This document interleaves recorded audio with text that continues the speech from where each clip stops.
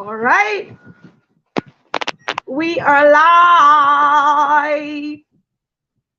The resilient woman. Please affirm to me that you can hear me. Can you hear me? Let me know if you can hear me. Let me know if you can hear me. Today is International Women's Day.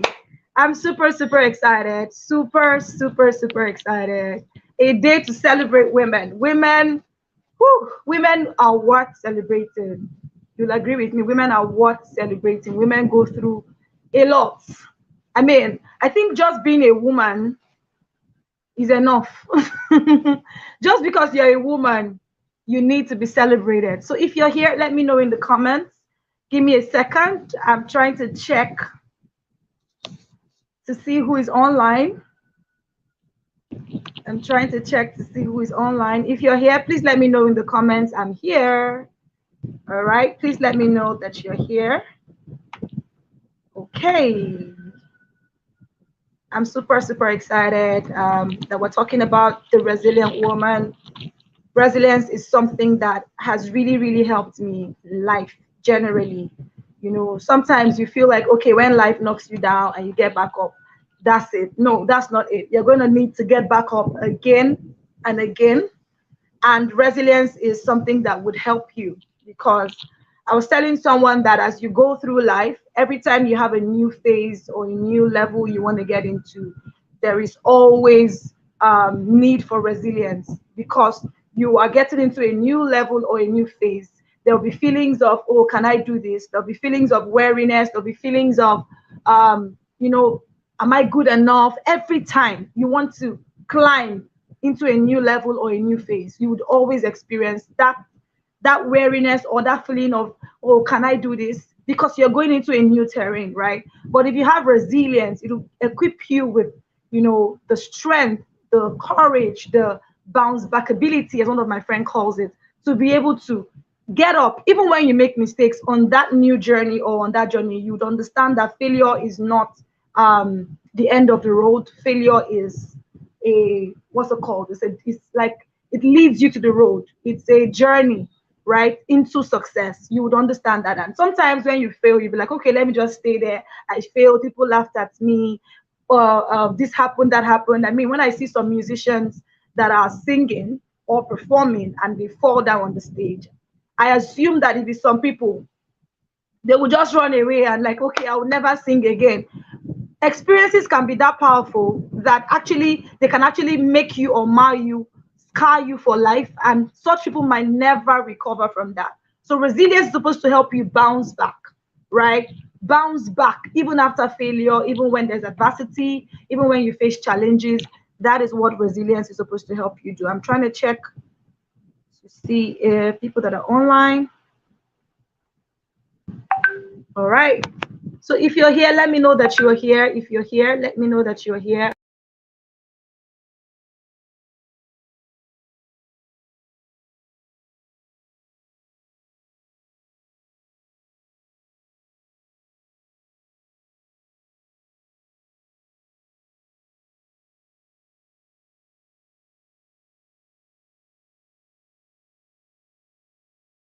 Yeah, just say hi, okay? I'm going to bring in our guest very soon, and I want to ensure that the energy is high, right, when she comes along.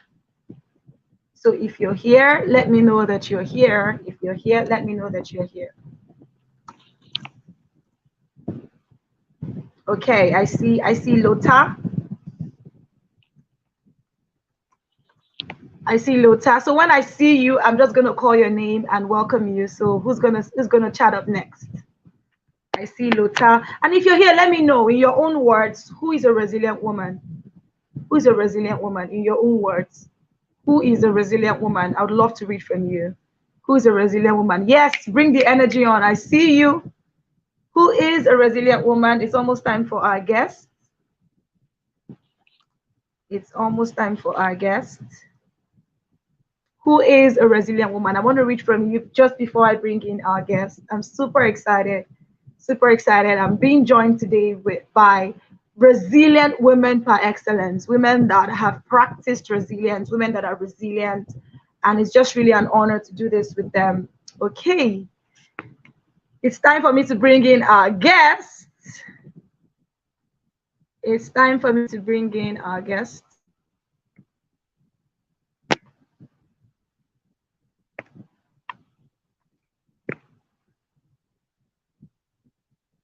Okay.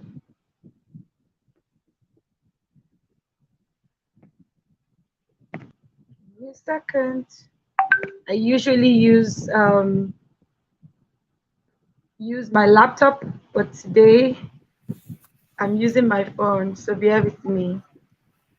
Okay, I have added you to the stream, Queen B. Are you there? I'm here. Queen B, are Hello. you there? I'm here. Can you Are not you hear me? there? Let's take it away. Hello. Can you hear me? Okay now, Hey. ladies and gentlemen, my guest is in the building, my first guest for the day, Hey. and I'm Hey. super, super excited because she's my sister. Yeah, Woo. in many ways, we belong to the same family, so many Yes. communities, and she is a resilient woman for excellence. I'm just going to be reading her profile very briefly. I'm going to bring in her profile very, very briefly. Beatrice Christopher, aka Queen B. Whenever I call that Queen B, it's like, look for me, young B. That every time, because I used to like Bonnie and Clyde and I used to rap that song. So every time I say Queen B, I literally remember that song, right? Beatrice Christopher, aka Queen B, she is the phenomenal woman, the CEO of Becoming Phenomenal. She is a proud mother of five and a grandmother of one. Hey, hey.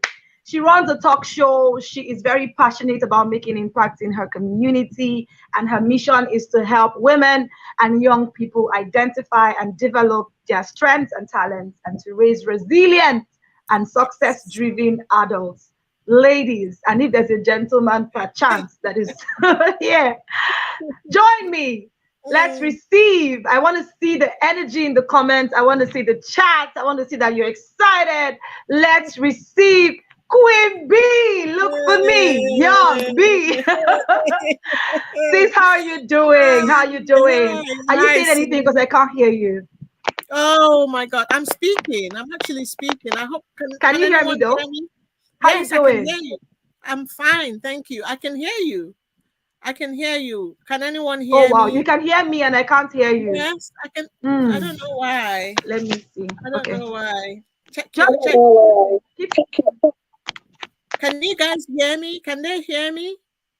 Yeah, I can hear you Okay. now. Can you hear me? I, yes, we're good to Perfect. go. Hello, everyone.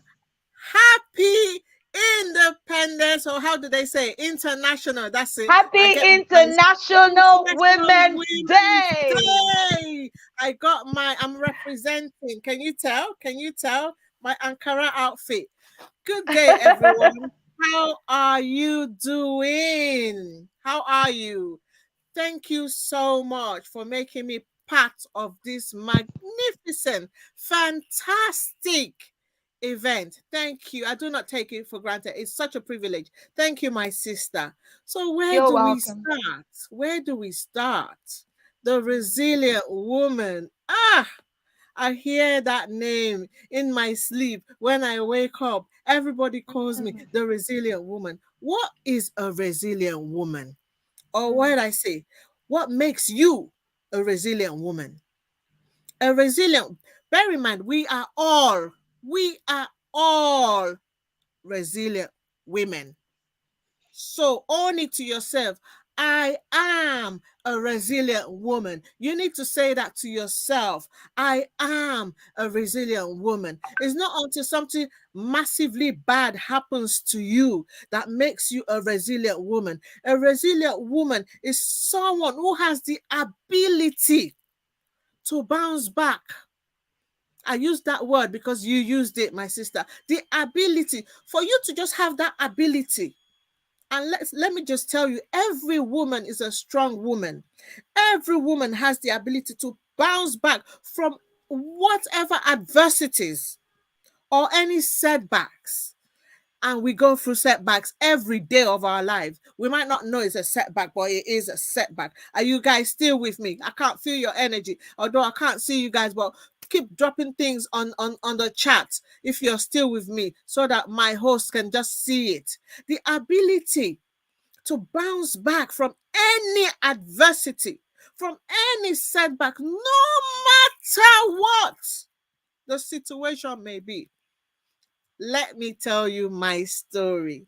Let me tell you the reason why they call me the resilient woman. Without going into too much details, my sister knows my story.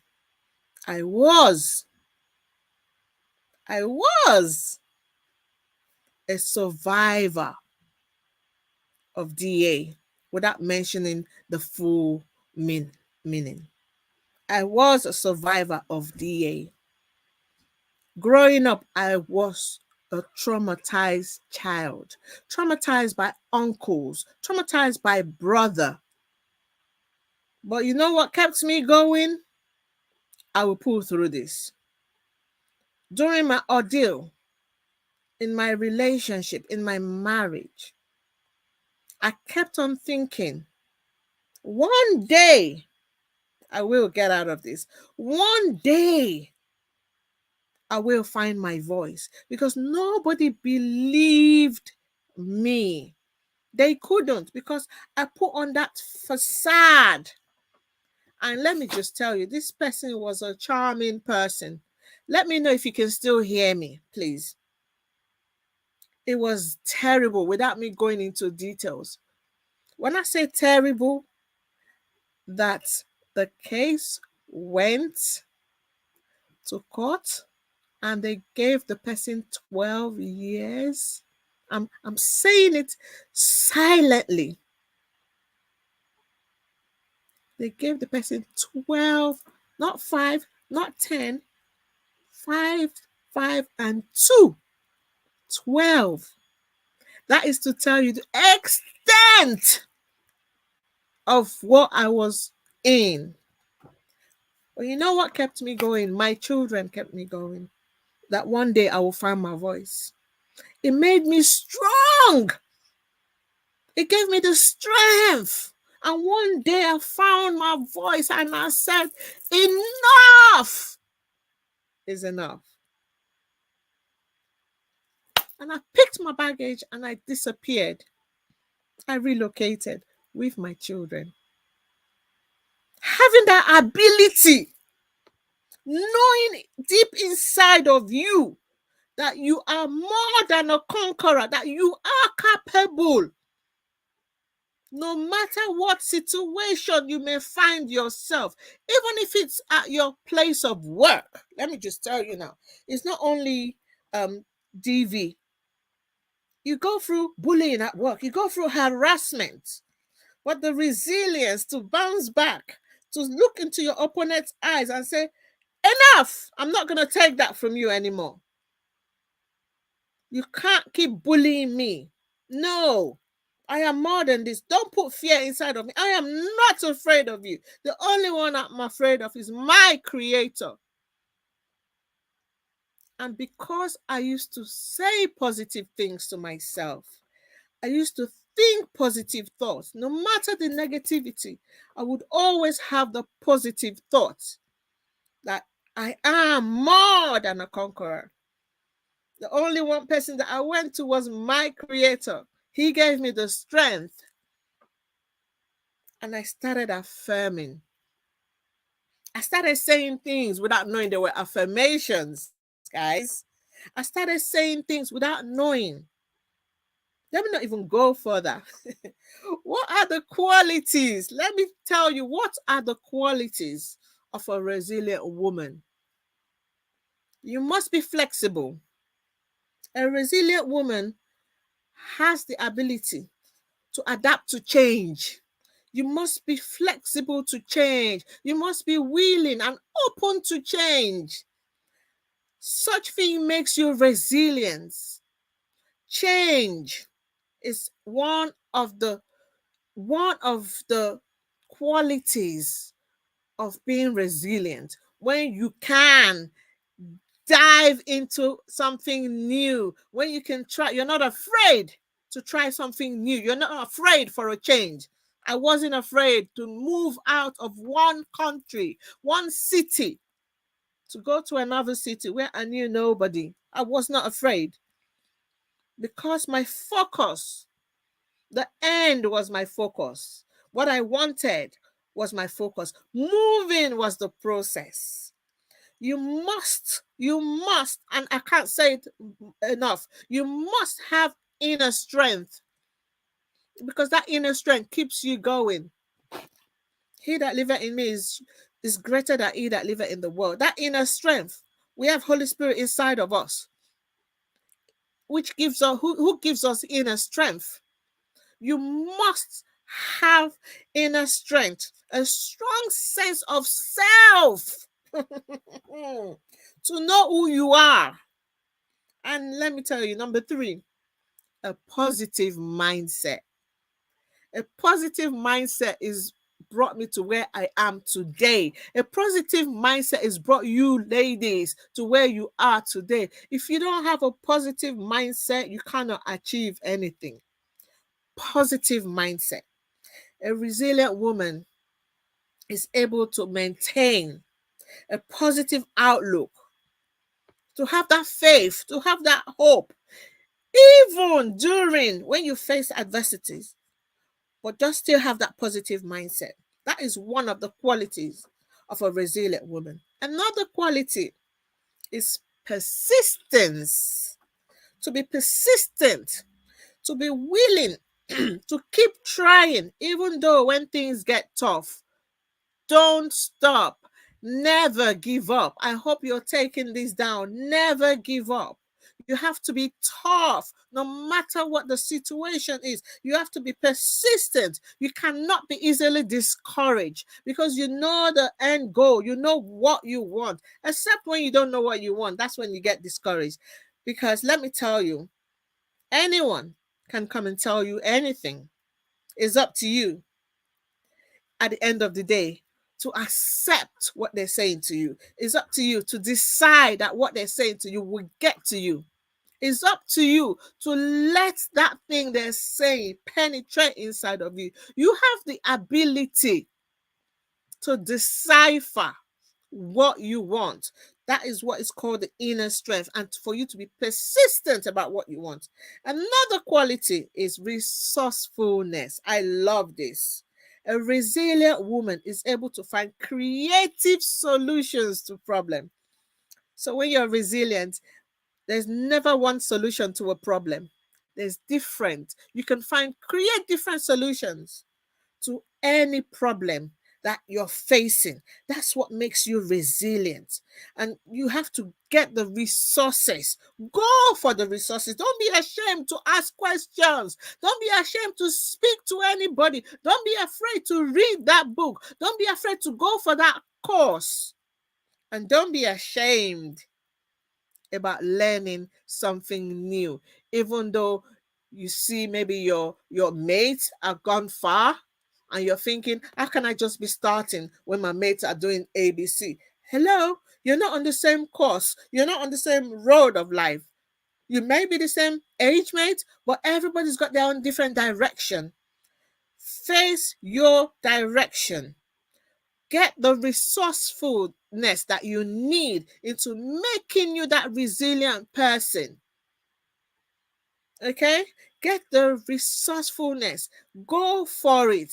Don't be afraid. You know, how did I say it? Take care of you. Learn. Do something that will make you a better you. The word just went off my head now. Spend on yourself. Learn new things that will make you stronger. Knowledge is power, they say. So go for it. Learn. And let me tell you another quality, emotional intelligence. I love this one. Have the ability to manage your emotions. You know, women, we like to speak with emotions. When we're angry, we can say anything. But a resilient woman knows when to say, knows when to speak, and knows when to be quiet. Because let me tell you, a resilient woman is always articulating, always analyzing. So the words come at the right time. A resilient woman will not just speak. A resilient woman calculates whatever she says because she's been thinking about it. She's got the emotional intelligence. A resilient woman has the ability to manage her emotions in a healthy way and is able to communicate effectively. So there is something called constructive criticism. when you want to when you want to say something to your friend, maybe they're doing something you don't like. You don't just A resilient woman will not just say, oh, this thing you did, I don't like it, blah blah blah blah. Well, a resilient woman will think about how to communicate it in such a way that even the person hearing it would know that, okay, this person is being nice, this person wants me to learn. What are the lessons learned from what she's saying to me? So we have a way of dropping. A resilient woman has a way of dropping things because she's been through all sorts. She knows it. She's been through a whole lot of stuff. So when she's communicating, her words are calculated. Her thoughts are calculated. As a man thinketh, so he speaks. So the resilient woman thinks about what she delivers. She doesn't just deliver. She would have thought about the consequences of what she's going to deliver, how it's going to affect whoever she's delivering it to. That is one of the qualities. And how do you know resilient women? They don't speak much. When they're in a congregation or in a group, resilient women don't speak. They're the quiet ones. You would think they're introvert, no? Or extrovert, no? They just speak at the right time because they do a lot of thinking, because they've seen it done, that they know they've got the t-shirt. They know when somebody is bragging, and they know, excuse me for using that word, and they know when somebody is in depth. So they listen to what the people are not saying. I particularly, you would never hear my voice in groups, but I seldom speak. But when I speak, I speak. So we are not the loud people. Resilient women, we're not loud because we've seen a lot of, we've overcome. We're more than conquerors. So there's this peace inside of us. So we don't just speak, but we take notes. We take note, and that's one of the qualities of being a resilient woman. Another, this one I particularly love, support network. A resilient woman has a support network. She is a support network by herself, and she is surrounded by other support networks who have been through adversities and setback, who have the understanding of what resilience mean, so that they can offer this assistance to other people going through it, in it, have gone through it. A resilient woman must have a support network. Overall, a resilient woman is someone who has the strength, the ability, and determination. A resilient woman is very intentional about what she wants. Nothing stops her way, no matter what is being thrown at her. She knows what she wants, she knows what she's going for, and she still goes for it. She is determined to overcome whatever life challenges. I will tell you something. I've done a couple of jobs, and in the second week, oh, let me tell you the first one. I got a job without them seeing me before taking the job. They just saw my CV and they employed me straight away because of my name, Beatrice Christopher. They didn't know what color, what complexion, whatever. They didn't know anything. And then on my first day, it was two of us that got employed, a Caucasian and myself. And when we got to the reception area, the manager came down, picked up the Caucasian, and told the receptionist, I'm still waiting for one more person. When they come, let me know. I was sitting down there. You know what I did? I smiled. I said, it's only me, Beatrice Christopher. And he went, oh, as if to say, we're not going to say what that is. Anyway, we went upstairs. We got to the offices and all the managers came. And when they were introducing, oh, this is Beatrice Christopher. Oh, you know the O's that I heard?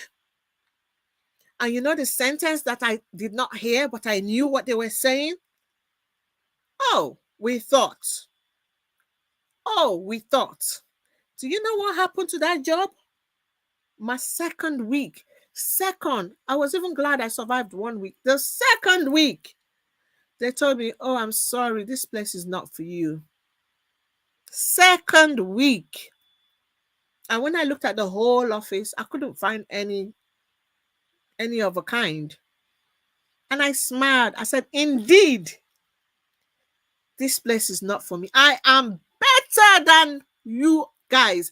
I am better than this place. This place is not for me. Because if you cannot take me, that means I am better than you. Do you think I was angry? It was a job in my field. I loved it. I was so happy. I had my parking space. Come on. Oh, when you get a job and you have your parking space, that's it. I had my parking space. And the second week I got told it's not for me. I smiled and I walked out of the place. I smiled. And the next day I took my laptop and everything back to them. And I said to myself, Beatrice, this place is not for you. Do you know how many jobs I have gone to that I've encountered such? Because what is in me is bigger than what they are offering. That's another thing about us resilient women. We know our onions. And sometimes we just like to go with the flow. A resilient woman does not go with the flow. You're resilient. You go where you ought to go as a resilient woman. Let me not take too much of your time because there's a lot here that I need to cover. So I was told to talk about resilience, linking resilience with I think she put equality, but it's not equality, is equity. I think that's what she put. Okay, let me talk about the tips on building resilience before I get to the equity bit. You have to cultivate a positive mindset in building resilience. So while you're in your adversities, while you're going through different setbacks, like you go for different job interviews, and you keep getting no, no, no, you sit down, reevaluate yourself. Why am I being told no? What are the lessons being learned? What are the feedbacks?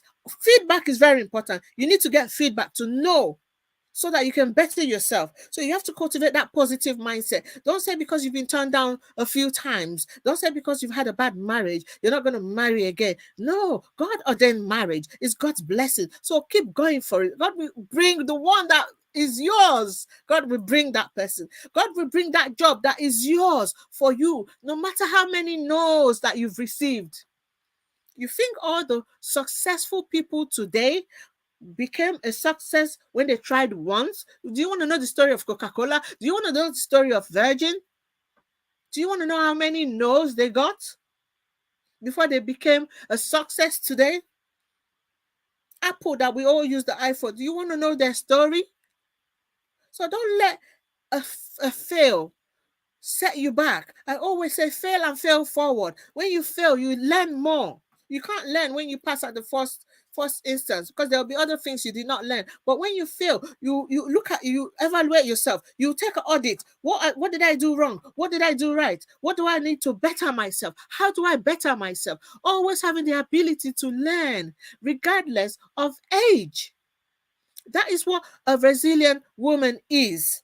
That is what being resilient is. Always have that positive mindset. Practice mindfulness. I don't know if my time is getting up. I don't know. But practice mindfulness. Me, I never knew what I was doing when I was young was meditating. I used to meditate like there was no tomorrow. I used to see myself. That's what children, when children, they say children are daydreaming, they're meditating. They will think about where they want. They will start seeing themselves doing it. I used to see myself doing certain things. I used to see myself out of the situation that I was. I used to see myself doing things. Ladies and gentlemen, where I am now, if I did not practice mindfulness, I will not be there. And people look at me and go, Queen B, you're doing this. Yes, I work with young people. I work with women. I'm a consultant. I'm a speaker. I'm an author now. And guess what, guys? I'm now a candidate to be a counselor where I live in the UK. Who would have thought if I had stayed in that place, if I had stayed, dwelled in that abuse, I wouldn't be here today. I wouldn't have counted all these successes. I wouldn't have made any impact.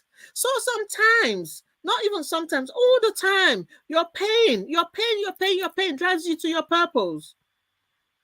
Your pain always drives you to your purpose. I don't know if I'm speaking to somebody. Do not dwell. Have the ability not to speak negative things. Let me tell you something. What you speak, you give to the universe. Imagine you're complaining every day. I don't have, I don't have, I don't have. Hey, you're telling the universe you don't have. The universe will give you times 7 of what you're saying. We belong to the universe. We came from the universe. So what we give the universe gives us back. Why do you think that we have to be giving gratitude all the time? Why do you think we have to be thanking? Be thankful, be thankful, be thankful. You wake up in the morning, you smile. I made it again. Oh, I'm grateful. Thank you, Lord. Give gratitude. Give gratitude. Enough of the complaints. Never you say, I do not have. Never you say, I can't. Those words are negative words. And when you say negative words, you've just thrown it out there. You've planted it. And 10 times the negativity will come back. It's not a curse. Our tongue is very powerful. So what you say becomes alive. So be thoughtful. Think very well about the things you say. One of the tips again is to build healthy relationships. I like this one. If you have a friend, it's not just dating. Even friends, you have relationship with friends. Make it healthy. If you have a friend that is always envious, that is not a friend. Let me just tell you. If you have a friend that tells you as it is, even though you get angry, tells you you did this and it's wrong, let me tell you something. That is a friend because you're speaking about it, you're talking about it, you're communicating it. She's telling you where you've gone wrong, or he's telling you where you've gone wrong. And then you have to look deep inside yourself and take yourself out of yourself and say, okay, what did I do wrong? Where did I go wrong? And evaluate what you've done. That is a friend. That is a healthy relationship. And be in the habit of owning up when you have done wrong. I'm sorry is very simple, yet so heavy. So heavy. A resilient woman has no problem with saying I'm sorry. She says I'm sorry and she moves on. Can you hear me properly? She says I'm sorry and she moves on. A resilient woman does not dwell. You can't be dwelling in the past. If you're dwelling in the past, you can't go forward. If you keep pulling that heavy baggage behind, look at what is waiting for you in front. Practice healthy relationships. Take care of yourself. Self-care. I did mention meditation. Sleep. Laugh. Believe you me, laughter is so good. Do things to make you laugh. Take walks. Go. Look at nature. Go to the park. Go to the zoo. I admire God's creation. And that's what the Caucasians people here do. They live in the countryside because they want to go to the sea. It's so relaxing. Why do people, when you go to the beach, you come back, you're happy? That's nature. God put all these things down here for our mindset, for our peace of mind. Admire it. Never you say you don't have enough time. Make time for yourself, because if you are not okay, you cannot produce okayness. Let me say that again. If you are not okay, you cannot produce okayness. So you need to be okay. You need to take care of yourself. If you feel like eating something nice, eat it. Get enough sleep. If you want to dance, dance. Play music. Forget about somebody looking at you. Who cares? Who cares what somebody else is thinking? You're on your own journey. Let me tell you something. Your journey and their journey are not the same journey. You will give account for you, not for that person looking at you. So you need to do everything necessary to make you right, so that you can live a purposeful life. By being resilient, you can conquer. Because that thing, that adversity, that setback was to propel you. I always say God sets us up by adversities. He sets us up. He gives us all these adversities because He knows we are strong. He knows we are more than conquerors. He knows He created us. He knows His creation. So when we are going through it, do not lose hope, because your Father that created you already equipped you. In finding your purpose, we know the story of Joseph. For those that are Christians here, I'm a faith person. We know the story of Joseph. Look at what he went through into becoming. Look at what he went through into becoming. The reason I used to have an organization called Evolving Lives, because everything I do, I'm being spirit led, Holy Spirit led. When that name came, it's about taking young people's life and turning it around. And when I was done with that, I got another name, Becoming Phenomenal, because I was and I am becoming phenomenal. We are never phenomenal. The day we say we are phenomenal, that's the day we die, because we don't stop learning. But we are on that journey. We are on that journey. I can say I am phenomenal, but I am still becoming phenomenal, more phenomenal. And when the Holy Spirit gave me that word, quickly, I did not hesitate. I registered that organization, now called Becoming Phenomenal. Do you know how it sounds when somebody is calling the name of your organization? Oh, she's the CEO of Becoming Phenomenal. Oh, they're already blessing you with your name. So we have to take care of ourselves. We have to meditate a lot. If you don't know how, get the resources. If you don't know how, speak to our host. Meditation is the key. Meditation is also one of the keys into being resilient. It makes you disciplined. Exercise, again, for me, there are health issues, but I still try. I do walking with the health issues. And as I'm walking, I'm saying, God, you see how I'm walking, even in pain. I'm doing this, I'm doing that. And when I'm campaigning to be a counselor, going, giving my leaflets, I'm walking in pain. And I'm saying, God, I don't know why you put me here. You know I'm in pain, but I'm going. I'm not stopping. I'm not saying because I'm in pain. I'm going. I'm going. And sometimes I double my steps. I double my steps because I am focused, because that inner strength, that resilience is there. Keep on going. Keep on going. Don't stop. Never give up. You give up the day you die. That's what I tell myself. The day you die is the day you give up. Never give up in anything. Don't worry if you've been trying and trying and trying. Just keep doing. Keep doing. Don't stop. Don't stop. Do not stop. Always be in motion. If we recall in the Bible, God was always commanding his people, go here, go there. When they're here, we tell them, go to this place, go to that place. God was always in the process of commanding them to go, to be in motion. God does not do stagnation. It's in the obedience. He will bless. He will tell you, go here. Once you're going, he will bless you. Once you're doing, he will bless you. Just keep doing. Don't stop. Have that resilience. Have that mindset. Reset your mind to reset your life. That's my motto. That's why I wrote a book about affirmations called Mind Resetting Affirmations. Once you can reset your mind, believe you me, you can reset your life. And how do you reset your mind? By knowing, having that intelligence that actually what comes out of my mouth can be who I am. My thoughts can become. So, why are you not living the grandest version of yourself if you know that your thoughts can become? What are you thinking about yourself? Where are you thinking you're going to be in the next 5 years? When people ask you, where do you think you're going to be in the next 10 years? A lot of people don't know. But let me tell you something. When you're meditating, you can see yourself there and connect with that person, because God is not in time. There is no time where God is. Man created time. So you can go in the spiritual. You can do a lot of things in the spiritual. Yes, we pray, but there's a quicker way of us getting what we want. And that's also because you're resilient, you're disciplined. Be resilient. Have the mind, have the strong mindset. How do they say in Nigeria? Kikiriki or something. Have that kikiriki mind. Nothing will stop you. Focus. Don't let, and let me tell you something. It's in the focusing that the enemy comes.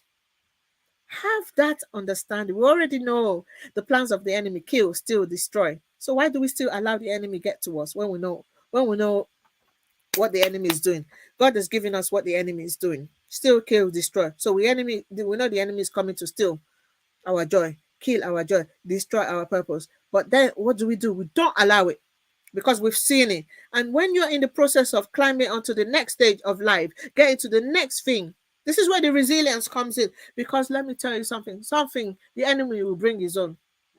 Let me share something very private. I have to speak quiet because my one of my kids, my son, is downstairs. I was on a journey last year, July, into doing something next stage of my life. And the enemy came for me. You know, when the enemy has tried with you and failed, they start going to the ones that you love. And the enemy came to my child, my daughter.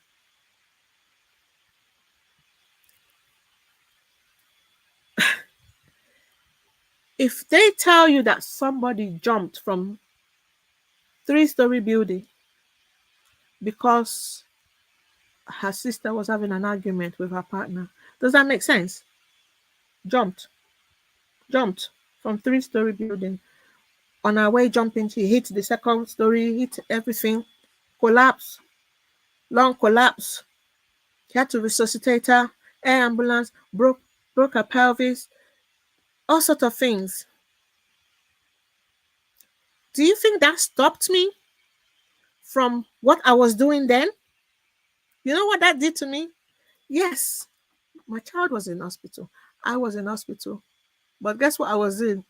Constant speaking in tongues. This one is not praying again, because you get to that stage, you don't know what to say. But when the Holy Spirit takes over,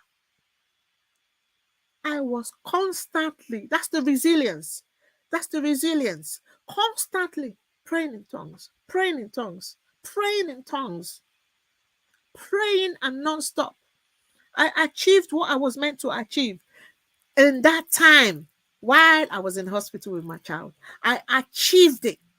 Or is it the year before that? My son was in coma. What do you want me to tell you? There is so much I can share. They call me the woman of faith because I held on to him. I was like, you told me we'll not cast our young. So all this merry-go-round, all this mirage that the enemy is putting in front of me is a mirage. It's not real.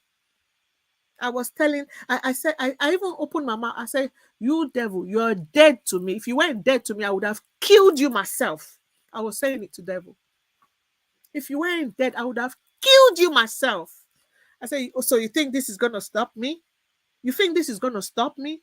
Sometimes you need to be upfront with that adversity. And that's what I do. When it comes to my front, I'm up straight. Be bold, be courageous. Don't let that spirit of fear get into you, because that's how the enemy penetrates. Fear.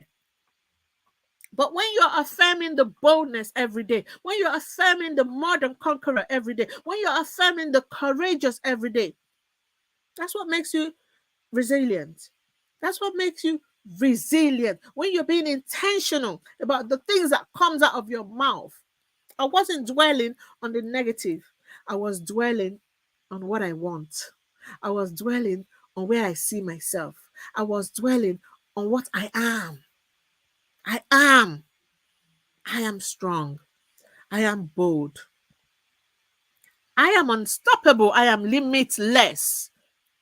Those are the words that led me into writing this book of affirmations, mind resetting affirmations, because of the things I was saying when I was in that adversity, when I was going through. I did not let anything, I would not even look back at any negativity. Oh, when the doctors come with their story, like I said, it's their story. It's not my story. It's not my father's story. Oh, she won't be able to walk. Da, da, da, da, da. We got to a stage. All my children were using crutches in the house. For what? I just said, no, this is not the version of children I want. Let me know when my time is up. This is not the version of children I want. It was draining. I was having no sleep. I was taking care of grown-up kids were on crutches. I was doing up and down with my own back and all that. I kept on going. I never gave up. The time that they said it would take my daughter to heal, my daughter was healed before half of that time. Before half of that time. Because of my resilience, because of my strength, my discipline, my not giving up. And that's what I want to tell you, ladies, today. Never. There's a reason Christ came through a woman. Because we have that energy. We are strong. We're strong-willed. That willpower that God gave us, we have it. And that's why we're the ones that pray for our homes. We're the ones that pray for our husbands. Because God hears our prayers. Because in pain, we go through things. And big comes out of your mouth when you're going through pain. Let it be blessings, not curse. Because let me tell you something, that curse will stay. That curse will stay. So be positive. Always speak positivity. Bless yourself. Bless this being that the Holy Spirit is in. Bless this thing, this jacket that covers the divinity within. Bless it always. Bless the people around you. Surround yourself with the people that God wants you to surround yourself with. Choose your friends. Don't let your friends choose you. A resilient woman chooses her friends, not the other way around. People will want to be your friend because of who you are. No, you choose your friends. It's okay. People can like you. That's fine. You can have acquaintances, but you choose your friends. That is also a quality of a resilient woman. You know who you are. You know what you want. You're a go-getter. Go and get that which will enhance your life. Go and get that which will enhance your life. A resilient woman must have a reason to be somewhere. A resilient woman don't just go anywhere. A resilient woman is always telling a story, always impacting lives. Let me tell you, no matter how much people say you talk too much, you tell too much stories, one person, you're impacting one person's life. Don't worry about the hundreds that are complaining. You see one person's life, you're impacting. So wherever you find yourself, always leave an impact that will make that person come back looking for you. That will make that person say, you know that thing you said the last time you were speaking to me? That thing you did, it was because of me. Your resilience. There are a lot of people waiting for you. A lot of people waiting for you to help them. By you being resilient, they're looking up to you. If she can do it, that means I can do it. But if she can't do it, why am I trying? That is the way they look at you. Let me know when my time is getting up. I think I've overstayed my time. I'm not sure because I could go on and on.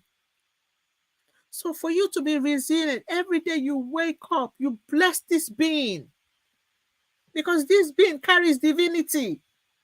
So you bless it, you speak positive things, you affirm positive things, put affirmations all over your house. Listen to the things that would motivate you, the things that will make your mind be aware of your mind, be mindful. Don't just listen to anything anymore because you carry divinity inside of you. And the divinity inside of you is resilience, which makes you resilient. So listen to things that will be good for your soul, be good for your spirit. As a resilient woman, carry yourself in such a way that when people see you, they see the resilience in you before they see who you are. They know that this is a no mess woman. I can't mess with her. You command respect. You dress the way you want to be addressed as a resilient woman. You don't just dress anyhow. Look at today's international. I keep saying, yeah, it is International Women's Day. Look, I want my African outfit because it's in. I am international. I may not live. I may not be in Africa, but I am international. I wore my earrings. Look, I wore my earrings just to embrace who you are. Be authentic. A resilient woman is always authentic. Be prayerful all the time and be mindful. Okay, let me go a bit further. Be a problem solver.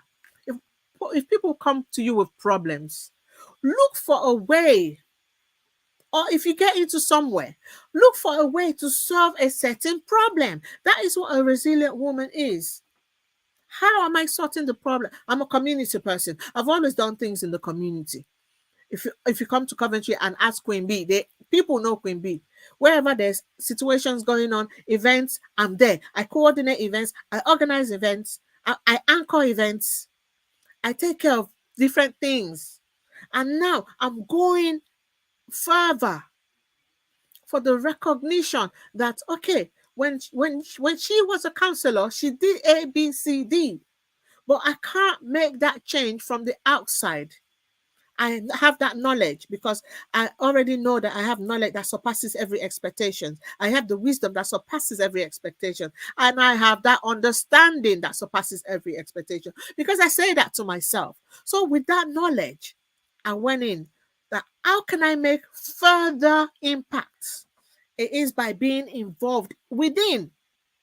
And that's why I am doing what I am doing now. I am the first Black woman, I'm very proud to say, in Coventry, going in to be a councillor for a Labour Party, up Labour. If you're not Labour, I don't know. Me, I'm Labour, home and abroad. I am the first, and I am that cornerstone. You see all the companies that rejected me, guess what's going to be happening? The divinity inside of me is what they will be respecting. I speak it into existence. I am that cornerstone because I know, I affirm it. Don't let anything stop you. People look at me and say, do you know what you're doing? Do you know where you're going? Where I said, oh, where no other person have been before. I said, well, is it not God that created them? And I am a child of God. I am not just a child of God. I am the apple of his eye. Come on. So why would I not be there? And I did not find myself there. He put me there. So don't let anything stop you from becoming. The moment you know that you are resilient, you speak it, you have that strength. And let me tell you, resilient woman is not a title. Oh, let me tell you now, it's not a title because you face it every day. You face it every day, but it's always that ability. You keep bouncing back. You keep bouncing back. When something happens to you, you bounce back. Now, before something happens, you already know what to do. You've taken care of it. You've taken care of it. It makes you resilient. What is tribulations? I don't know what that means. I don't know what that means. I'm telling you for free because I'm not acknowledging it. It doesn't exist where I belong. So when you start acknowledging things, then it start happening. Principalities and power are there for themselves. They're not there for me. I don't know what it means. So you have to have that mindset. You have to already, because the moment you start acknowledging all these things, You're attaching, attach. You're attaching yourself to all these things. When you start acknowledging, oh yeah, our village people, so you've not attached yourself. So be wary of the things that you speak. Be wary of your thoughts. If they are there, they're there for themselves. They're not there for me. We don't have any business together. And that's what you need to be saying to yourself. I don't have any business with tribulations. I have business with positivity. I have business with becoming. I have business with building. I have business with impacting. All your business should be positive, positive, positive. Because the moment you mention one negative, you're giving it power.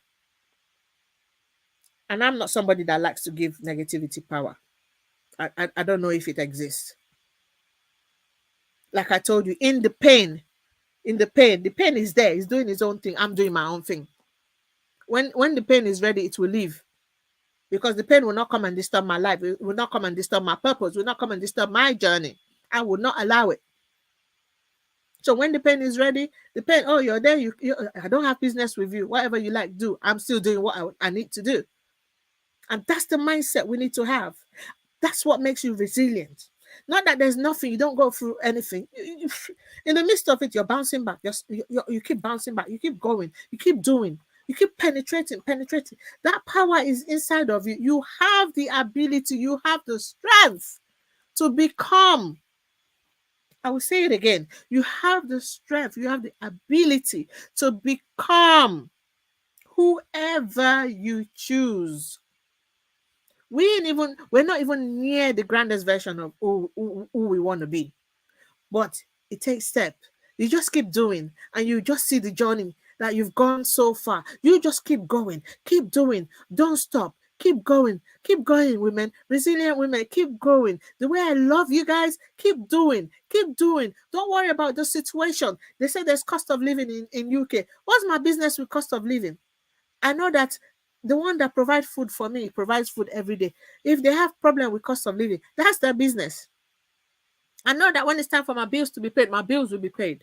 I know that when it's time for me to do shopping for my children in the house, they will be shopping. I don't have business with cost of living. So therefore, you don't have any right to have business with any negativity.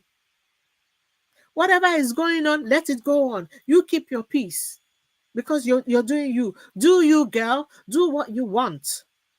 If they say A, B, C, okay, that's their own. That's not me. Never attach yourself to any negativity. Never. in conclusion, I've said so much things. In conclusion, okay, they want me to link resilience with equity. Wow. Let me tell you, resilience refers, I'm going to read this because I wrote it down. Embracing equity can enhance resilience in several ways when you embrace equity. When resources and opportunities are contributed fairly, did you hear that? When resources and opportunities, bless me,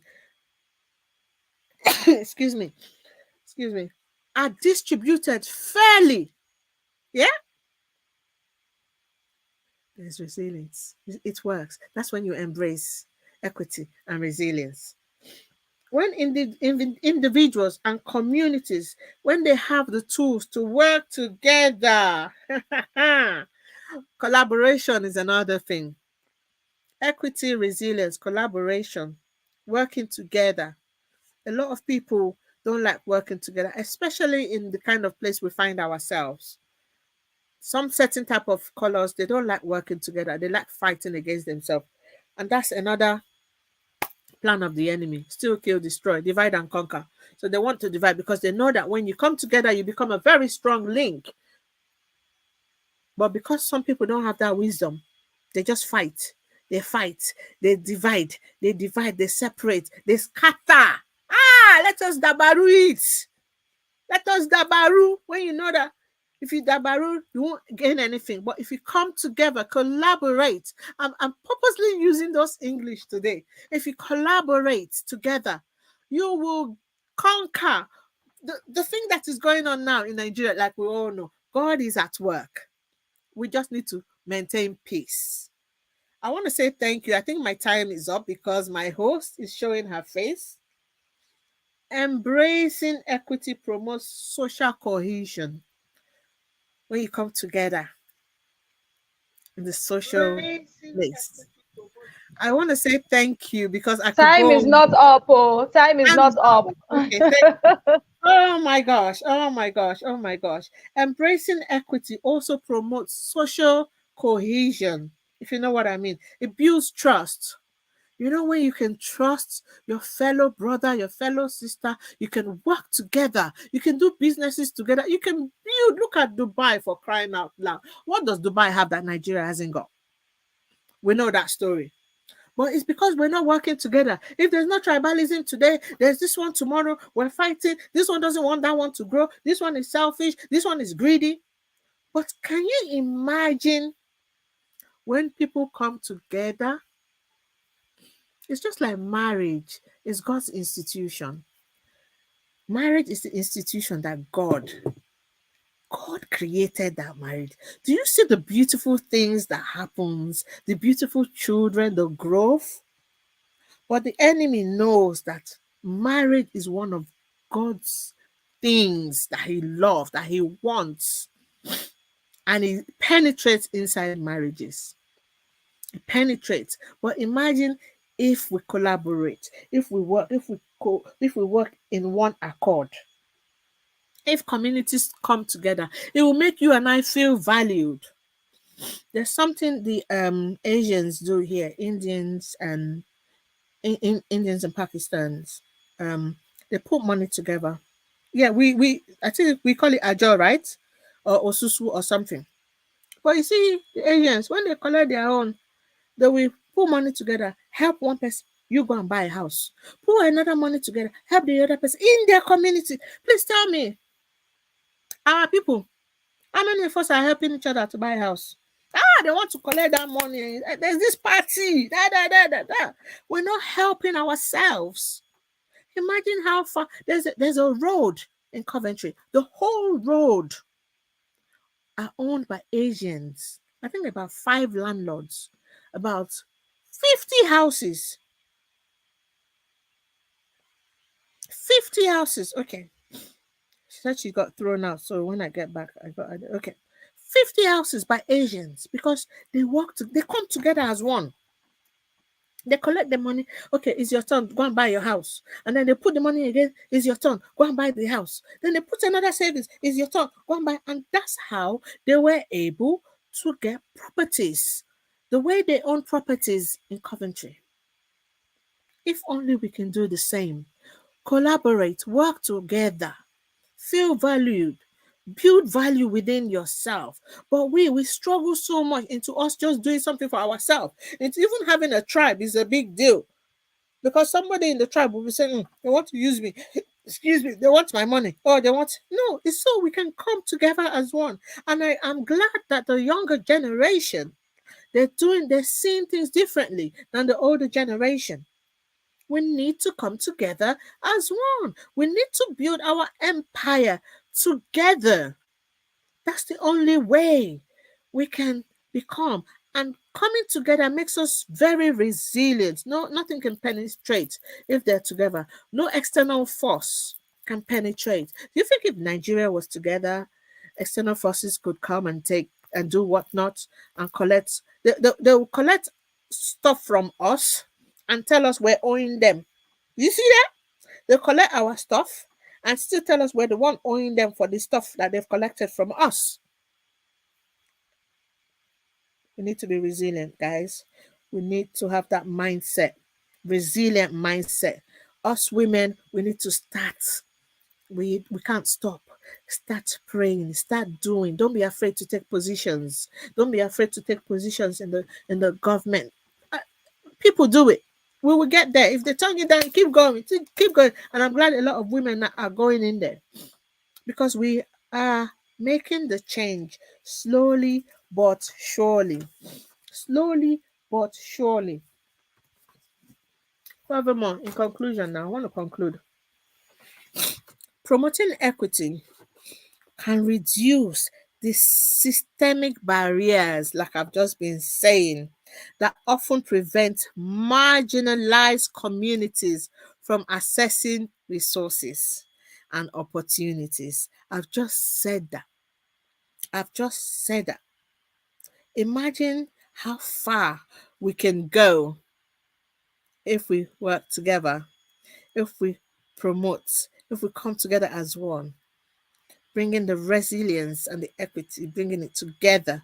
Imagine how far we can go. In summary, embracing equity can enhance resilience by promoting fair distribution of resources and opportunities, building social cohesion, and reducing systematic barriers that prevent marginalized communities from accessing resources. Prevent marginalized communities from accessing resources. Do what you need to do. Belong where you need to belong in order to grow. That's what makes you resilient. Don't bother if you're the only woman in that place, in that community. Be there, make your impact, make your stand. Don't be silent. Don't let anyone silence you, because he that is in you is greater than he that is in the world. I just want to say thank you. Thank you for allowing me to be in this space. I don't know where my host is. Um, Thank you for allowing me to be in this space. I don't take it for granted. And I pray. No, I already know, because Christ did it. So it is done. That we can go beyond where we dream. We can go beyond to achieve what we're not even expecting that we can achieve. We can go beyond because we are limitless. We are unstoppable. We are trailblazers. We carry so much power, but we need to feel valued. We need to know that we are valued. Let me tell you something, ladies and gentlemen. You are valued. Put value on yourself. Start seeing yourself as value. When you start seeing yourself as value, nothing comes cheap from you anymore. Nothing comes cheap from you anymore. When you start seeing yourself as value, people start seeing you as value. You dress the way you want to be addressed. So dress the way you want people to address you. Be resilient. Don't stop. And the world is here on your palm.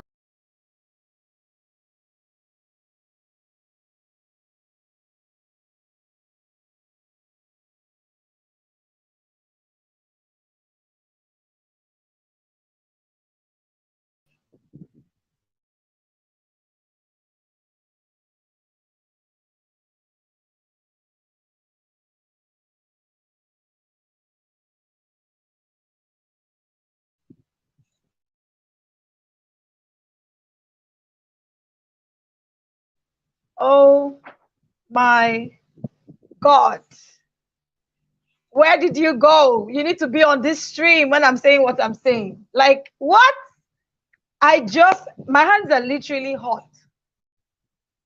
My hands are hot. That's what it is. My hands are hot. And I do not know how to flatter. I say it the way it is. My hands are actually hot. Like, what? Hey, God. Please, how many of you just tell me how you're feeling? Tell me how you're feeling in the comments. Tell me how you are feeling. Tell me how you're feeling in the comments, please. I want to know how it is doing you, because there's a way it is doing me. Hey, God. I'm trying to add you back to the stream because I want to see your face when I'm saying what I say. Like, hey. Oh my God, my head is hot. I'm gonna bring you back. Just give me a sec. I'm gonna bring you back. Ah, please let me know in the comments how you feeling. How you feeling? How was Queen Bee's session? Like, what are the things that you're taking away? What are your learning points? What are the aha moments that struck you? Like it was like, who hits me on my chest? Hey, God. Ah, God. Hey. Honestly, when you're a resilient woman, right? You don't need, you have to, you cannot not be authentic.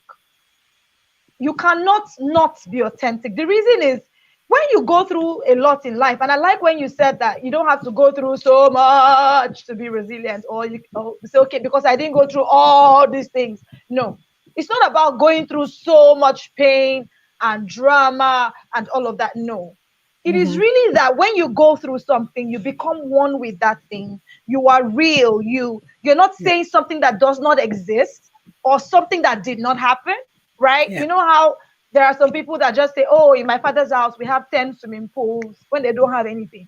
Ah, People that please. people that lie for a living, or they don't have validation except they lie, Mm-hmm. right? When you're resilient, you're not bothered about what it is Yeah. that you don't have and all those things, how to keep up appearances and Yeah. all those kinds of things. It just flows out of you. Yeah. It just It just flows. flows. It just Because it's flows. within. You have It's become within. one. Yes. Yeah, it's That's what within. happened now. That's what Yeah. happened now. You kept going and you were like, okay, I need to stop. But you kept going because the truth is that oh God, resilience is critical. And if you're saying you want to be resilient and you're running away from challenges, you see Mm. tribulations, like Queen B said, that she doesn't even pay attention to it. There's something that Bankole Williams always says: where your focus goes, attention goes, Yes. Yes. right? Energy flows to what you're focusing on. And It's if what you're you're focusing. focusing on the negatives, if you're like, see, Mm. my life is terrible, Mm. my kids, I mean, look at all the things you Just said keep about your going. children, that one time all your children were using crutches. You know, Yeah. sometimes we say that we are women of faith, or we know God, or God is good. But when you face challenges, you really know whether you are really a woman of faith. Yes. Yep. because Yep. because your resilience will be tested. Like, Big are time. you really resilient? Yeah. Are you really resilient? Some people, any small pressure like this, hey, Mogbe, Egbami o, I'm dead, I'm this. You cannot say you are dead and not expect to die, because you've already said that you're dead. Yeah. So everything you said, I mean, I have my note is full because I always want to learn. I always, and this I'm helps me still to even learning. be, yes, it I'm helps me to still even be learning. resilient. Mhm. Yes.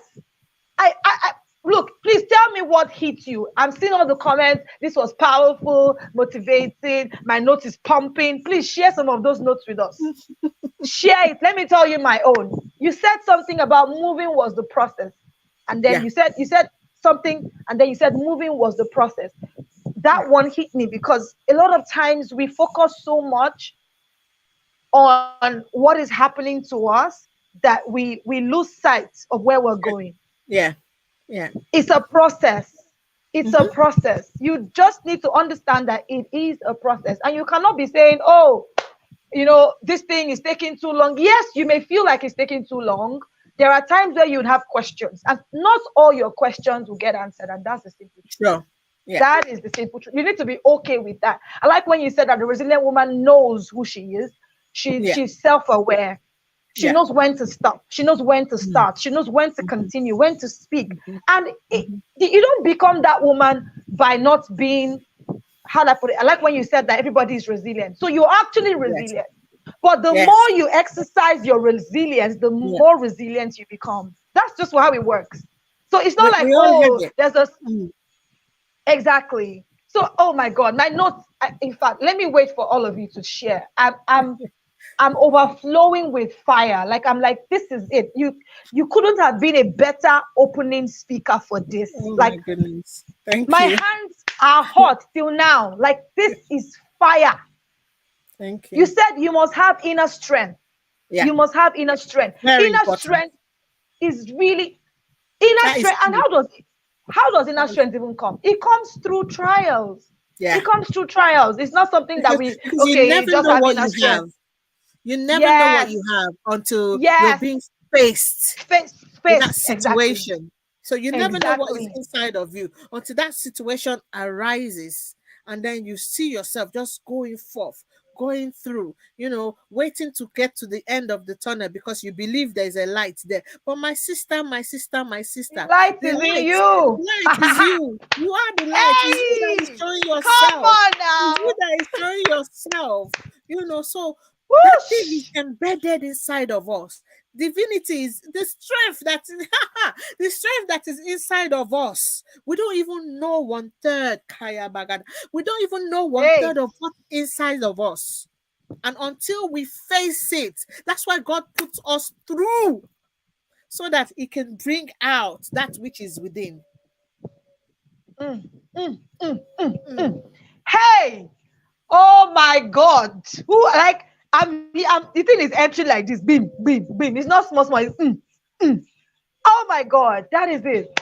That is it. You never know. You never know how strong you are until you get to situations where you're like, I gotta face this. And I think the key word is I have to face this. When you are resolute in your mind, there is nothing that can be impossible to anybody who puts their mind to it. So long as you're saying, you know what, I'm going to conquer this thing. This thing will not Yeah. conquer me. You would actually conquer it. That's just the simple truth.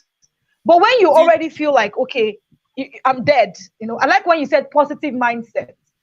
You need beautiful that positive positive mindset. mindset thing. Mm. It is a game changer. It is a It's game a changer game because changer. situations will happen, and it is your perception, your perspective, your mindset about it that can determine how long you spend there and determine, how long you spend there and if you die or not. You know what, sis? Speak about your book for a few minutes. Speak about your book for Wow. a few minutes. So when I was going through in my marriage and everything, I had a little note. I write every time. I'm always writing her thoughts. I bought the notebook. It was called Her Thoughts. So in that book, I'll be writing things that I want to manifest, things that I will conquer. I will go through this. I will go through that. You think this will stop me? You think you said this to me? I used to write those things out, not to find out years after that. All these things I was writing, they were all affirmations. They were all affirmations. And the things I used to say to myself, when they say one negative thing, I will counter it by saying something positive. And I used to write them down. So it's very important to journal everything that is happening in your life. Just be journaling, be journaling, be journaling. When you have a quick thought, journal. Because if you don't journal them, they stay here. No fresh thing comes back there. So you need to download. So I was downloading. And later on, during over the years, when I start getting to know what affirmation was, I went back to that book and I was reading. I was like, was this all the things that I was writing down? These were prayers, these were affirming things that I wanted. And I said, people need to know about this. Mind resetting, these are the things that reset your mind. And when you reset your mind, you can reset your life. And the Holy Absolutely. Spirit prompted me, you need to write this book. Let people know what affirmation is and the process of affirmation. And that's why this book came out. The process, how affirmation. Not, I didn't write a book that says I am this, I am that. The book here tells you the meaning of affirmations, why we have to affirm, the process, the thought in you affirming. This is the A to Z of affirmations. You Ah, can find it sis, on please, how Amazon. can we exactly just tell us On how we can get Amazon. this book And I can send on you the link as well. Amazon? Yeah, it's on Okay, Amazon for fantastic. now. I'm still working on getting it on, is it Seller? I'm trying Seller, right? Yeah, so it's on Amazon and I'll Okay, send the link. So okay. thank I'll you put you very through much. how to get it on Stella when we're Okay. done with this. I'll come to your DM Thank you so much. I want to say when we're thank done with you. the whole conference. Let Oh me say wow. something Oh quickly. wow. Let me say something quickly. Do you know when we are angry, those fire that comes out of our Mm, mouth? Remember, when women are angry and they start cursing, mm, big curses, big things. Where did they come from? It's still inside. So why can't you just flip it like that? mm, Instead of those curses, mm. flip it like that. Hey. Mm. Flip the curses into prayers. Oh, it will be well with you. Everything I lay my hands on Hey. now will prosper. Everything I've been saying it. Exactly. Remember that With God the hears same a broken and anger, a with the contrite same heart. intensity. Contrite Hey. heart, yes. Whoosh. You speak it into Mm. existence. When they say curse people, when you curse somebody, it gets to them. It's because of the energy you're putting. Put that energy into Mm. positive things. Because we have the Mm. power embedded inside of us. It's in here. The Absolutely. fire is within. Bring it out. Yes. Yes. Positive. Yes. Bring it out in a Ah, positive my way. God. The fire is inside. That's what makes everybody resilient. We are all resilient. Yes. That fire Yes. is inside. Yes. Just bring it out and use it Ah. positively because we have the power. We have all the power. So decide what you want to do with your power. Do you want to do good or do you want to do bad? Mm. Me, oh, I want to do good.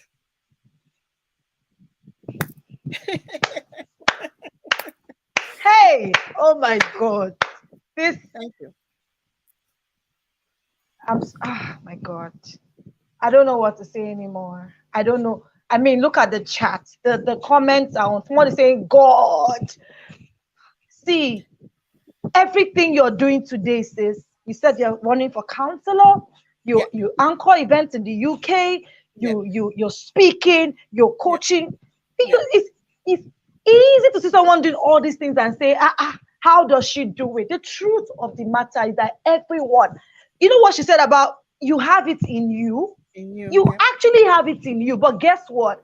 It's when you take that bold step to be resilient, to do it whenever you have to do it, and you just take the bull by the horn. You have something that is a problem, you solve it. Guess what? You Solve it. can now solve it for other people. Yeah. Stop running away from problems. Stop running away. You know, I was telling someone, so I did this vision board Mm-hmm. session recently, an Mm-hmm. exclusive session where I taught people how to create a digital vision board. And I was Mm. saying that when you're creating the one for the phone, Mm-hmm. give like 5 inches away. So do it in the center. Don't get it Mm-hmm. to the end. And I mentioned that the reason I know this is because when I was creating mine, I realized that after using the phone wallpaper, some parts were not showing. So Yeah. because Some I parts will was not able show. to solve that problem and I found Problem. out a better way to do it, I could teach them during the vision board See? session. So See? you cannot be saying, oh, I faced a problem, so I'm closing this thing up. I'm not doing it again. I'm done. You just close up the whole vision board thing and you say, I beg, this thing is too hard. See, the hard thing is not harder than you. You are harder than whatever is hard. The The hardness, state of you are mind. the one that's supposed to, you will teach the hardness what is hard.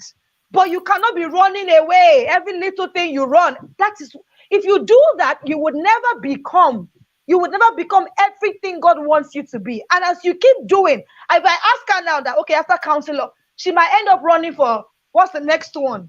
I don't Oh, know, mayor. I I'm don't know number what. 10, Prime Minister. I'm gonna That's be it. there. Can you see that? Can you see that? And I'm when gonna you be there. become counselor, you will know that because I could become a counselor, you've increased your faith, you've increased your resilience. You will go for whatever it is, prime Yeah. minister, president, whatever. Mhm. Nothing would be impossible to you, literally. Yeah. So stop running away. Sis, I Away. gotta let you go. You've been amazing. I don't even know. I don't have words. When we're done with this, I'm gonna send you a voice note because me, Thank you you know, so much. when I'm I speaking, know. that's when I know. the real thoughts are coming out. So I know. honestly, I know. I am Thank you so so much. happy. Thank you for doing this. Thank you for coming here. Thank Thank you you. for pouring. Thank you for Thank sharing. you. Thank you for the Thank fire. you. You know, Thank get you. her book. Get her book on Thank Amazon. you. The title of Thank the you. book is Mind Mind Resetting respect Affirmations, right? affirmations. By Yes. B. Christopher. Search for it Yes. right now on Amazon. They can deliver to anywhere. Amazon is worldwide, global. So get Yeah. this book and fight those, those inner voices and those Yes. things that stop you. Fight them with affirmations. And she already gave you the guide. The guide is her book. Go get it. Thank you so much, sis. I gotta let you go now. I Thank love you. you so much. Thank you, God bless you. everyone. God bless Oh you. Bye wow. bye. Oh Bye bye. wow. Wow. Wow. Wow. Wow. Oh my God. My hand. God. Unfortunately I cannot go away to pour water on my hand. My hand is hot. And that's how whenever there's the presence of God. That's one way that I know. A lot of times is my hand. If I have to use this hand to maybe lay on someone or heal someone that is suffering from something, once my hands become hot, I know that the anointing has gotten there. That's how I was feeling. That's how I still am feeling. Man, you literally lit this place on fire. Thank you so much, Queen B. God bless you. What have we gotten? What have we gotten? What have we gotten? See, the reason I'm doing this, the reason why I do things like this is because I want you to hear from other people. I want you to see that this thing is possible. I want you to know that there's nothing, it's not peculiar to you. It's not like, oh, it is you, it is me, it's for them. No, these are principles. If you use them, you get the result. She spoke about persistence. She spoke about creative solutions to any problem you're facing. The solutions already lie in you. So when you face a problem, how do I solve this problem? What are the solutions that exist? Is this really the problem? What is the real problem? You begin to ask problem solving questions. You would solve it. The next thing, you will create a product because you have learned it. Somebody else needs it. Imagine when she said that she has been writing affirmations when she was going through so much, and she wasn't even aware that what she was writing at that time were affirmations. And today she bought a book out of it. So what it is that you're learning, you're solving, you're writing, right, can be somebody's solution tomorrow. So if you're not harnessing your problems, when I say harnessing, I mean leveraging them. Every problem has the solution in it. Every pain has purpose attached to it. But if you're not looking towards that direction because your perspective is twisted or distorted, you would stay in that problem. You would feel like, oh, see my life. You won't milk it. You won't get the best out of it. Right? So I remember when my Uncle Williams was sharing that a guy that did not have, he went to India or something like that, and then he heard that they didn't have shoes there, or they don't, I think they didn't have shoes. And he said, they don't have shoes here. Oh my God. And he left the country. Another guy went in there and said, they don't have shoes. How do I bring shoes to this place? And he became a millionaire. So that thing you're saying, this is a problem. Somebody else is milking. I mean, that's how Zoom started. Okay, Zoom was already there, right? But during the COVID period, Zoom literally blew. Why? Because there was a problem. There was a problem. If Zoom had waited for when the problem was there to create the solution, maybe somebody else would have done it before them, right? But after Zoom, became what it was, we saw other people coming up, and then I don't want to call names so it doesn't look like, okay, I'm belittling some of them, but you know them. Some of them, you use them, right? They started coming up because Zoom was able to think ahead. So think ahead of your problem. Think ahead of your current situation. Think ahead of what it is that you're going through. What you're going through, you are just going through. That's what it says, going through. You are going through it. It's not going to kill you except you let it kill you, right? Challenges come, eat them like bread, as my friend would say. Eat them like bread. Tell the challenge, I'm the boss. I determine what happens here, not you. You get what you want to get from there, and then you move on. You just dust yourself up. It may look like, okay, she's saying this thing is easy. She doesn't know what I'm going through. Trust me, I myself have what I'm going through. Before I came online, this is a practical, clear, real example, right? So my laptop just started showing automatic repair from nowhere. This was not even today. And I gave it to the repairer, in Computer Village. And he hasn't returned it. And I said, you know what? Try to return this thing latest, yesterday, because I need to use it for this program today. And somehow, I wasn't able to get that laptop today. What am I using? My phone. Is it easier to navigate? Not really. But are you not hearing me? You need to understand. See, whenever challenges come, you can choose. Will this thing stop me, or will I go ahead? I could have said, you know what, we're canceling this thing, no more. You don't understand what I'm going through right now. I cannot access my laptop, so you don't understand what I'm going through. If you fix your mind on what you're going through, see what I'm going through, see what I'm going through. Oh, hey, you won't get anything done. You will just realize that you've added 1 year to your age and you are in the same spot. Because your focus, all your energy is on what you're going through, what you're going through. Excuse me, I'm a woman of faith, and the Bible says there is no temptation that is common to man. For God is able to make a way of escape. Anything you're going through, there is a way of escape. But a lot of times we wait for God is waiting for us. Put on your thinking cap. God gave you brain. I always tell my children, you have a brain, use it. What could you have done better? And they'll be like, okay, I could have done this. My children know me. You can't come and meet me and tell me, oh, I don't know. You don't know. I don't understand. If you don't know, how can you know? That's the next question. So how can I know? Okay, I don't know. Okay, mommy, give me your phone. Let me use Google. Or mommy, what is this thing? How do I get this thing done? And I always tell them that even if I'm not around, Google is not around, ask the Holy Spirit. Ask the Holy Spirit. Or ask somebody beside you. If the person says nonsense, you will know, of course, and you'll be like, okay, But of course, you have the inner witness inside of you, which is the Holy Spirit, right? And so you can always, I always teach them how to decode what is wrong and what is right.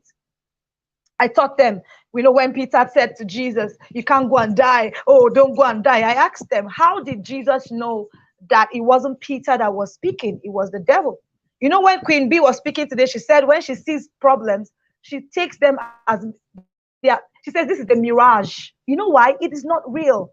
Everything happening to you, like, okay, on the external, all these things, like, okay, there's crisis, there's false scarcity, anything external, is happening. You need to be able to decode what is real, and you only decode that by spirit. And by spirit, see, when you're resilient, you are more in line with your spirit, because you are in tune with purpose. You are mindful. You are self-aware. You are aware of who you are. You are aware of your thoughts. You know what is happening. You're able to decode, even though you don't know what may be happening in your life. Maybe you have questions, but you're able to discern. I mean, she mentioned meditation. When you're able to meditate, it helps you become more resilient. So when you meditate, you are more aware of, okay, this thing that is happening is not real, because me, I'm realer than what is happening. Your spirit is realer. You're able to connect with your spirit, which is the real thing, not all these ones, even this body. All of this is not the real thing. All of this is not real. So when you're going through challenges and you say, oh, if you're looking at what people say to you sometimes, like you're a no good, you are a low life, look at what Queen B said. She started working in a place, and they imagine the person came and said, okay, we have one more person that is coming. Meanwhile, Queen B was right there, right there. If she wasn't resilient, maybe she would go and drink poison after that. They like, see my life. Is it how my life is that they cannot even know that I'm here? They're even passing me by. No. And they said, okay, we can't allow you work here again after, I think, 2 weeks, or how many days did she say? She said she left because she's bigger than that place. Hey, you need to see me when she was speaking. I was literally screaming here. She said, I left because I'm bigger than the place. So if somebody rejects you, right, you need to understand your perspective matters. I'm bigger than this place. That's why I was rejected. Or there's something bigger coming for me. The meaning you attach to what is happening to you has a great role to play in whether you get something out of that or nothing out of that. Our guest will soon be here, our second guest. Let me share this story very quickly. So I was going for, so one of the businesses that I do is real estate. I'm a civil engineer, so I have real estate as part of my business. Okay. Sorry, give me a second. I'm speaking to our guest.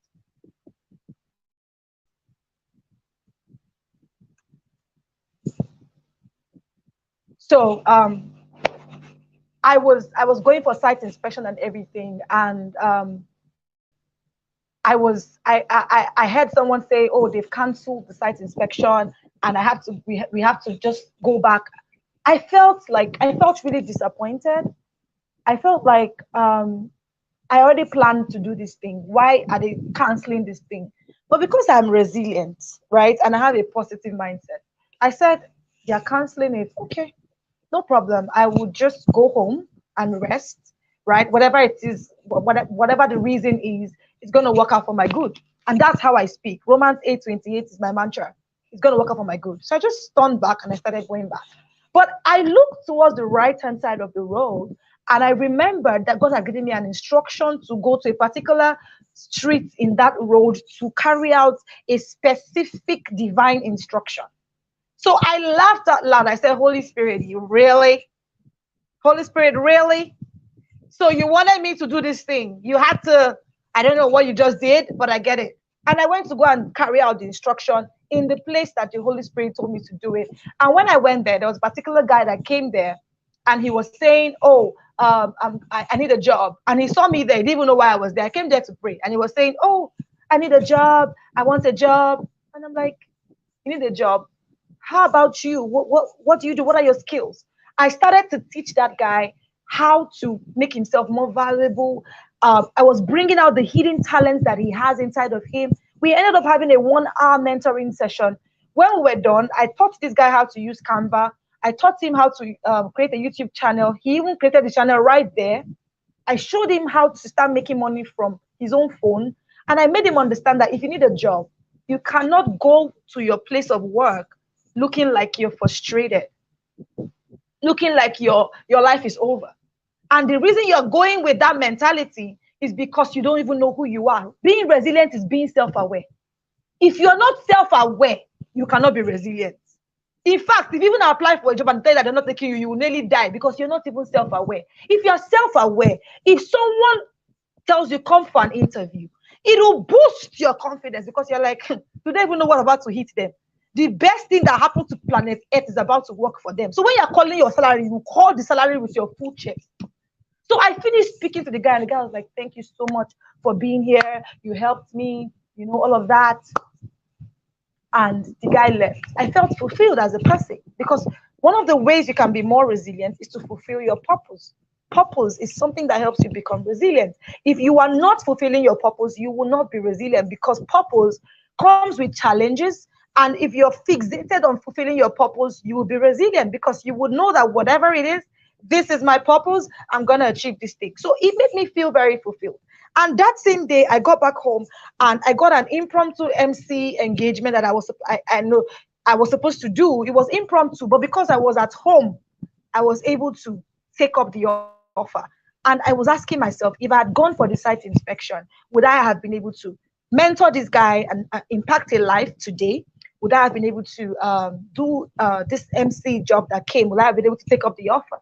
So because I was able to tweak my perspective, change my perception and say, you know what?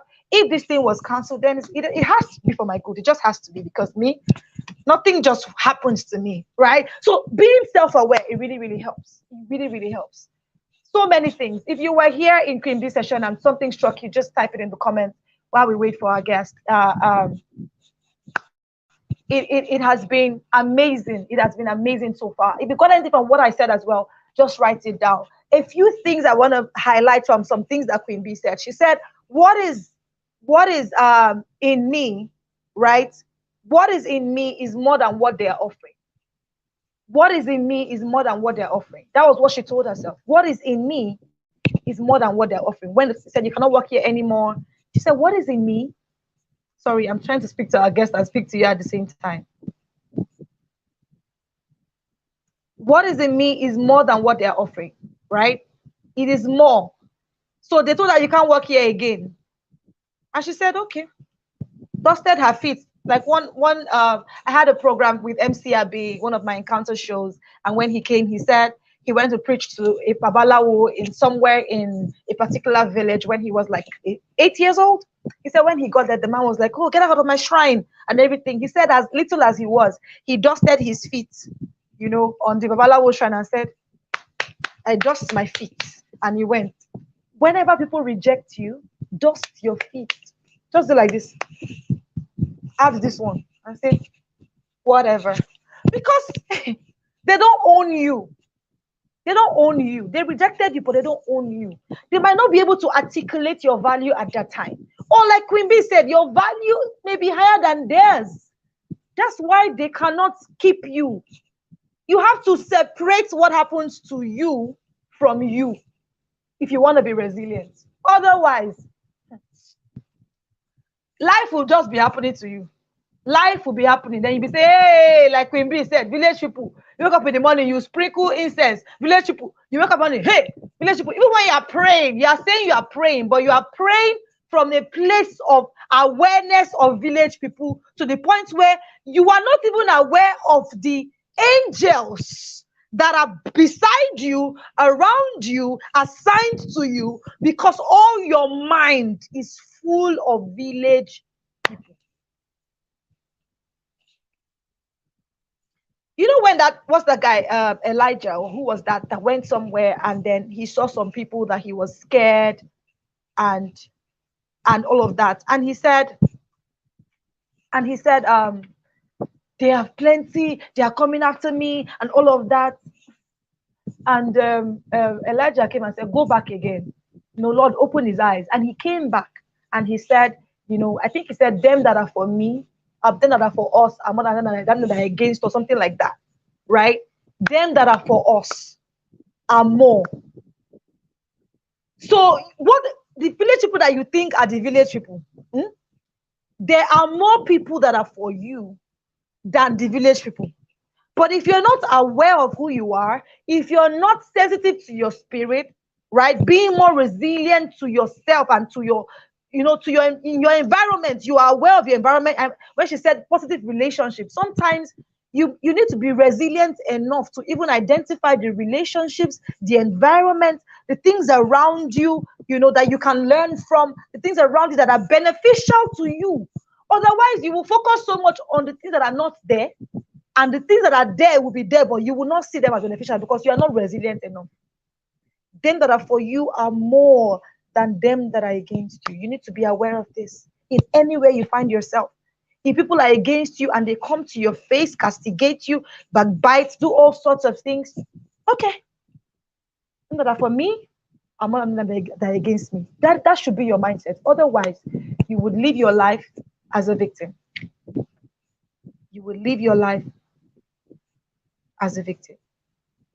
Okay, I don't know. I'm not sure our second guest, might be able to join us. I'm trying to chat up with her.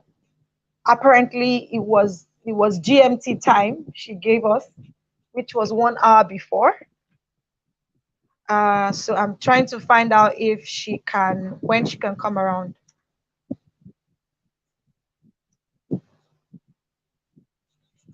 Okay, so what are you learning so far? What are you learning so far? What are you learning so far? Tell me.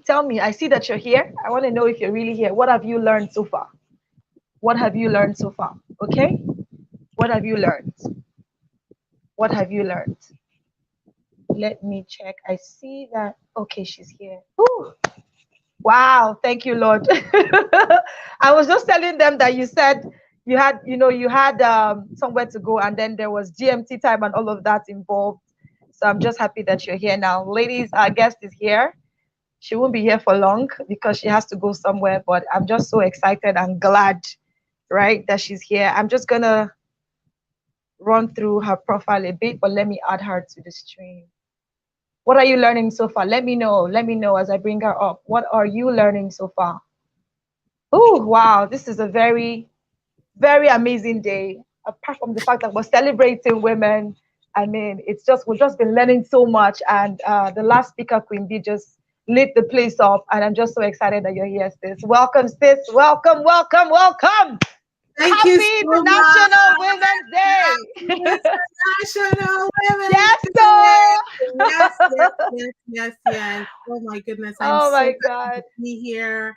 Thank you Thank so much you. for doing this work. Sometimes Thank it can you. feel like a thankless task, like, oh, I'm just Yes, doing yes, this, yes. who's actually benefiting. But Yes. trust me, this is legacy work that you're doing because one day, one woman somewhere will Mm-hmm.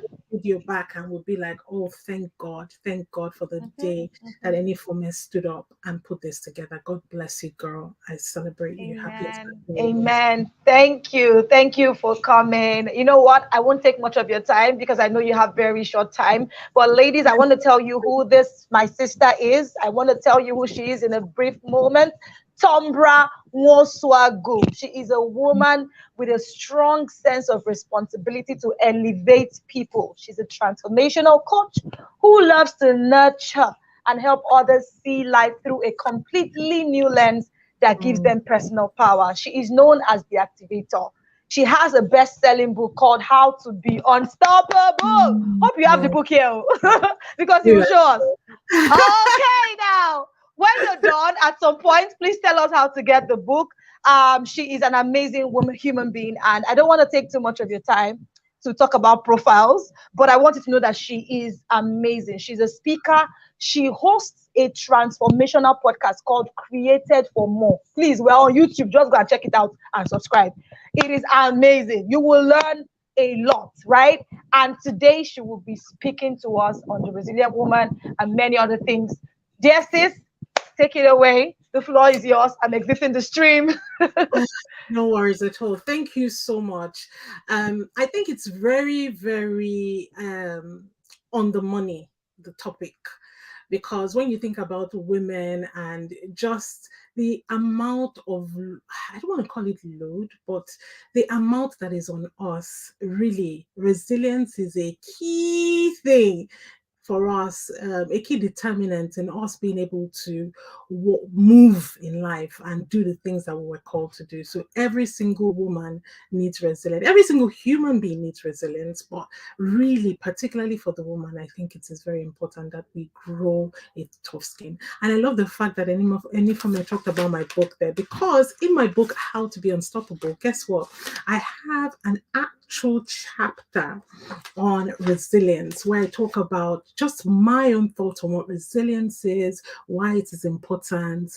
And, so for some parts of this, I'm going to be literally quoting directly from this book. And when I think about resilience and I think about my life, I think about the fact that I had, for those of you who don't know, I had a kind of like a tumultuous childhood. It wasn't the regular childhood. In fact, part of my story sounds a little bit like a Nollywood film, but it's actually real. And I think about the things that have helped me through over the years. Each time it has been this word, resilience.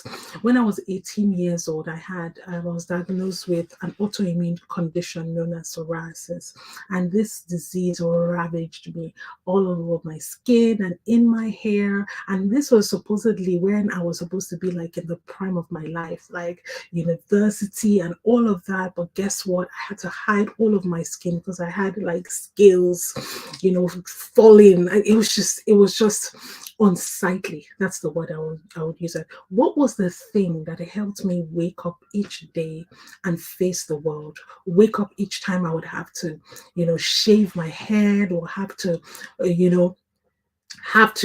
endure the indignity of people looking at me in funny ways and wondering why I look the way I do. What was the thing that helped me get back up again? It's this word, this resilience. So I have a couple of definitions for this word. And I say, what is resilience? Resilience is that ability to recover from difficulties quickly. And for me, when I think about resilience, I always think about it from the perspective of not just recovering quickly, but even getting to a place that supersedes, that exceeds where you were previously. So I said to myself that resilience is that why that I nurture in my spirit that stops me from quitting. It's that thing that helps me just keep going. I give an example in the book about how this one's a bit of a personal one, so please keep it between me and you. But when I was learning to drive in the UK, the tests here are, a lot more rigorous than they were in Nigeria. When I was in Nigeria, I was driving, I owned a car and all of that. But when I came to the UK, far back many, many years ago now, I had to go through the formal route of trying to get, the proper accreditation or licensing that would allow me drive it. And I don't know, I think I was just so used to the Nigerian system of anyhow, that I would get told that this is how you do it. But, you look at it and there were just so many rules. I was used to driving in a lawless place. But guess what? So what happened was I kept failing the test. I failed. I failed. In fact, I want to stop. I write it in the book about how many times I failed, but I don't want to say. But what was the thing that each time I failed made me stand up again and go right back to that place where I was to face this test again? It was resilience. So when you feel as if, what you're, and this is obviously, it's a spectrum, right?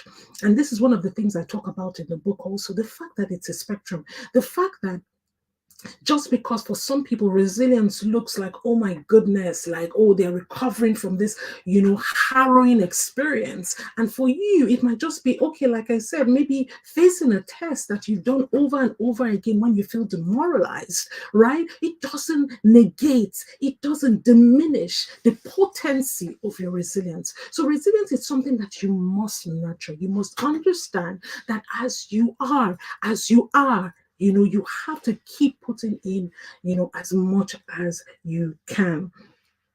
I say also that resilience is the hope that I nurture when I feel like, giving up. Like there's nothing more to pursue in the world. Resilience is that thing that keeps me inside. So, you who are listening to me, I don't know your experiences. And that's one of the beautiful things about words like this. Words that go out, it's one thing, but when it breaks, it's like the multiplication, the story of 5 loaves of bread and 2 fishes. When it goes out, it goes back, and you take from it what you need. So I don't know where you are, what situation, what fast, what exact place that in your life. But if you feel peradventure, this is for you who feels as if everything is falling on top of me. It feels like the entire world is caving on me, Tombra. What is this resilience in practice? How can I actually get back up again? I'm glad you asked, because I have the thing for you. I teach on what I call the 5 A's of resilience. So this is kind of like a blueprint that helps you go from, I'm just doing my thing, happy go lucky, to I'm just doing my thing, and I have this not happy go lucky. I'm just doing my thing. I have this setback, and I need to get back up again. This is the thing that helps you go from, I want to get back up again. I don't know how to yes, I'm back there where I want to be, and I'm at it again. So there are what I call the 5 A's, 5 key pillars that help you as you start to navigate down the right path. The first one is what I call acceptance. Acceptance is so important, because you might feel as if, okay, acceptance is something that goes without saying. Everybody accepts, but that is not true. Living in denial is one of the most common things of our times. Unfortunately, people say they have accepted situation, but in their minds have not yet even come to terms that that thing has happened. So acceptance, I say acceptance is the permission that you give your mind to move on, to start to create new solutions and new pathways for you to move forward when you have had a setback. Without acceptance, suffering is prolonged. So a lot of times when you are in this space where something has happened, but you can't seem to navigate. You say you've accepted it, but you are still nursing that pain. It's like inflicting a wound on yourself. It's equivalent to self-harming. It's you saying, you know what, you justify. That's the sad thing about this. We sugarcoat all of this in really, really nice, great sounding words. You know what, I have accepted it, but still, when I try and review it, when you try and think about it logically, we try and do all these words and we put all these things, and all of this. It's just how we shroud the truth about the fact that we have refused to accept. And when you don't accept, you cannot even begin the journey of resilience. You cannot even begin the journey to start to move out. Because acceptance is your baseline. It's your base. It's where you start to build your foundation from. So without acceptance, resilience is impossible. So the first thing you must do is say, you know what, I accept it, because delaying it prolongs suffering, and you give yourself permission. For some people, this might actually be something that you have to say physically. And that is why there is so much power. A lot of people, look down on all these things. They say, oh, affirmations are all these woo-woo things, and but they are so powerful because you must affirm. And sometimes you must sit down and speak to yourself. Call yourself into a meeting, you yourself and you. I bring myself and I into a meeting and say, look, everybody get in here. This has happened. I cannot change it. So many people want to change their past, and you don't have that power to change your past. You can, however, change and reframe the way you look at it, but you can't change your past. So acceptance is the way that you come into a space. It's the first building block that gives you permission to say, okay, plan A has happened, has gone down south. What is plan B? For you, it might be plan D has gone down south. What is plan E? Whatever it is for you, acceptance is still what will be applicable there. The next one is what I call adaptability, the next A. And this is being malleable. This is being flexible. I call it the principle of inexactness, giving yourself permission to be inexact. Like, I don't know exactly where I will land.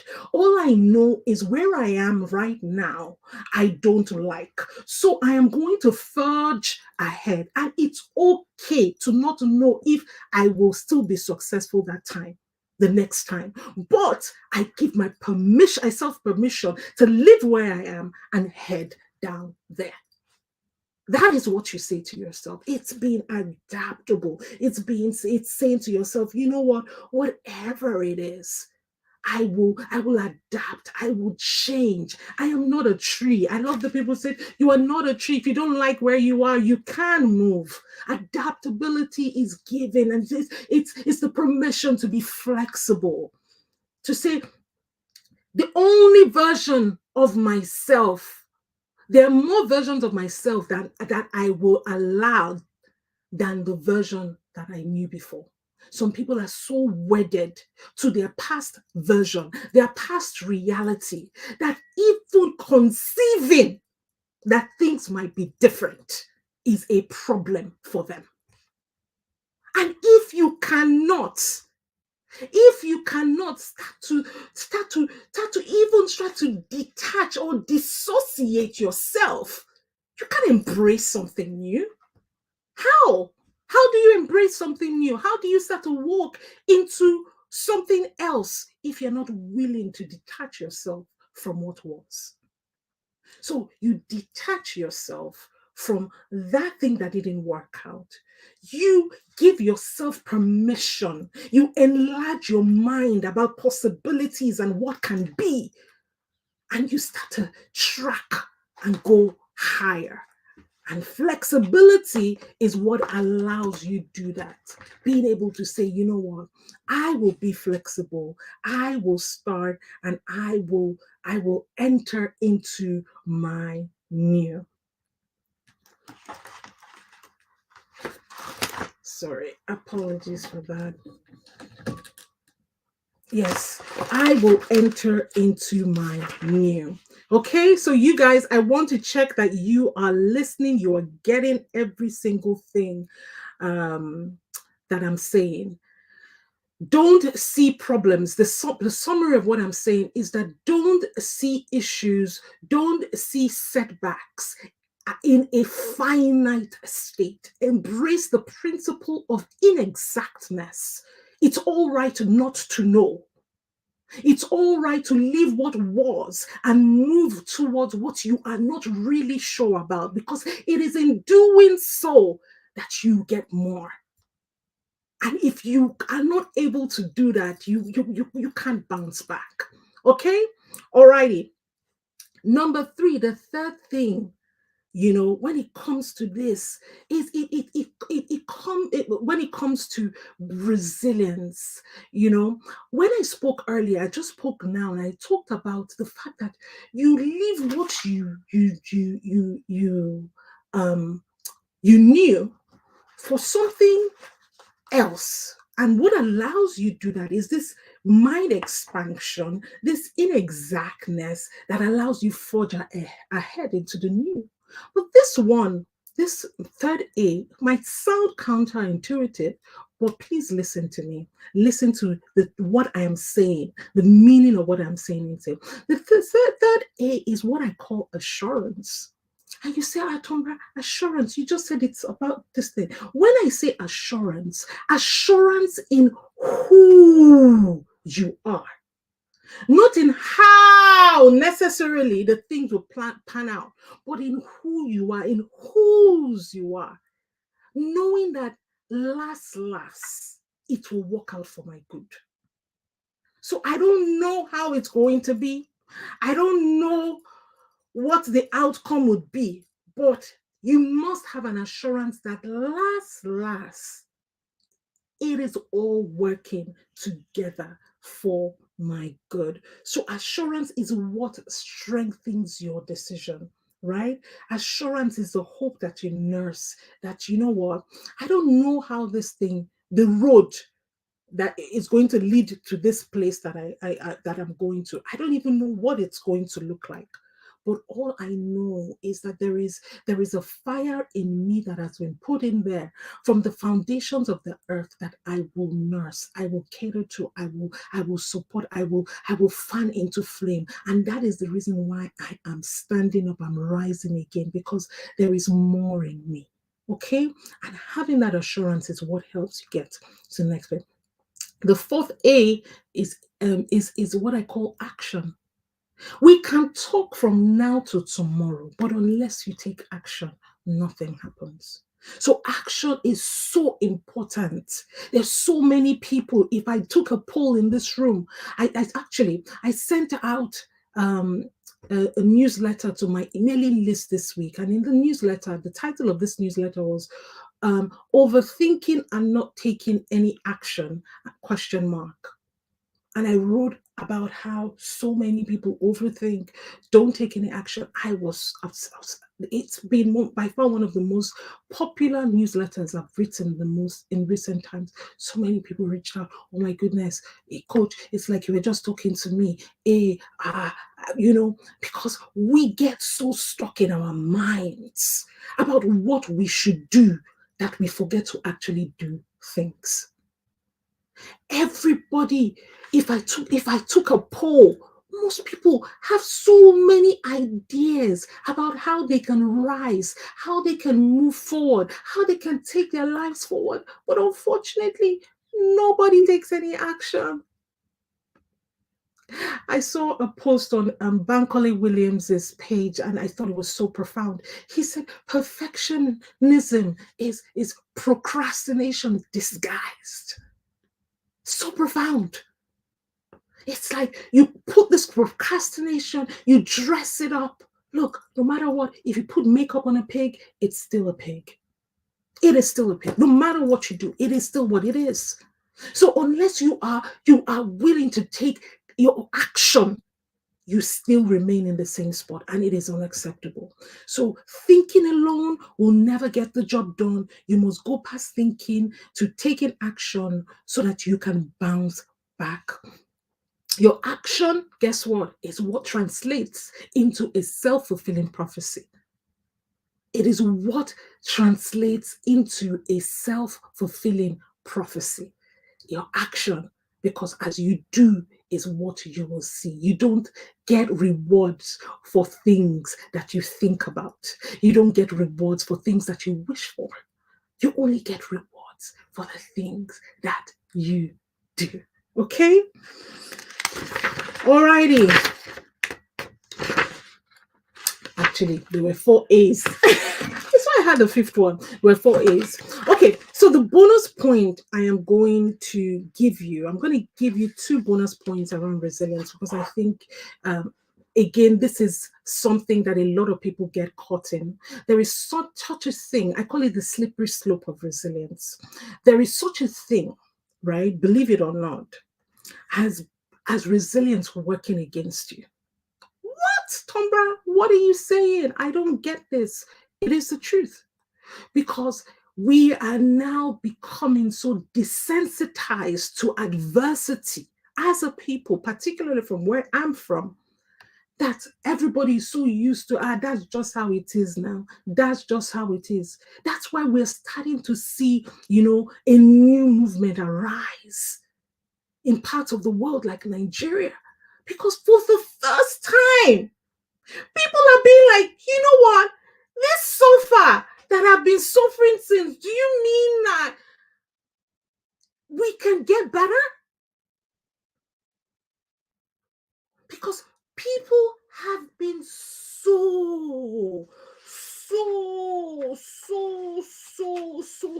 desensitized towards adversity, that we just let people run riot, rule anywhere, don't anyone hold anyone accountable. And it's just been like that. But now there is this awakening, because that's what the woke movement is. It's just this awakening. Like, look, it doesn't have to be like this because it has always been. So perhaps you're listening to me and there are parts of your life where you have been managing. You yourself, you have been managing. And people, it's like, I remember when I went to go and get do an eye test. I did an eye test recently. I went there, and what was interesting was, they do all this, their things, they put the glasses on me, change the lens, and by the time they put the new lens in, I was like, what? You mean this is how I was supposed to have been seeing all this while? I was shocked, because you don't know better. A lot of times we sit down and accept an average life. So there are two things, it's like a two-edged sword. There is bounce back. Yes, be resilient, but also look at the points in your life where resilience may be working against you, where you're just bouncing back, bouncing back, bouncing back. Look, you're supposed to bounce back with sense, right? So what that means when I say bounce back with sense is you must be changing something. When I talked about adaptability and flexibility, it means once you are bouncing back, you must look, take stock, think, okay, what do I need to change? What strategy can I employ such that I will see different results? So back to the story I told at the start when I talked about the driving, I kept doing it, but until I got to this point and said, okay, there must be something I am not getting right. That is why I am not seeing the results. So whereas I can become a champion and enter into Guinness Book of Records as the most resilient person in the world, guess what? That's just insanity. I'm doing the same thing every single day and expecting a different result. So challenge yourself. When you are in this thing and this business of rising back up, don't rise back up into the same exact thing. I talked about it from the start when I talked about resilience. True resilience is exceeding, bouncing back from a difficult situation, but exceeding, jumping ahead. There is such a thing as anti-fragility. So I want you guys to do this work because I have to go. But do this work and go and research anti-fragility. It's a beautiful word. It's a beautiful term that was put together by a guy called Nassim Tayyib, I think. His book on anti-fragility. And what anti-fragility means is people getting better as a result of disorder. Whoosh! Where things that seemed broken come back together and they were stronger than what was there before. That is what anti-fragility means. So whoever you are, wherever you are, if you are listening to my voice, right, I want you to hear the spirit of what I am saying. That the broken pieces that you see, you can pull them in and create a bigger force than you were before. That is the kind of spirit that we have. That is the kind of stock that we have been created from. Remember, we're created by God in his image. And what did his son come to do when he died? He died And in his brokenness was where we got the salvation that we now enjoy. So, woman, rise up. Rise up into who you were created to be. Because there is power that is available. There is a vacuum when you don't rise into your true context. Thank you so much for listening to me today. And I want to welcome back Enifome.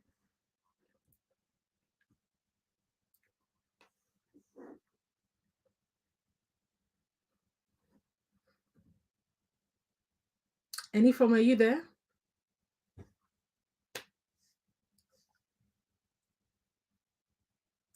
Thank you so much for listening. Is anybody from the organizing team available to jump in?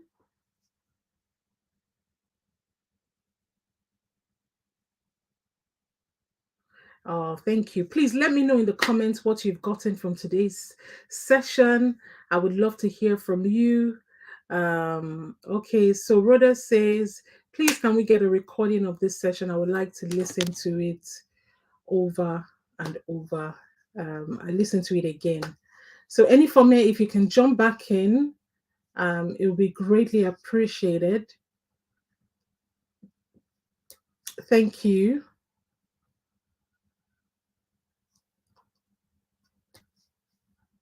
Anybody from the organizing team, can you guys jump in?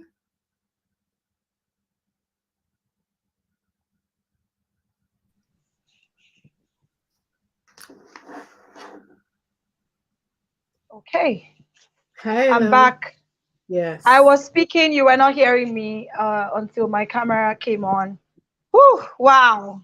Thank you so much. I know that I know that if you had more time, like you will, in fact, just with this little that you have shared, it has been explosive. It has been explosive. Thank you so much. You know what you said about the balance. I'm happy that you mentioned it because there's that tendency when you become resilient to feel like, what is the thing that life wants to bring that I cannot take? You know, Mm, what's the worst that can happen? Well, and then you begin to unconsciously, sometimes it's not even conscious, you no, begin so, to unconsciously hug suffering. So you will mm, see soft life, you say, no, I want hard life. It mm, takes a level of awareness to know that, look, I know how to do this thing. I know how to go through challenges, but today I just want to chill. In mm, fact, I just want to relax and be taken care of, which is why I like when Queen B was talking about taking care of yourself, because self-care is a pillar of resilience. If you mm, don't look after yourself, if you're not able to care for yourself in terms of also talking about what values do I have, what can I mhm, tolerate, what this is the boundary line. I can't do this. I won't do this. Even if I can, I will not do this. Do you understand? You are now able to now detect and say, okay, this particular kind of suffering, I do not want it. Sorry about that. I do no not want it. worries. And which is why the balance is really critical. Thank you so much No worries. Thank you for having me. Thank you.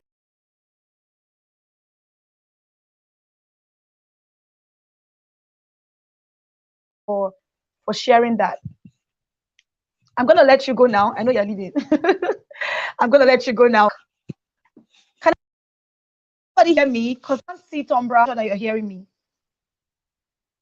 Someone is asking for the recording of this session. Yes, there is a recording. Yes, there is a recording of this session. Thank you, T. Oh, thank you, Tombra. I can't thank you enough. She has to go. She's going out with her kids, right? And she has to go now. But what did we get from this session? What did we get? What did we get? I love what she did with the balance thing. Balance is critical. Please bear with me. I'm trying to sort out my light. Okay. So balance is critical because when you start going through challenges and you start coping with challenges, there is a tendency to say, oh, I know how to go through this thing, so I will go through it.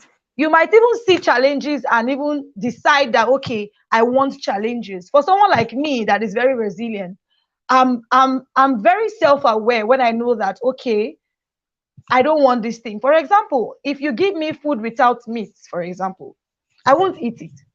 So I like when Queen B spoke about positive mindset. I think your positive mindset and also having an abundance mindset would help you balance resilience in the sense that, for example, that meat episode, if you give me food that doesn't have meat, for example, I know how to eat food that doesn't have meat because I'm adaptable. Remember that Tombra spoke about the second point as adaptability, being adaptable to life challenges.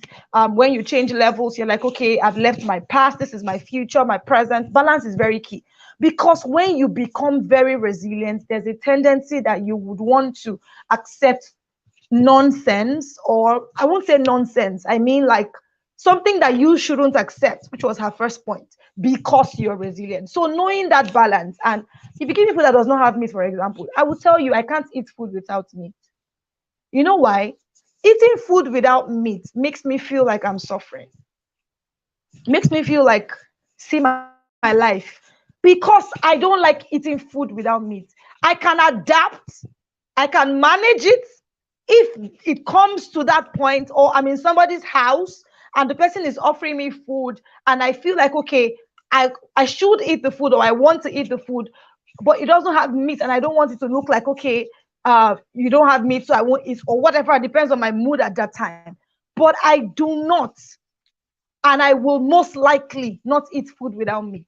Not because I'm not adaptable and I don't know how to eat food with meat or without meat, but because I don't want to eat food without meat because it makes me feel poor.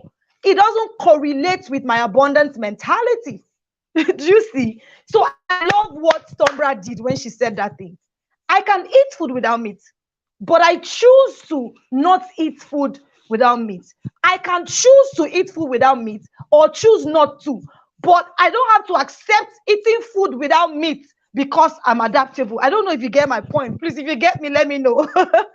That's the only way I can explain this example, explain Tombra's point about that balance. Is very critical, because once you become very resilient, there's tendency for you to, like she gave the example of Nigerians are very resilient people, and so the part of your inside, something that is not making sense, like for example a bad government, and you're saying, don't worry, you'll be suffering according to Fela, suffering and smiling. That's not resilience. So that one is not resilience. So I like what Sombra did there. Don't say because you're resilient, this thing is not working. You know, the roads are bad. You say because you're used to doing like this on the road, you will continue doing like that. No, you should desire better. You should want better. You should seek better. And you should aspire for better, even though you're resilient. So I just love that, and I wanted to just buttress that. That was really, really important, and that is something that is really, really important. Like, hey, tell me, how are you feeling? Someone is saying, wow, that was powerful. Yeah, Queen B says balance is critical, very critical. Yep, I agree. She says it's a mind thing. You can eat food without meat. Yes, I can, and I can't, and I can choose, you know, and I'm able to know. So that awareness, I think that awareness is very critical. Knowing that this is who I am right now. In fact, I cannot tolerate this thing anymore. And you're not saying, okay, because you're resilient, anything anybody does to you, you just take it because you're strong. Please, I'm strong, but my strength, does not mean that I will see nonsense and be taking it. No, I won't take it because it's nonsense. And the more resilient you are, I think the more less tolerant you are of nonsense, in my opinion, because you'll be like, I deserve better. I am better. Do you get? You will know yourself enough to say, I can't take this. And then you can just, walk away. All right. So let me know in the comments, what is it that struck you?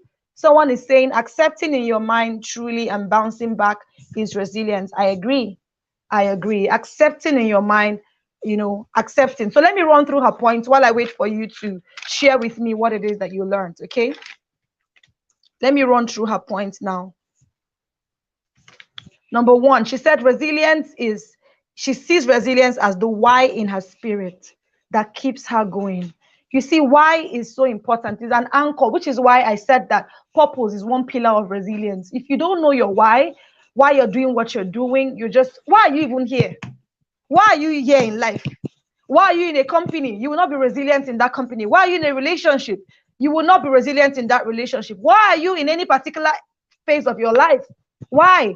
If you're not aware of the why, you will not have the power, the strength to even be resilient. Because the why and the resilience, they go together, which is why I like when she said resilience is that why in her spirit that keeps her going. If you don't have the why, chances are that you may not be able to keep going, right? And then she spoke about acceptance, not denial. This is what it is. This thing is an abuse.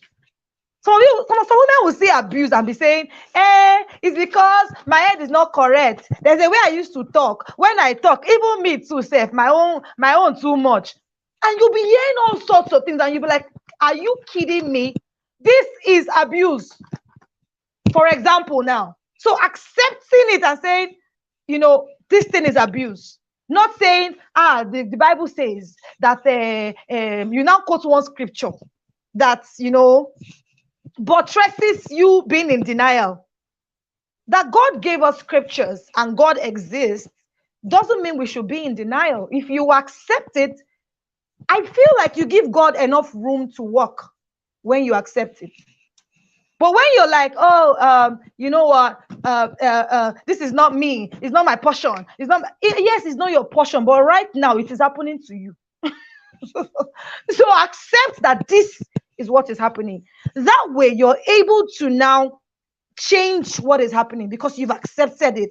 Do you get? So I love every point that she gave. Acceptance, adaptability, assurance, which comes from whose you are. Not just who you are, but whose strengthens the who. Because without the whose, your who is shaking with one leg. And then the part of action, if you are in the land tribe or you're in any of my communities, you know that I talk about this one. I hammer it. Faith without works is dead. I don't care how many words you've received, how many people have laid hands on your head. I don't care whether the anointing of the person is on raised to power 10 or 50 or 100. If you don't take action, you will remain where you are. It's not swear, like I always say. It is just you that has stopped yourself. And just going through, she said, anti-fragility, just to remind us of that, anti-fragility, go and research that. Because really, when you bounce back, you should be better. I'm not the woman I was 4 years ago. I mean, one of our guests is here, my mentor in the public speaking space. She trained me when I wanted to go into MC full time. I went to meet her when I wanted to be serious with the business. She trained me, and it's really such an honor, honestly, to have her here. I've been having butterflies in my tummy, and I'm like, oh my God, JD, hey, help me to keep calm today. But sincerely, right? Sincerely, you need to understand that at the end of the day, you are who you are. You are who you are, and you need to accept who you are. The earlier you accept who you are, the better you would be resilient, the better you'll be able to go through life, the better.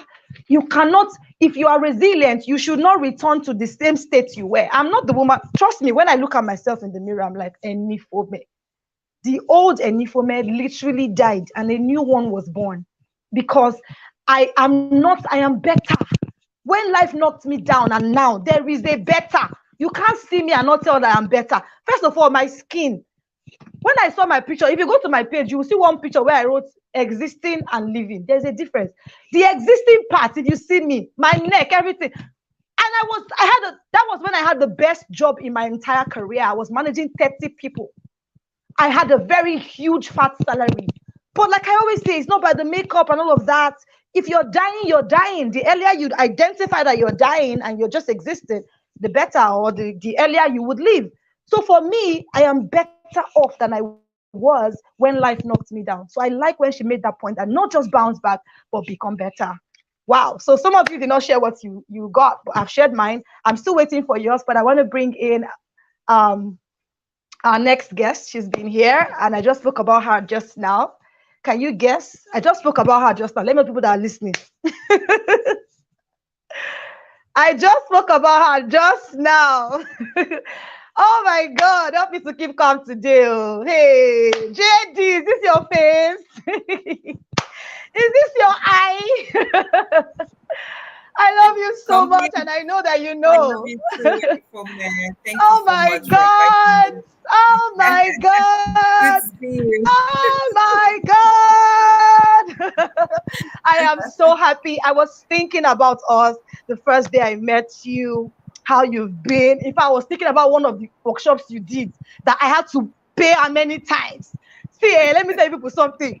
I was writing a list of all the courses I've done in my life, and I'm like, I've done courses, oh Jesus, but I've forgotten some of them.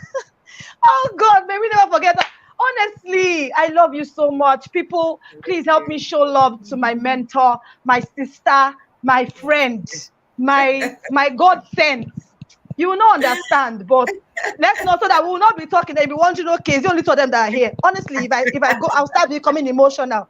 But let me just hold myself. But honestly, please help me honor Joyce Daniels. She is Thank a you. quintessential speaker. She is a master of ceremonies that trains master of ceremonies. And you know why I honor you, JD? Let me say this for everybody, for the whole world to hear.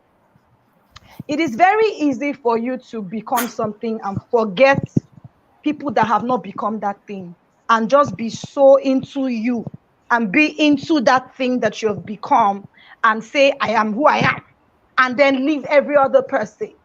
But you wrote a book. Oh my God, I just gave somebody another one. Let me see if I have. Okay, so give me a second. Okay, I have the book. Let me see your book in my library. Okay, so this is the Don't worry, book. we're in this together. Exactly. This is the book that Joyce Daniels wrote, and it's called Mastery. For anybody who wants to become an MC, you have the skill. I literally just gave somebody this book because she wanted to become an MC. I had to get her one, and I know I've seen her send me the videos of her gigs. I'm like, yes, me too. I'm even mentoring people. Oh, wow. So thank you for being you. Thank you for writing this. Thank you for all you do. I love you so much. Let me just keep quiet, but I love you, ladies. And if there's a gentleman here by chance, this is Joyce Daniels, the one and only. There's no other one. There's only one Joyce Daniels, one in the whole world, right? She's a quintessential master of ceremonies. She's a public speaking and presentation skills trainer, and also a coach. And she's a social engineering practitioner. She is also, I think she ran for, she's also into politics. She ran for, what's that thing? ASAN, something, something. Don't let me spoil it, or don't let me. She ran for, is it local government or something? I'm not We're sure still in the exactly. race. Okay, she's still in the race, but she's someone that Yes. believes that if there's going to be a change, I am the change. So I will not be at the back, I'll be at the front. And that's what she Yeah. does. And she's just amazing. She's a wife, she's a mom, she is titanium. When she starts speaking, you'll understand. Ladies, help me honor Joyce Daniels. The floor is yours. Thank you. Thank you. Thank you. Thank you. Thank you. Anifome, please don't leave me. Oh, don't leave me here alone. I sent you a message like, please, oh, let's do Yes, this yes, together yes, if you yes, don't yes. Okay. mind. Okay, so I would leave you for 5 minutes and then I'll come back. Okay. Yeah. Okay. So let me open the what you had sent to me earlier.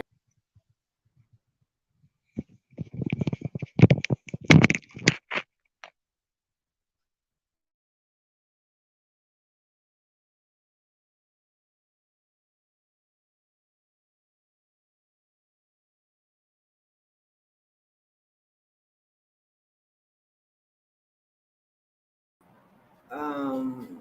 Okay. Can everyone see and hear me? Okay, fantastic. Yes, I see me now. So thank you so much, Anifome, for having me. Thank you for this privilege.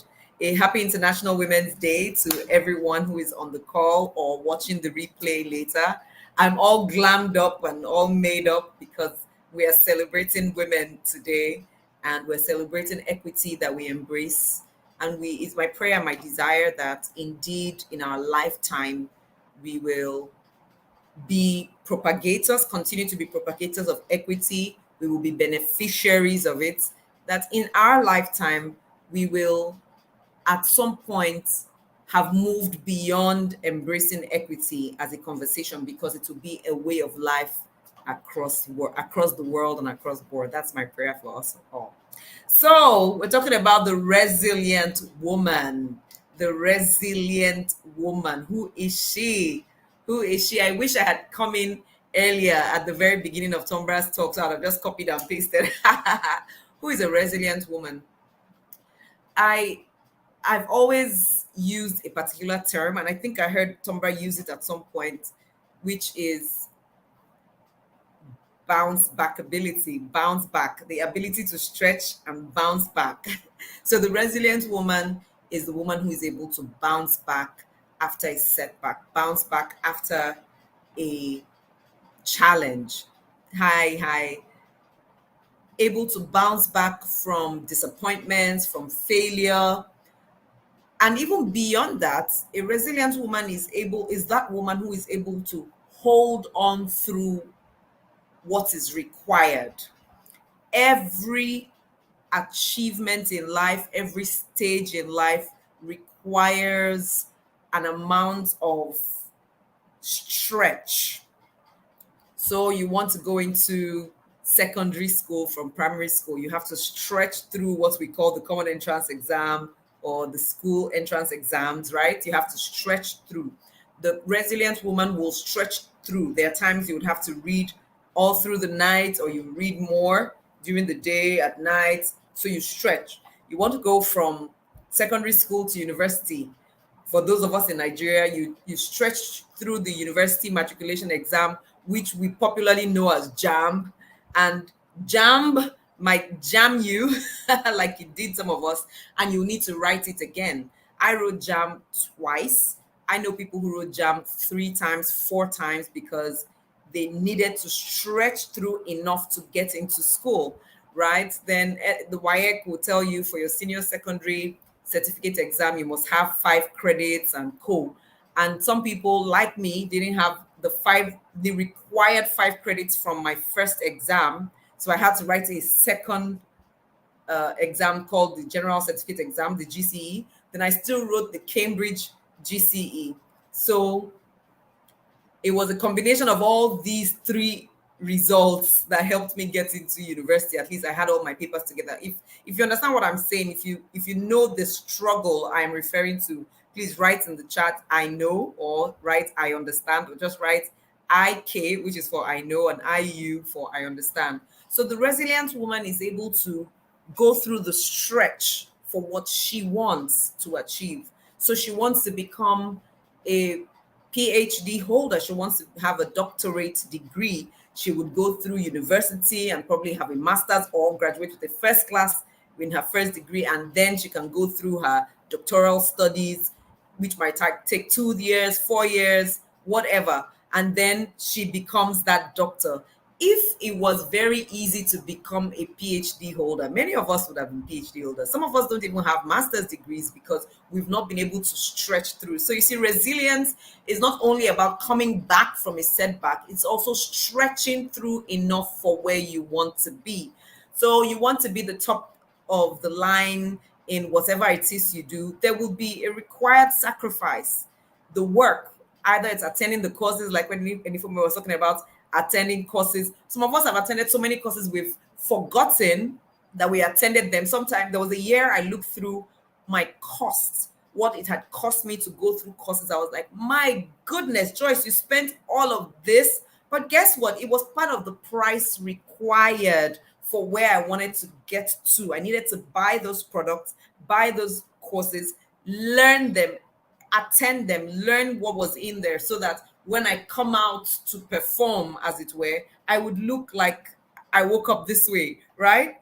But that's the price. That's what a resilient woman is, the woman who's ready to pay the price. I want to be a great mother.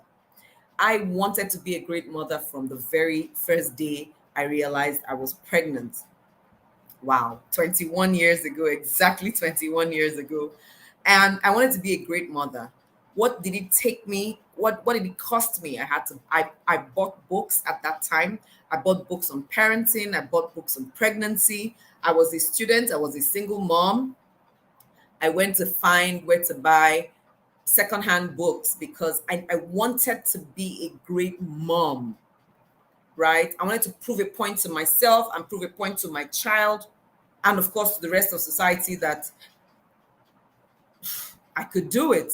So I studied, and went through the hardship and hardness, as it were, of what it takes to be the kind of mother that, thank God, I have turned out to be. And the testimonies from the mouth of my son says, you're a great mom. So what is that thing you want? I want to be the local government chairman right now, or chairwoman. I've had to relocate. I moved from Lagos to Benin City.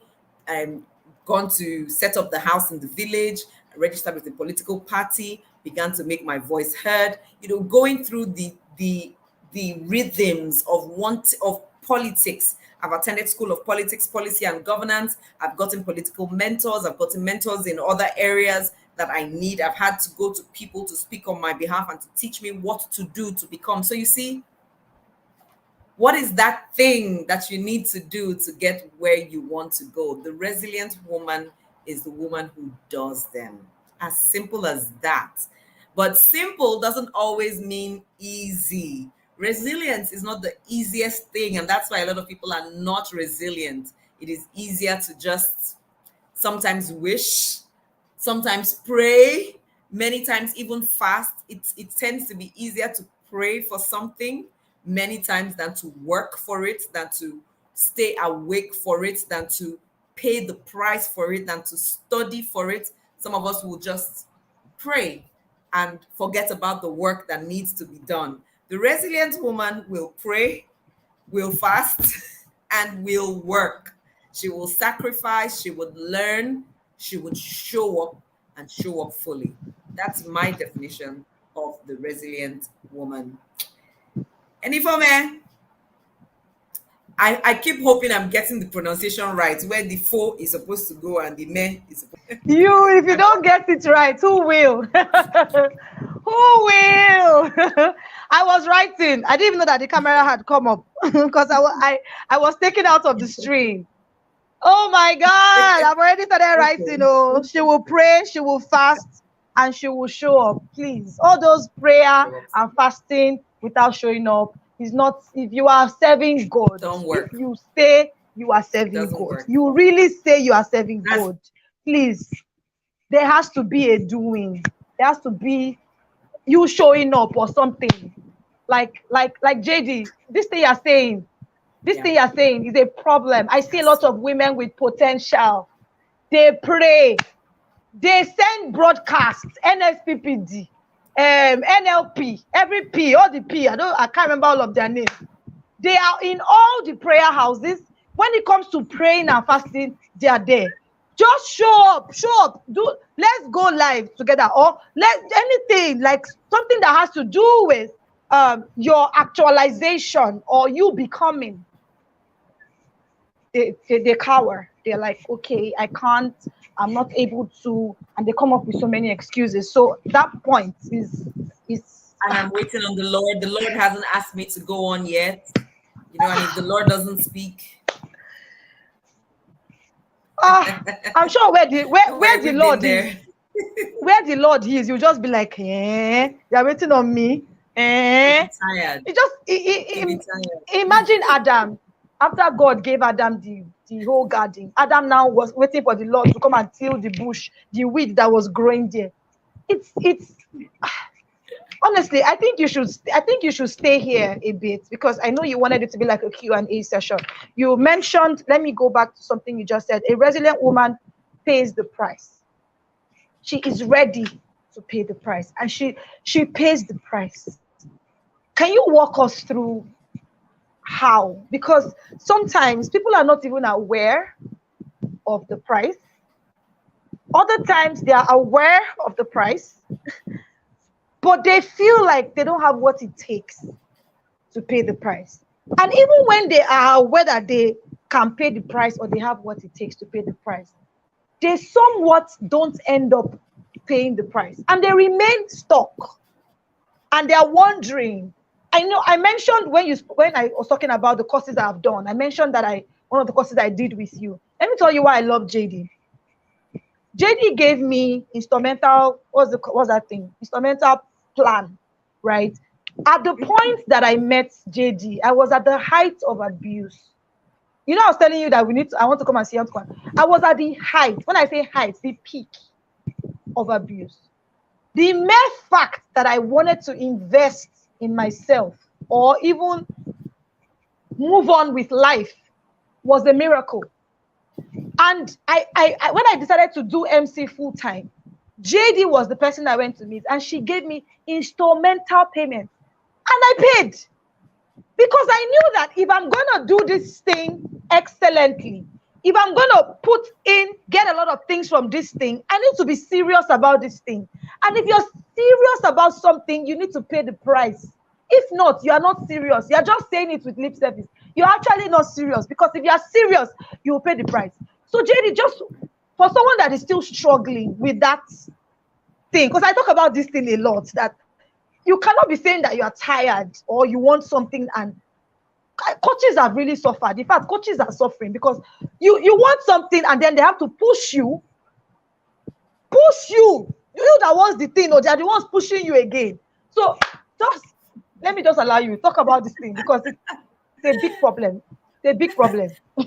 I think one of the reasons why some people don't do, even though they really want, is fear of failure. I think a lot of people are afraid of failing, and it's men and women alike. But today, because we're speaking specifically to women, there is also the subconscious bias that a lot of women go through that make us second guess ourselves more than men. And different studies have shown this across the world, that women tend to second guess self more than men. Now, the flip side of looking at second guessing yourself is what we call perfection. And Tombra just said it, that I think she quoted, who was it she quoted now? What's his name? She quoted somebody, she said he wrote it on his page. I can see his face now, but I'm trying to remember his name. William. That perfection is like laziness procrastinated, or something like that. It's you are saying that you will wait until you get it all right, until it is complete. You wouldn't do what you need to do. You're waiting for perfection. That's like, I'm not sure I'm getting the right word she used, but that's like a lazy way. That's like saying I will. It's like, it's just procrastinating. It's saying I will do it sometime. I will do it sometime. That time may never come. So perfection, or the desire for perfection, might be a mask for, what do we call it? We call it something syndrome. There's a common word we call it. Gosh, imposter syndrome, where you think you're not good enough. So seeking perfection might be a mask for fear, a mask for saying I'm not enough. Meanwhile, you're saying, no, I just want everything to get right. Failure is feedback. Failure is like an indicator on the dashboard of a car. If you are driving a car where the petrol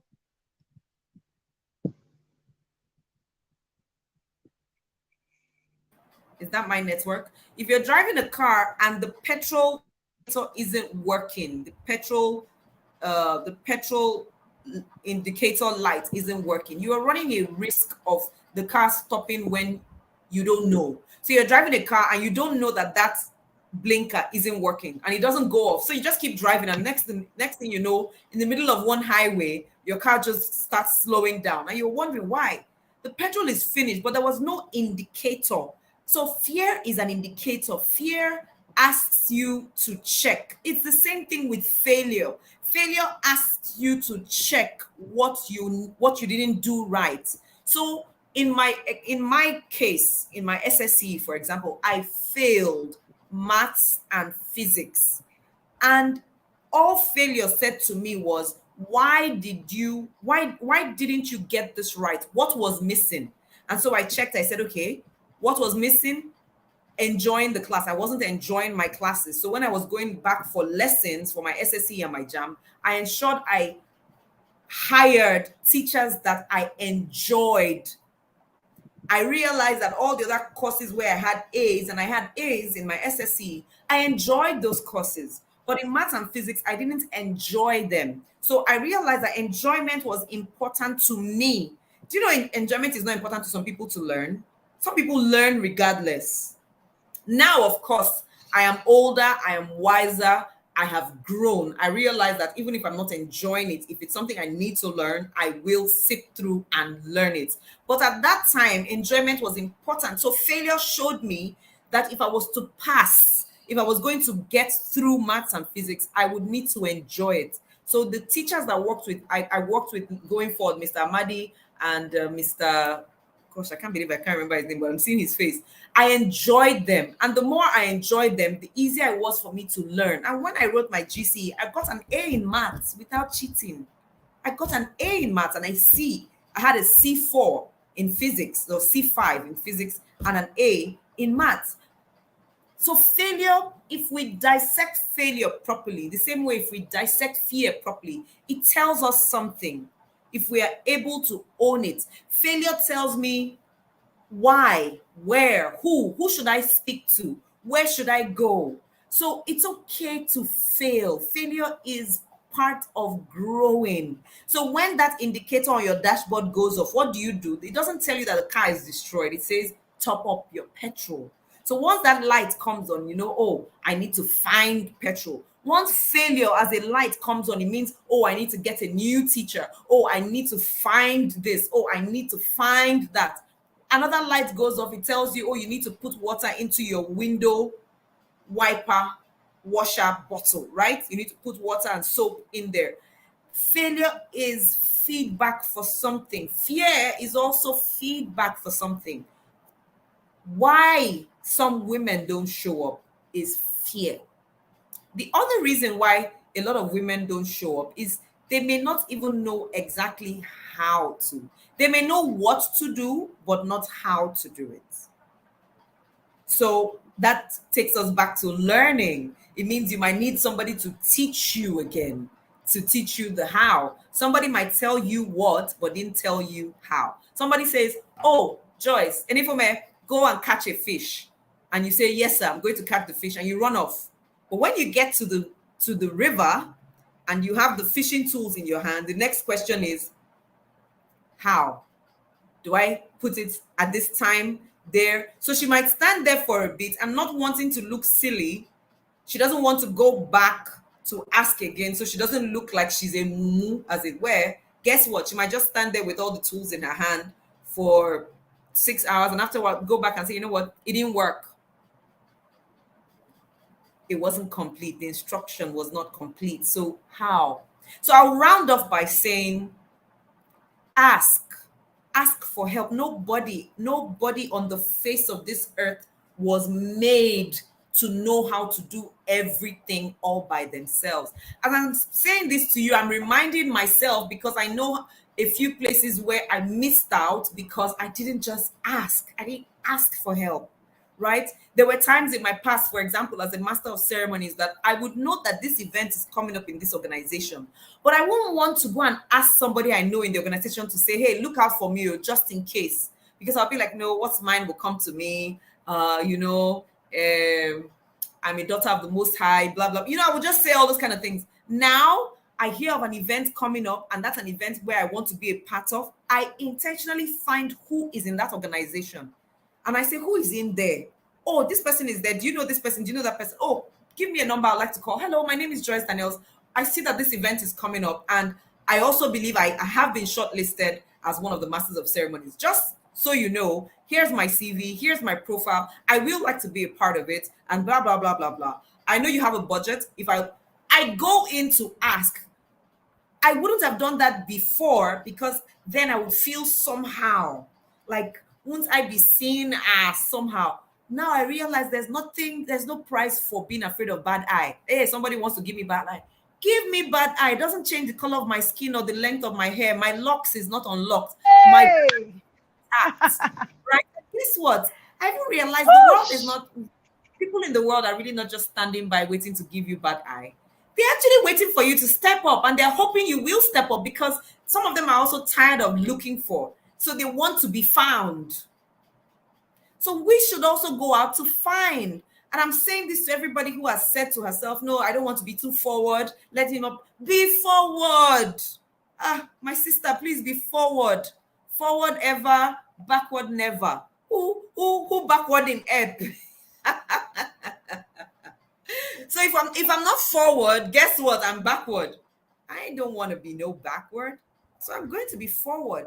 I would go ahead and ask for help, ask for direction, ask for what's the word now? When somebody is speaking on your behalf, ask for mediation. It's okay. It doesn't make you weak. In fact, it makes you much stronger. Over to you. I'll leave this here for now. Hey, it was while you were speaking that I remembered that you are the confidence queen. You teach on confidence. I said, okay, courage and confidence. It just clicked when you said if you don't know, ask, because you teach about competence. Sometimes the reason why you don't know is because you're not competent enough to do that thing. And sometimes, the truth of the matter is that if you don't know, I was talking about it before you came, that I tell my children when they tell me I don't know, it's not allowed. It's not like you should not tell me you don't know. If you don't know, you are being honest. But after you don't know, what did you do about that which you don't know? They know. I tell them, I don't know is not an excuse. Ask me, ask the Holy Spirit, ask Google, or ask somebody else. But if you remain like that and come and tell me, I don't know now.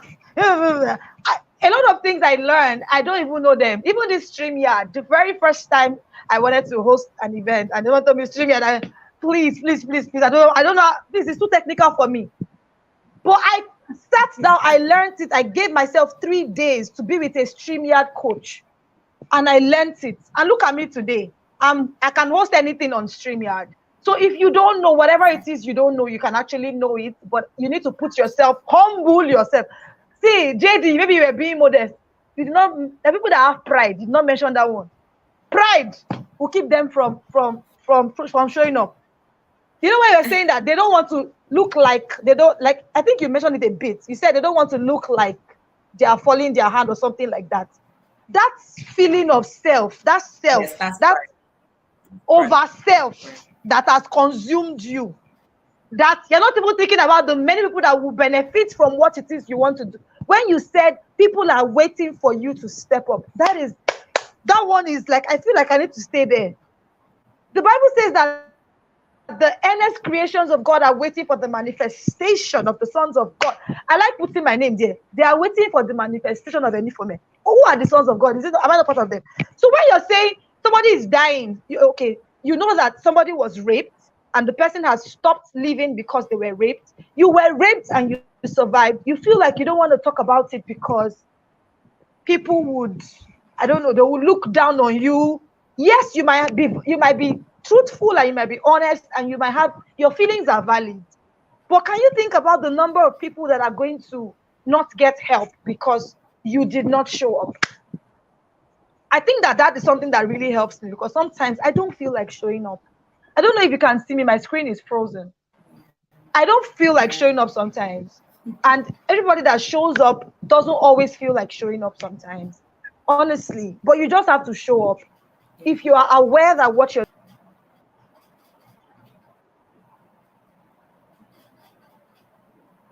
Yeah, I guess her network has thrown her out again. Challenging times. I'm sure she would come right back in. So far, if you can hear me and you're still here, write something in the chat. Something in the chat. Say, I hear you. Say, I'm here with you. Right. And then I can jump on to the next question, which is what are the qualities of a resilient woman? What are the qualities of a resilient woman? I'm waiting to see 1 or 2 comments to be sure that people are here with me and I'm not speaking to myself. And then I jump right in. What are the qualities of a resilient woman? Oh, fantastic. Thank you. Quality number 1, looking at the rubber band and what the rubber band brings to fore. I think I had a rubber band here. Where is it? I was going to hold it while speaking. I think maybe I left it in the sitting room. Yeah, I think so. That you so quality number 1 is flexibility, and I think Tombra alluded to that as well. flexibility, the ability to stretch, the ability to go in and out at will, flexibility. Flexibility, therefore, will open-mindedness. So another quality is open-mindedness, the willingness to hear, the willingness to learn, the willingness to ask, the willingness to take in something that is different from what you're used to. Being open-minded doesn't make you careless. It doesn't make you a backslider. Being open-minded gives you opportunity to know more, opportunity to see things from other people's points of view. So we've talked about being flexible and then being open-minded. I think these are two qualities of a resilient woman that cannot be done away with. Without these two, you cannot be resilient. So one is flexible, two is being open-minded, third quality is, should I say, humility, where you have taken all that could shame you and trashed it, and so you can't be shamed anymore. You become shameless. The place of being shameless, the power of shamelessness. A resilient woman is a shameless woman, and I say this with every sense of responsibility.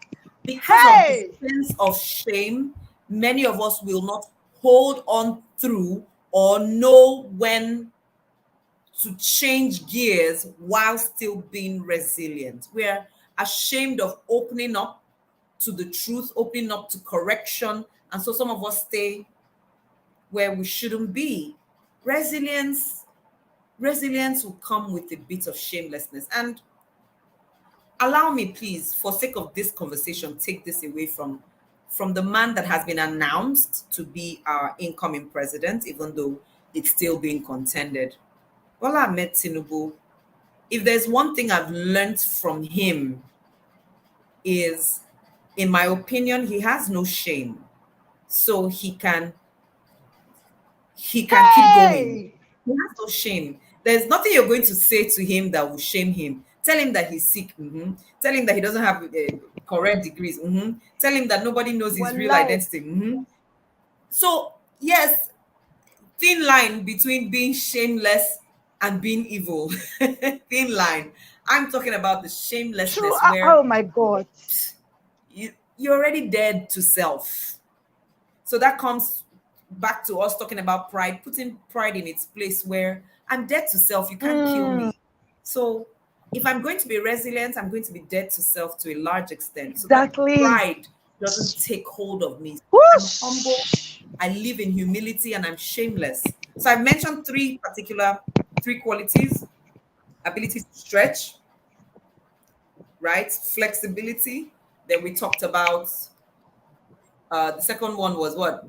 After flexibility, we talked about being being open-minded, open-minded, and then we said being shameless, aka being humble. What a summary! What a summary! Like this three, if you take these three and you can get, it's pregnant. These 3 points are pregnant.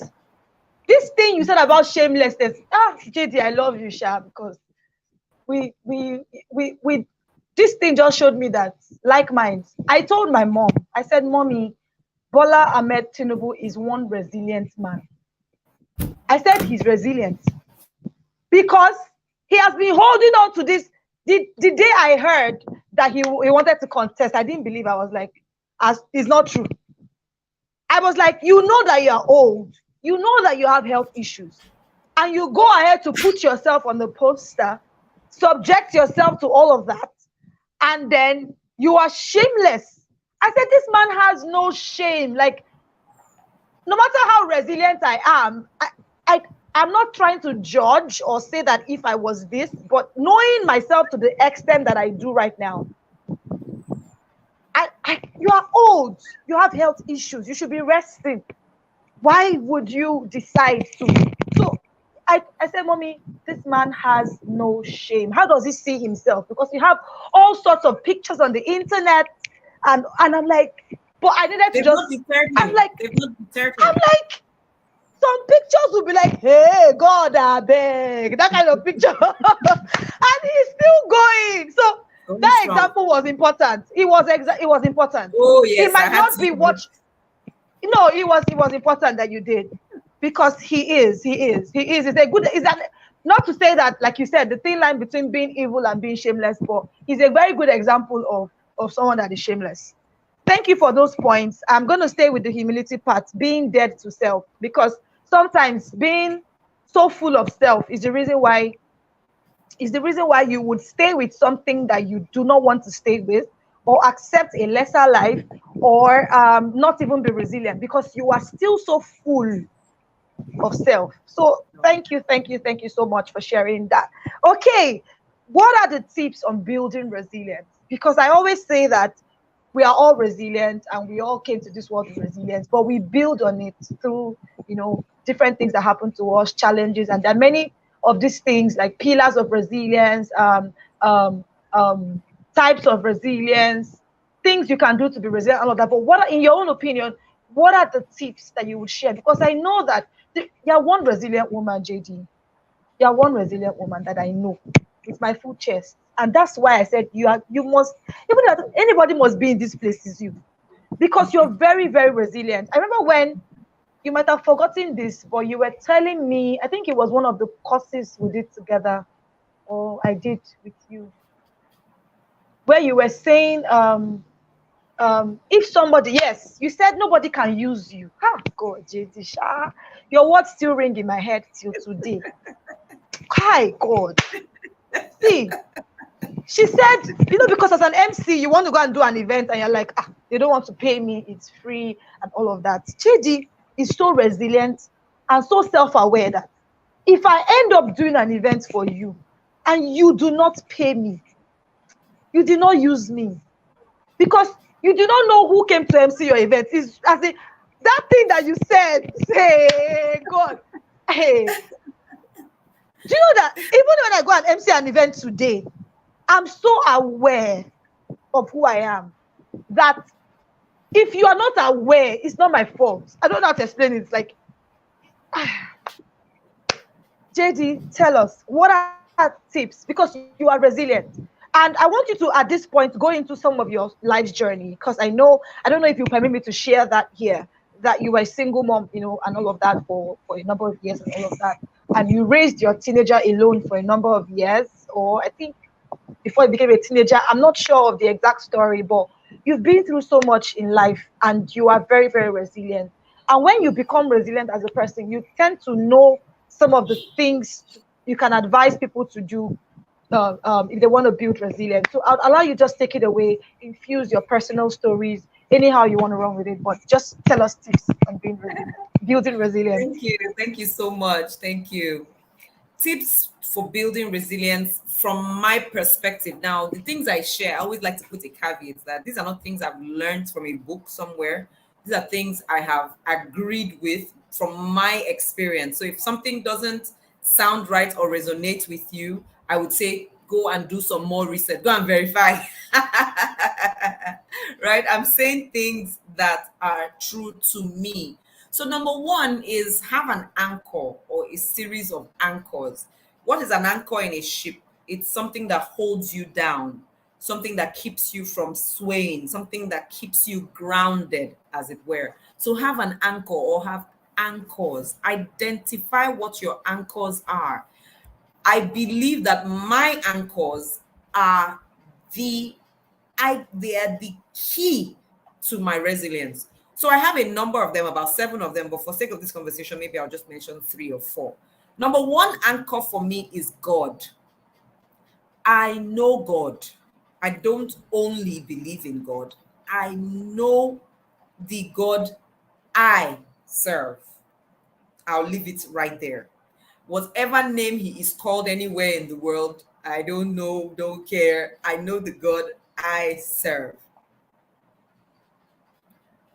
Somebody used an analogy over the last few days, I've been trying to remember who shared that thing with me. Just this last few days, said somebody was speaking and said she called two people out of the audience and told them to face the audience, backing her.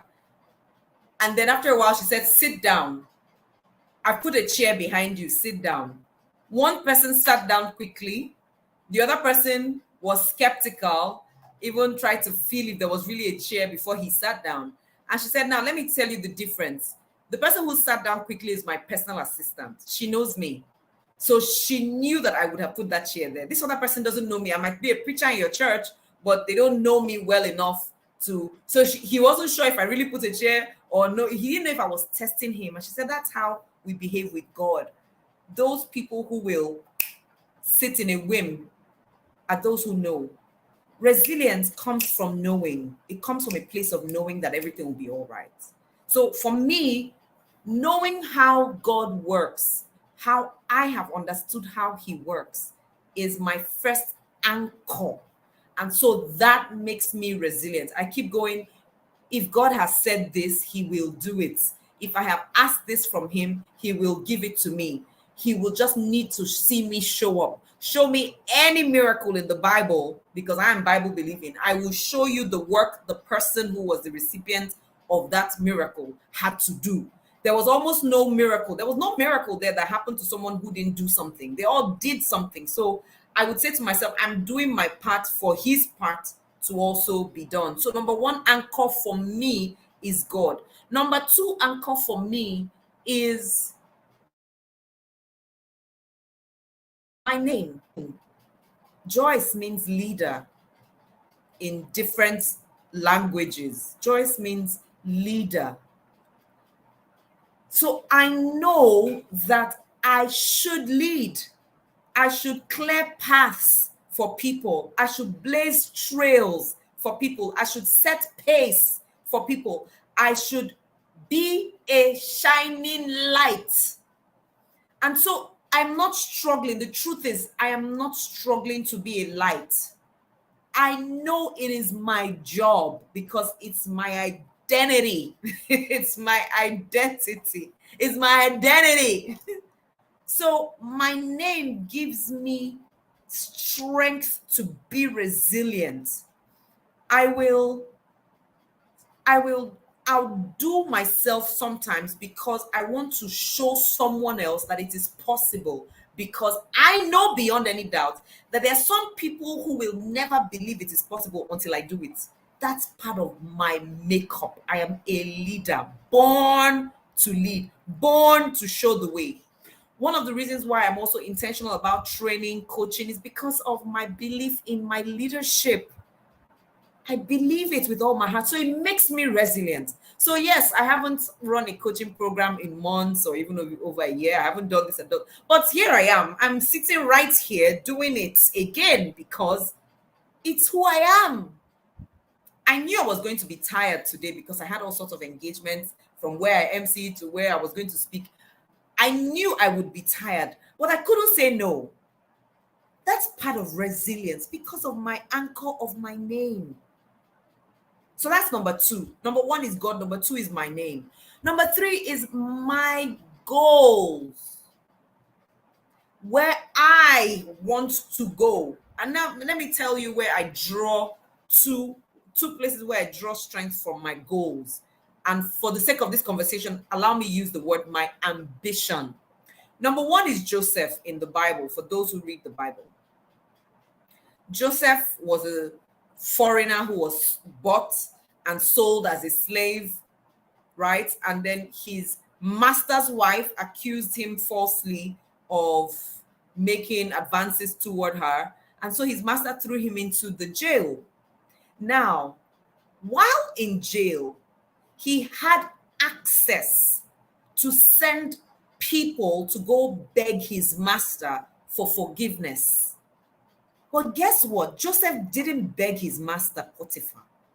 While in jail, Joseph said to people, when you get out, go and tell Pharaoh about me. Come on, how is that for ambition? He said, tell Pharaoh about me. I have a solution that Pharaoh is looking for. That's ambitious. So I get my strength of ambition from Joseph. That's one. Two, David was sent to take food to his brothers as a shepherd boy, a non-soldier. He got there and saw Goliath making mockery of the army of Israel. And rather than say, well, no concern me, not my battle, not an army, not a soldier, I don't even know how to use spear and sword and shield, he didn't just walk away. He was ambitious enough to say, I can kill that guy. I've been killing animals and I've understood killing. I'm not a soldier, I'm a killer. I know how to kill. If there's something I know how to do, it's to kill. I've killed wild animals, I've killed wild beasts.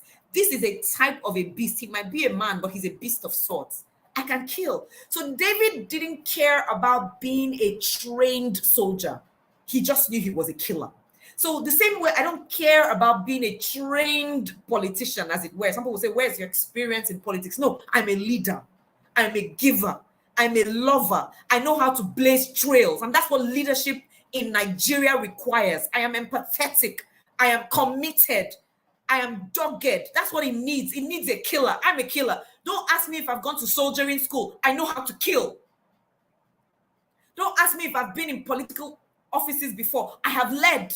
I have trained. I have empowered. I've given my all. So don't give me that. So when they were telling David, do you know how to do this? He said, yeah. You've given me all these things. Look, I don't know how to use these things. Remove them from my body. Give me what I know I can use to kill. Let me kill. I'm a killer. So you see, the anchor of ambition, that thing you say you want. David said, I want to kill Goliath. Allow me kill him. And then they give him the way to kill, and he killed. So for me, some people will say, oh, let's wait until God says. These two examples, and I have more, but I'll leave it at just these two. These two are enough for me to say, Joyce, what you want is valid if you will pay the price.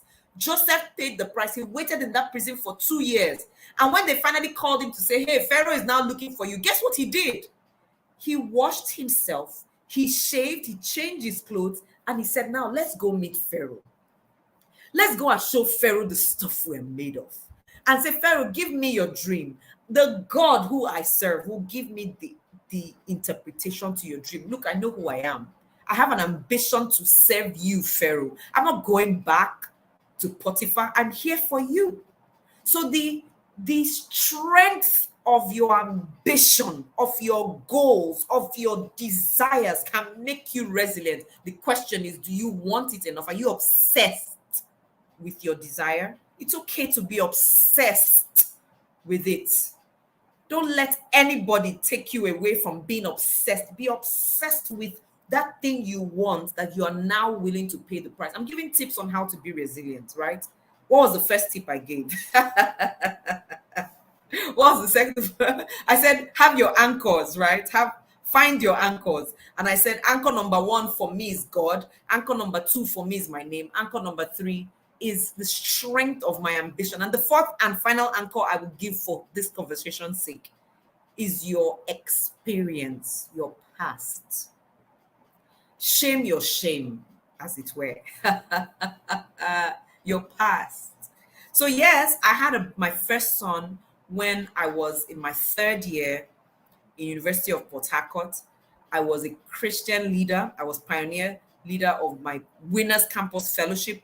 I was the pioneer vice president of Winners Campus Fellowship Port Harcourt. I was a praise leader in church. My parents were elders in Living Faith Church, aka Winners Chapel in Port Harcourt. I was sold out to God's kingdom. I was known everywhere as someone who was outspoken and committed to the kingdom, and also somewhat misunderstood. I heard a number of Christians, as it were, say, all these Christians that wear jeans and always hang out with unbelievers, we don't even know where they stand. So I already had that taint, as it were. And then I got pregnant. So where do I begin to tell people that, you see, in fact, it was said to my face, every day for the thief, one day for the owner. These are the things they must have been doing in the past. They were coming up here to preach, but God had to catch them. Remember shaming your shame? So I had my baby. I was in my third year. I was vice president of my department at that time. So it was a major shame. It was a major scandal, as it were. Thankfully, ASU was on strike, so I had enough time to give birth and wean my baby off breastfeeding. He was 5 months when ASU called off the strike. I went back to school. And then there was the mocking. Some people will come. Yes, a number of people came with, please, some people came with goodwill. They came, they hugged, they loved. Oh, we should have told us. Oh, so sorry. Oh, how do we help? Some people brought gifts for the baby. And then there were those who were pained. And I understand their pain. They were pained from disappointment that this person who they had looked up to had let them down so bad. And so, to cut a long story short, one day, a particular girl went up on stage in my class and she was saying, hey, now they can't even talk in class anymore. Before they would have been up here saying this, saying that. Now they've come back, they're even sitting at the back quiet. They can't even talk because God has shamed them. They were doing born again. Now we have seen this. And this was not the first, second, third. I'd heard all that. And the people weren't doing it to my back. They were doing it right in front of me. So this particular day, this girl was up there talking, and that day it hit me so bad. Oh, it hit me so bad. I was doing everything I could to keep my tears from flowing, but they began to come out gradually. I was at the back of the class. My breasts began to flow with milk. And this is me that had stopped breastfeeding already, but that day I was just, and so I just said to my friend, Movie, who was by my side, I said, Movie, please give me your lab coat and help me walk out of this place. I can't even get up by myself. I was so broken. I was so broken. And he gave me his lab coat. I put it on. I was walking out. I walked out. He walked with me to where my car was parked at the back of our class. And I drove home. I cried all the way home, like, oh my gosh, what is this? I cried all the way home. And then I got home. And for the sake of that, my experience, I said, I'm going to put a stop to this. The next day, I prepared my baby and I went to school with my baby. There was no other way to stop the talk. I went to school with my child. And truly, that was the end of all that kind of conversation. Because now the child is here. I didn't go out without a fight. I didn't go out and not come back to school. Maybe somebody was expecting me to leave and not come back. But I came back the very next day and I brought my son with me. And I said, you know what? Girl, you have points to prove. You will prove it to yourself, you will prove it to your son, and you will prove it to the world. I wanted to be a great mother because I knew the circumstances through which I had my baby. And I said my child was not going to be a child that everybody will know that, oh, this one, time for school fees. They must go from house to house, holding cup in hand, saying, support us, support us. No. I will raise this boy with self-sufficiency and pride in himself. He will never have to be ashamed to say, I'm the one that they had, that illegitimate child. I will legitimize him. Give me the English, I will do it.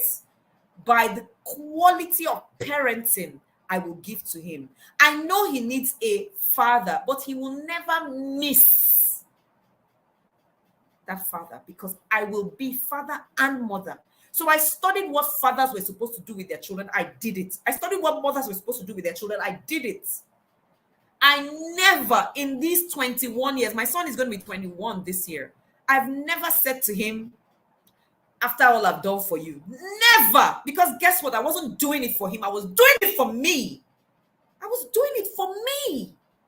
Oh, after, with all that I'm suffering to pay your school fees. No, I'm not suffering to pay any school fees. If I'm suffering to fulfill my dreams. I'm suffering to correct my experiences and make sure they give me strength to get a better future. And he is going to be a beneficiary. No, I'm not going to suffer because I want to raise a child. If I will suffer because I have a destiny to achieve. So I will never say to my child, oh, I suffered for you. I didn't suffer for him. No, I suffered for me. I suffered for my dreams. I suffered for my goals. I suffered for my beliefs. There's so many stories to tell, but I'll leave them here. The things that would help us build resilience are in the anchor. God, if you believe in God, your name, and if your name is not giving you power to get up every day and move, then change it. You're not a tree, you're a human being. You can change the name and go and swear an affidavit. If you need to change your name to resilience, literally go and change it. Don't, what's the meaning of your name? Well, I don't know, So where are you getting your power from? Your goals, your ambition will give you power to be resilient. And of course, your experiences. Now, if you haven't had any bad experiences, like one of my mentors would say, if you've not had any designer experiences like myself, you're all right. You don't go and look for bad experience. No, no, no, no. Some people don't have any of these experiences. That's fine. Right? So if you don't have a bad experience, maybe you had a good experience to live up to. Maybe you had parents who did very well in school, very well in business. So you want to live up to what they have done in your past or in their past, right? So choose from the 4 I have mentioned. At least one of them will count in building resilience. Over to you. Hey! Oh, virtual hug, please. Virtual hug. Right now, I'm hugging you. Oh my God! You made me so Queen B, emotional. cheers to you. Cheers to changing See your what name. see what Queen B is saying. And I put up something on my page. I think it was last year, where I said there is something about people that bear a decola or something like that. So I had researched it. That people that bear a decola, maybe as a first name or as a surname, they somewhat come off as rich, and they are rich. I just sat down and was thinking about that thing, and I said, what's the meaning of Ade? I think Ade is crown, and Ola is supposed to be wealth. There must be a relationship between the way they behave and their manifestation. And I put on my post, that post is still there till today. I said, there is power in a name, that if your name does not look like where you're going or what you desire, change it. It is on my page. And I spoke about how this name, Enifome, stuck with me. My English name is Grace, but I wasn't, how do I put it? It's not like I don't like grace. I understand I have exceptional grace. But I'm like, Enifome, the day I sat down and said, they said it's so the Enifome is the things that fit me. So I said, the things that fit me. Things can be anything now. And I said, the good things of life fit me. I defined the things that fit me. I said, in those things, is good things of life that fit me. And since I became one with my name, good things have literally chased me. Like, I am not looking for the good things look for me. So what you just said now about your name and what it means, and I think that catching a revelation of your name is a totally different thing. Because you have a name, you've not caught a revelation of your name, and you have not allowed it drive you. So if you have a name, this is a good time for you to think about your name. Yeah. And what it means. Yeah. If it doesn't mean something, like I had one name that said, na so them they talk. That's the meaning of the name. When you check the meaning, is na so them they talk. It's all sorts of. Let me take it a step further. Go and find out your surname, what it means. If you don't like your surname, change it. Change it as simple as that. Forget first name, self. If you don't like your surname, I know somebody that the person's surname is like 6 or 7 syllables, and the person changed it to 2 syllables. Like, this name will fit my profile. Change it. Yes, you have the power to change it. Thank you so much for sharing. I want to highlight a few things you said, and the last thing I'll ask you is to link resilience with this year's IWD theme, which is embracing equity. But I want to highlight a few things you said when you said, I went back to school. I went back to school. there are a lot of people that have had similar experiences and they never went back to school. And I say this with all sense of knowledge, because I have this NGO where I reach out to broken, abused, and distressed women. Many times, some women that are abused, when they tell you, okay, what do you do? What's your qualification? Oh, I have SSC. And I'm like, do you want to go back to school? You can actually go back to school. Ah, where will I start from? Children, everything has scattered. In fact, my business, he did not even allow me do my business. I'm like, that is what he did. It's a past tense. You, what do you want to do now? So when you said I went back to school, I can't imagine what it might have cost you to even desire and decide to go back. And I cannot imagine, as you know, it's easier said, it's easier expressed. But you that went through it, like people are laughing at you to your face. They don't talk for back finish, you not reach them. Think I enter worry. They now came to your front. They are now rubbing it in. Rubbing it in. And it's interesting that if I ask you, you will tell me that many people that were rubbing those things in were women. Please, JD, is this true or false? Some of them were women. Not like you had a statistic of men and women, but I want to bring something out that sometimes when women go through stuff, yeah, you can go ahead. I think the girls were. Let's say something. It was both. It was both. Yeah. Yeah.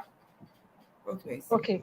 So I wanted to point out something that sometimes it may seem as if when you go through stuff, you would expect some women to understand because you're a woman, right? This could have been you, right?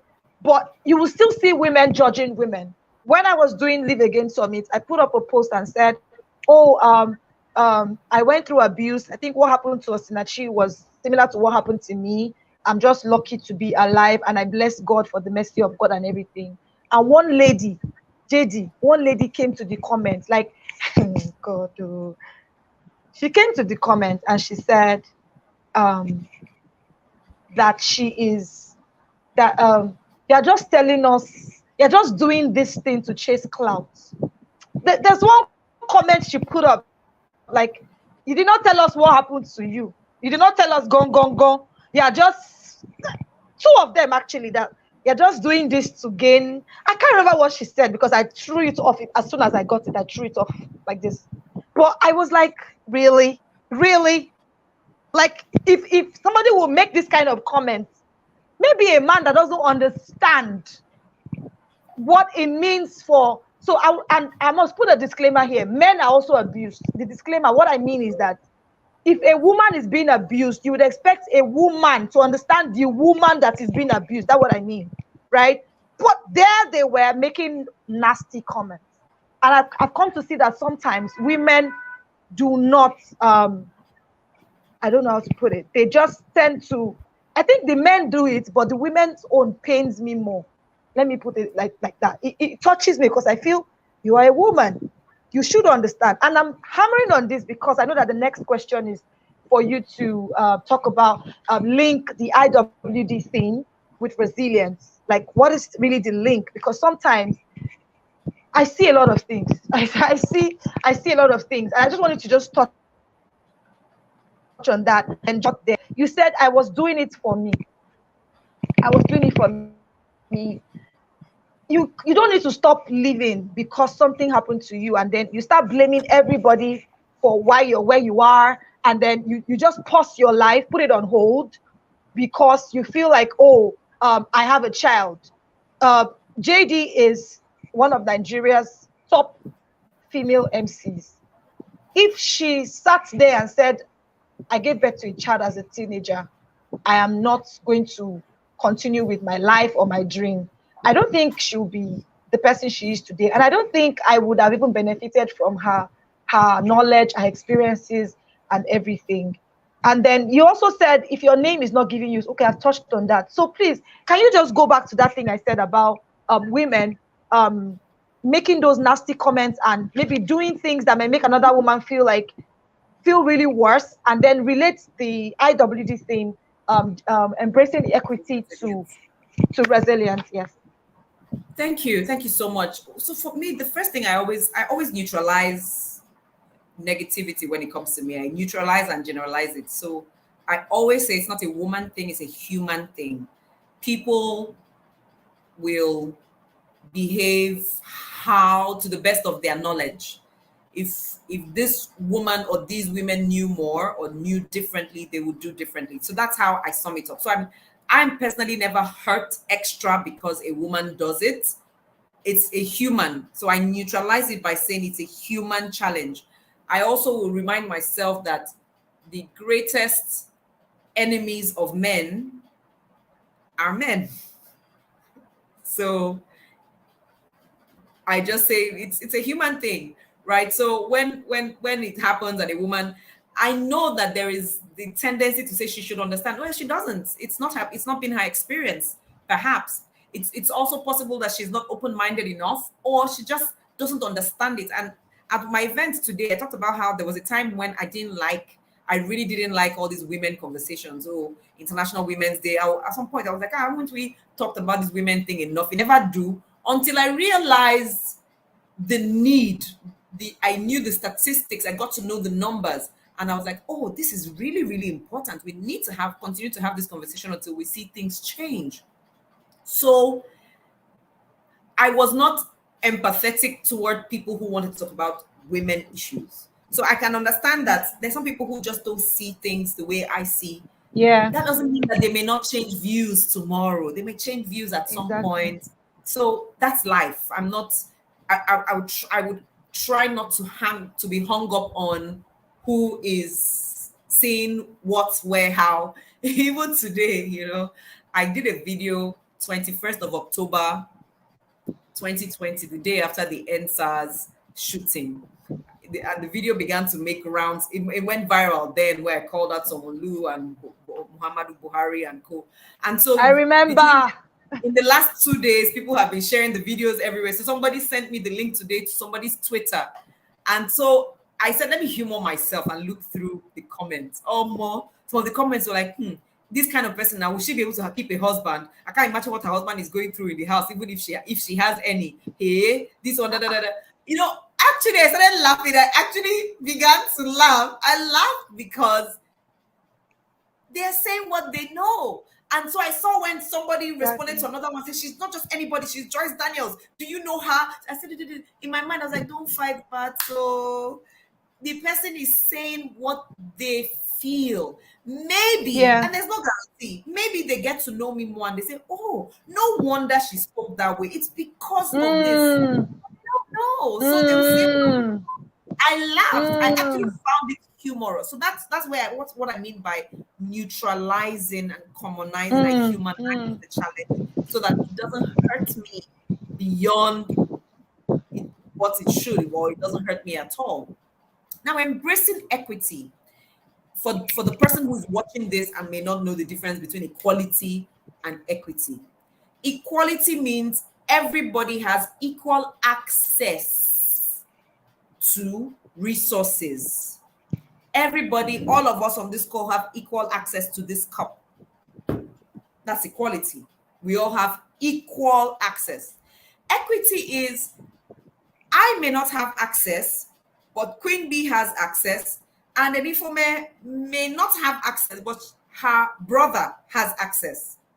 So equity is saying, if I don't have access, don't ask Joyce to come to the cup if she doesn't have access. Rather, take the cup and give it to her. So now she has it.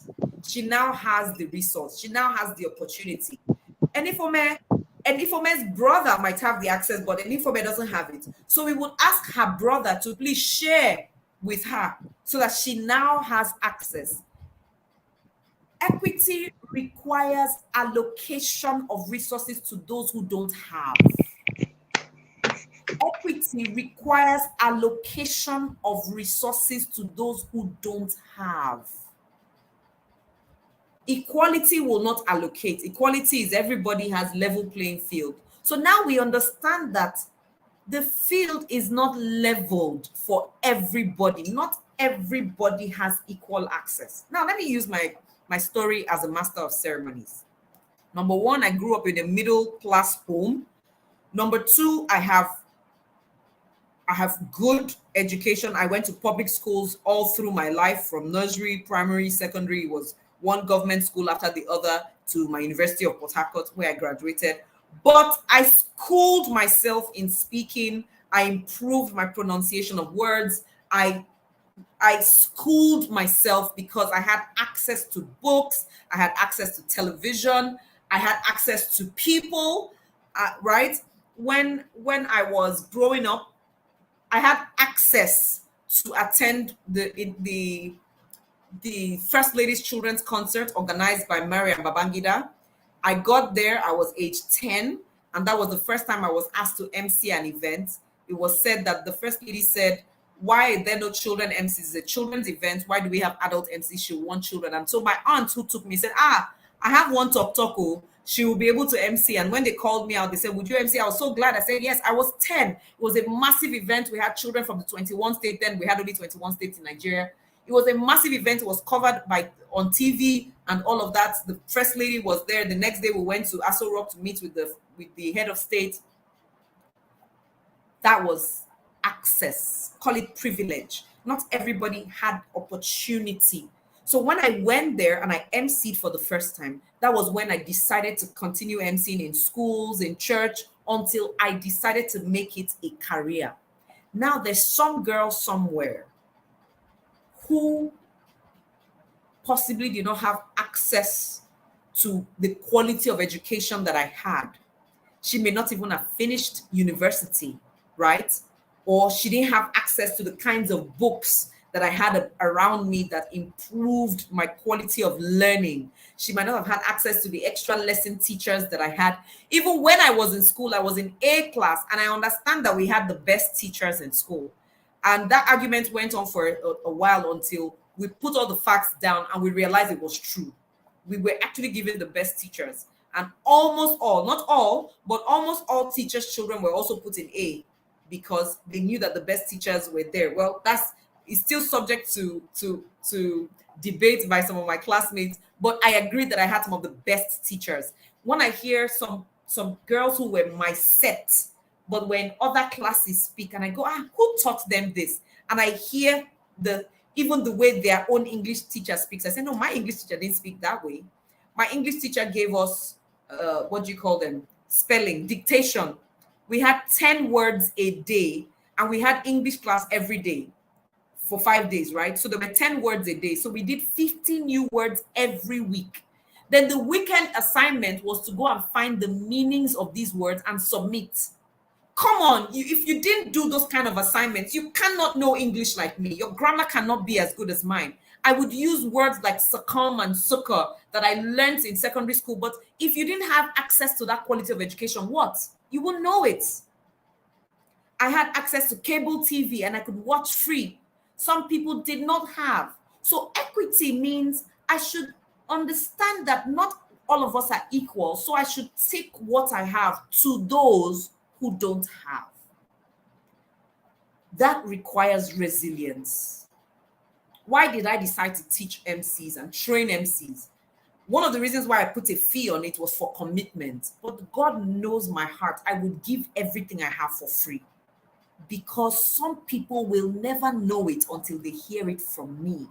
Not because they don't want it, but they just didn't have the access. It's not equally available to everybody. But because of equity, I will allocate my time, my energy to giving to those people what they may not have ordinarily. Coming here to speak for free, as it were, is part of equity, embracing equity. For free because I will not take a fee. We didn't talk about fees. I'm not expecting one, and I will not even collect one. If this is how I can give back on International Women's Day, so be it. There's someone who will hear something here that she may not have had the money to pay. That's why she has not attended a program somewhere, because she couldn't pay for it. If she will get it here for free, then that's equity. That's making an allowance for her. And that requires resilience. I mean, I'm physically tired. One of the reasons why I said I need you to be here to have a conversation, like an interview style, Q&A style, so that it could give me some energy. I was tired. I came back and there's been one call and this and the other. I wanted to just wash off all my makeup and sleep. And I said, no. If I wash off this makeup, I will sleep. And when it is time, I would miss it. And there was anyway, let me not go into that. So equity, embracing equity is embracing the truth that not everything is available to everyone. And some of us will be responsible for being propagators of equity to others. Some of us will have to bear the burden for others to have access. When you pay scholarship for someone, when you pay school fees for someone, that's equity. That's giving them an opportunity that they would not have had otherwise. Right? When you give to the needy, that's propagating equity, because if you didn't give them that food, they may not have had food to eat. That's the link between resilience and equity.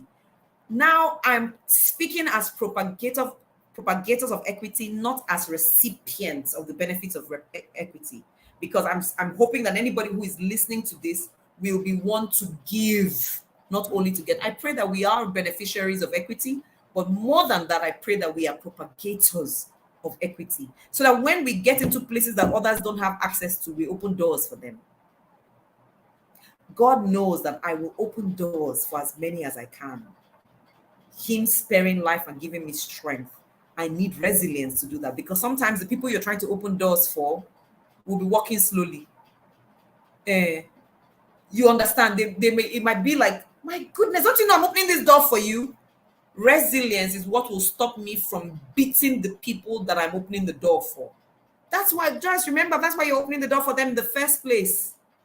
So don't beat them, teach them, train them, clean them, correct them, and sometimes let them go if you need to, but don't condemn them if you're opening doors for someone. It takes resilience to commit to equity, to embrace equity on a full scale as a propagator. That's the link for me. Hey, hey, hey, hey. Oh my, wow. Oh, wow. Please, please, please, just tell me in the comments, what are you taking away? What are you taking away from this session? What are you taking away? What are you taking away? What are you? Wow. Wow. Someone is saying some will even close itself. You have to be resilient to help people, though. Wallahi, me, I can say that one. You have to be resilient to help people. There are all kinds of human beings. You have to just be, and like you said, and just being aware that this person is on this journey, on this level in their journey, and not, if not, you would have offense, and you would keep it in your heart, and it will eat you up and injure you. So I think that reminder that you gave about knowing that this person is human, neutralizing that thing that happened, to say, okay, this is no matter of is a woman or is a man. This person is human. So their human side is what did this. And so if you are also human, you should be able to forgive, because there's a popular phrase that says to err is human, right? And then to forgive is divine. So yeah, it's human for people to err and make mistakes, and even you yourself, you're not perfect. So that was it for me when you mentioned that, because in this journey that I am on now, having an NGO, I never saw myself having an NGO. It wasn't even in my plan or my goals or whatever. I meet all sorts of people, and then the more you help people, the more compassionate you get. Sometimes that you want to help everybody, but you realize that you can't help everybody. You just want to, you can't, so when you said some people are slow, you're trying to open the door. In fact, some people even insult you for opening the door. They feel like, why are you the one in front? Or all sorts I don't want to even go into, but I needed that thing you said. That's what I took for myself. So please, what did you take from what she shared? Because me, I took that one. I took it. I needed that. I took it. Because the reward for work is more work. The more you do, the more you see that you have to do. So I needed that thing. I'm going to hold on to it. Thank you so much, JD. I love you so much. And I cannot say it enough. And I will not continue. I will not stop saying it. I will continue to say it. Wallahi. Thank you. Thank you. As tired as you were, you decided to come here, but at no cost. I don't know what to say. I don't know what to say, honestly, but I just want to You've say said it thank you. already. Thank you. Thank you so much. I'm going to Thank let you. you go now. I'm going to I let you love go you now so that you all. can go and Atat, I rest. see you. All Thank right. you Good so night, much, everyone. JD. And Good thank you for doing this. night. Thank you. Thank you so much, Elifome. Thank you for giving of yourself to do this. This is a lot. You've been on for almost 4 hours. Well done. Azin. More grace to you. Amen. Amen. Bye bye, JD. I love you. Oh my wow. Oh. Like I just thank God. I thank God for the grace to be resilient. Walai. You see, all these things, JD just said now that I've been here for almost 4 hours. Maybe it's because when I coach people, I've seen all sorts. There's a particular lady that was depressed. Somebody sent me her number. I ended up speaking to her for almost 5 hours, trying to get her to a good place. Because if that weight, they said, the spirit of heaviness, in the spirit of joy in place of the spirit of heaviness. If I'm not able to get that heaviness off you, I feel I haven't done my job. I haven't done my work. So I'm kind of used to doing that deep work, right? But it's really resilience, and I just thank God for it. Our guest is here, our last guest for today and final guest. She is here, and she just shared a news with me just before she came on that, and she said, "Thank God for resilience," because when you see people that are showing up, right, you think they have everything, or everything is just spirit. According to my mom, everything is just speak and span. They don't have any challenge. It's not true. She just shared a news with me now that if it is only that news that she just got, we'll just say, okay, bye bye, everybody, bye bye. We have to close the session because our speaker cannot make it. But she's here. Life will throw you lemons. There will be setbacks in life. You just have to understand that everything is all phases and stages. Nothing is coming to stay forever. If it's going to stay forever, you are the one that will prolong it or reduce it. Sincerely, you are the most singular, most important factor in whatever challenge that you go through. Some go become longer no matter what you do, but you still have a part to play in ensuring that when you are coming out of that challenge, you are not fried, roasted, and burned. Instead, you are coming out stronger and better. And that's really what resilience is about. I'm adding that to the stream right away. Ladies and gentlemen, or gentlemen, because I saw a gentleman a while ago. Our final guest for the day, and I'm just so happy to have her here. And I see her as a resilient woman, and that's the reason why she's here today. And I just can't wait for what God is going to do with her and what it is that she has to say to us. Her name is Joyce. Yes, we just had a Joyce, and this is the second Joyce. So that's like two Yeah. Joyces. So what that means is that there's plenty of joy and plenty, Joy. plenty joy in the house, right? In surplus. Ladies and gentlemen, our guest speaker is none other than Joyce Ugosu. Like I said earlier, she is a portfolio entrepreneur, and she has pioneered several registered businesses like Infosys Digital Solutions, Infosys Hub, Blue Strides Consulting. She is also the CEO slash founder of Lakewood British Schools and so many other businesses. She owns a foundation, yeah, Movere Foundation. It is a foundation that really just helps to train and empower young people. She is a distinguished speaker and trainer. She is a latest author, in fact, the latest author of the latest book, Overcoming Inertia.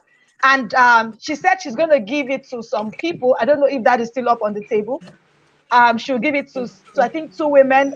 She's going to share that, right? And then she's also the convener of the waiting room, right? It That's is an right. online transformational program with a mandate to prepare minds, as they await manifestation. Ladies and gentlemen, time is fast spent, and I don't want to waste much time.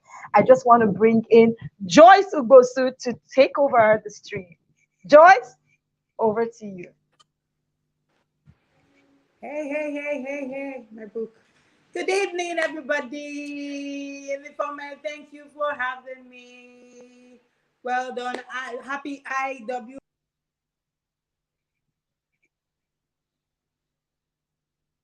It's good to be here. Thank you so much. Thank you so much. So you brought me after JD. So what do you want me to say again? JD has finished scattering the table and there is no pieces to pick up anymore. JD, thank you so much for your session. In case you're watching, I love you. I love you. I love you. I love you. Thank you so much. You shared a whole lot. Who is a resilient? Are we still here? This one that I'm the last speaker. Do I still have people here? If I have people on this call, can I see you? Just send me an emoji. I need energy. I need love so that I can go on. Fire for fire. If you're still here, let me know how many people are here, and then let me know how many people are listening. Just send in an emoji. I will know if you are listening. And for my, I look like I'm alone. I hope I'm not an orphan in the house. Where No, you're are the not alone. There people? are people here. There are Where people are the here. Don't worry. people? The emojis are coming in. They are here. They I are just came coming. in They to are give you coming. some energy and then go backstage again. They're actually Okay, here. They okay, are. okay. So, the resilient woman. Oh my God. I think, from all the speakers, we hear the same thing, the ability to bounce back after a setback. I can actually write a book on that. In fact, when anyone sent me the topic, I'm like, I should write a book on resilience. I should write a book on resilience. So the first thing, because I like teaching with stories. I like teaching with stories, and I say to people that my life is full of stories. My life is full of content. There's no way. So I do a lot. I'm a podcaster. I do YouTube videos and all that. I do so much. I write and all that. And someone was saying to me, how are you not going to run out of content? And my response was, my life is content. My everyday life, my history, my story is unique to me, and it's content. So I'll start by saying I was born dead. So I came in dead. Talking about resilience, right? I came in dead. And they battled and battled in my life for hours without success. At the point of giving up, at the point where my mom had already said, oh, look at the others with their babies. I have to go home without my baby. She was crying and all that. She had given up on going home with a child. I bounced back to life. I suddenly started crying. And she got the news that your baby is back to life. And there was jubilation. Hence, they named me Oh. No, Inifeme was talking about name and how far a name go. If you know me, for those that know me and follow me and all that, you will know that I live my name daily. I am Joyce, the English version of it. But in deep content, I'm so called the deep content is joy. That's multiple joy. So I cannot lack happiness. I cannot lack joy. That is the meaning of my name, and it came from that, a scene of my birth where everybody wanted to go home crying and sad, and suddenly I bounced back to life. That is joy. So I fought life. I cheated death, and I came back to life when everybody had given up. That is resilience story number one.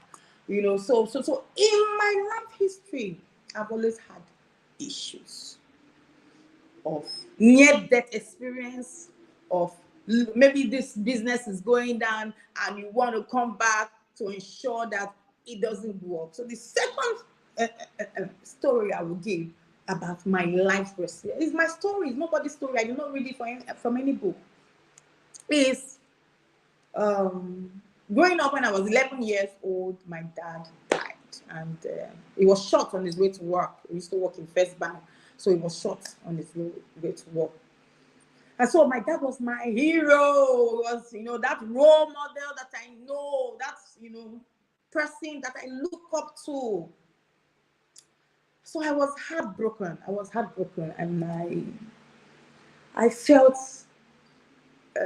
okay, so why are we living if this person that I really love is dead? We pray to God every day, and you know, he's supposed to, you know, protect this man. Why is it? I lost faith in God somehow. At 11, like, there's no God, Joe. And I derailed. I derailed. I used to do very well in school. Sciences are, you know, I do very well. My dad was so proud of me. I would send this girl abroad. I would do this. But when he died, I derailed. I derailed from, okay, so my mom is not, she didn't go to school. She's an illiterate. So he is the one that comes home and look at my work and do, you know, help me, direct me, mentor me about, okay, this girl is really brilliant, so I want to direct her. But this man is dead, so there's nobody to do that mentorship anymore. So what do? I derailed. So I stopped reading. You know this, you know, you want to show them back that, this life, let me show you Pepe back. And so that's how, you know, I stopped reading. And of course, the bad gangs and everything. So by the time I was leaving secondary school, I finished with 2 credits. For all those of you that are in Nigeria, two C's. And guess the subjects: history and literature. No maths, no English, no nothing. I already knew the reason why I failed, so I told my, so when I went for my WAEC result, my VP called my name and like, you, that was brilliant, because your dad died, right? That's why you derailed. Come and take your 2 credits. She said something in that conversation, that your dad will turn in his grave. Your dad was a very good man. I don't know what got into you. You sure be a tomato seller. For me, that's the gospel. Now, that's the gospel that changed my life. That's the gospel that made me go back home. And I had a conversation with myself. I don't know if you will have conversations with yourself in this place. So for those that will view later, for those that are viewing now, I went back home and I had the conversation with myself. Now, do you really want to be a tomato seller? Is this how you will end your life? And after asking myself those questions, I, you know, came back and I said, hey, I don't want to be a tomato seller. So what do I do? Read. Can you go dust these books, read them again, then go for this WAEC exam and GC and all that? Do you know, I sat for that exam, and in a sitting, I cleared all my papers. That was, you know, a turning point for me. A turning point for me because of so many things. So you can actually read and pass. Oh, so the reason why I failed was because I did not read. You know, so that is where the quest for knowledge started for me. Like the quest for knowledge. So I'm just this voracious person that goes after anything knowledge. And I now found my life changing. Then it got to the point where I'll get my admission into university. Bam! Wahala started. No sponsor. I passed my jam, you know, cleared all my papers and all that. White jam and ready. I got my admission. No sponsor. No sponsor. So I started working. Sales girl, did a little. So when girls come to my house to work for me and they're doing their work, I tell them, I have done this work. How said I have done it without pay. I did it to survive. Because my mom had so many, we're 12. We are 12, nobody died. We are still 12. And so we had a lot of money. She had a lot of money to feed. So she started, you know, distributing her children. And that's how I started working for people. So when it was time for me to get my school fees, everybody decided not to contribute. I'm trying to, you know, be brief with the story so that I can. So as we are moving, you are looking at bounce back ability. I've heard that word. I use it a lot. If this doesn't work, what next? And so they said they don't have money to train me. I started working and I started gathering money. So any young girl that comes to me, I don't have anybody to train me. I don't have anybody. I don't hear. There's no excuse for failure. No excuse. So I started gathering my money, worked as a photographer. So when you people see me taking pictures today, I've worked in the photography studio before. That's it. I write. I started writing when I was young. So I copy notes for people. I teach people, and they pay me. They pay me when I copy your note. Well, not knowing that when you write, what you do, you learn. So in that learning, copying 10 people's note, 9 people's note, there is no way you forget the thing that the teacher taught.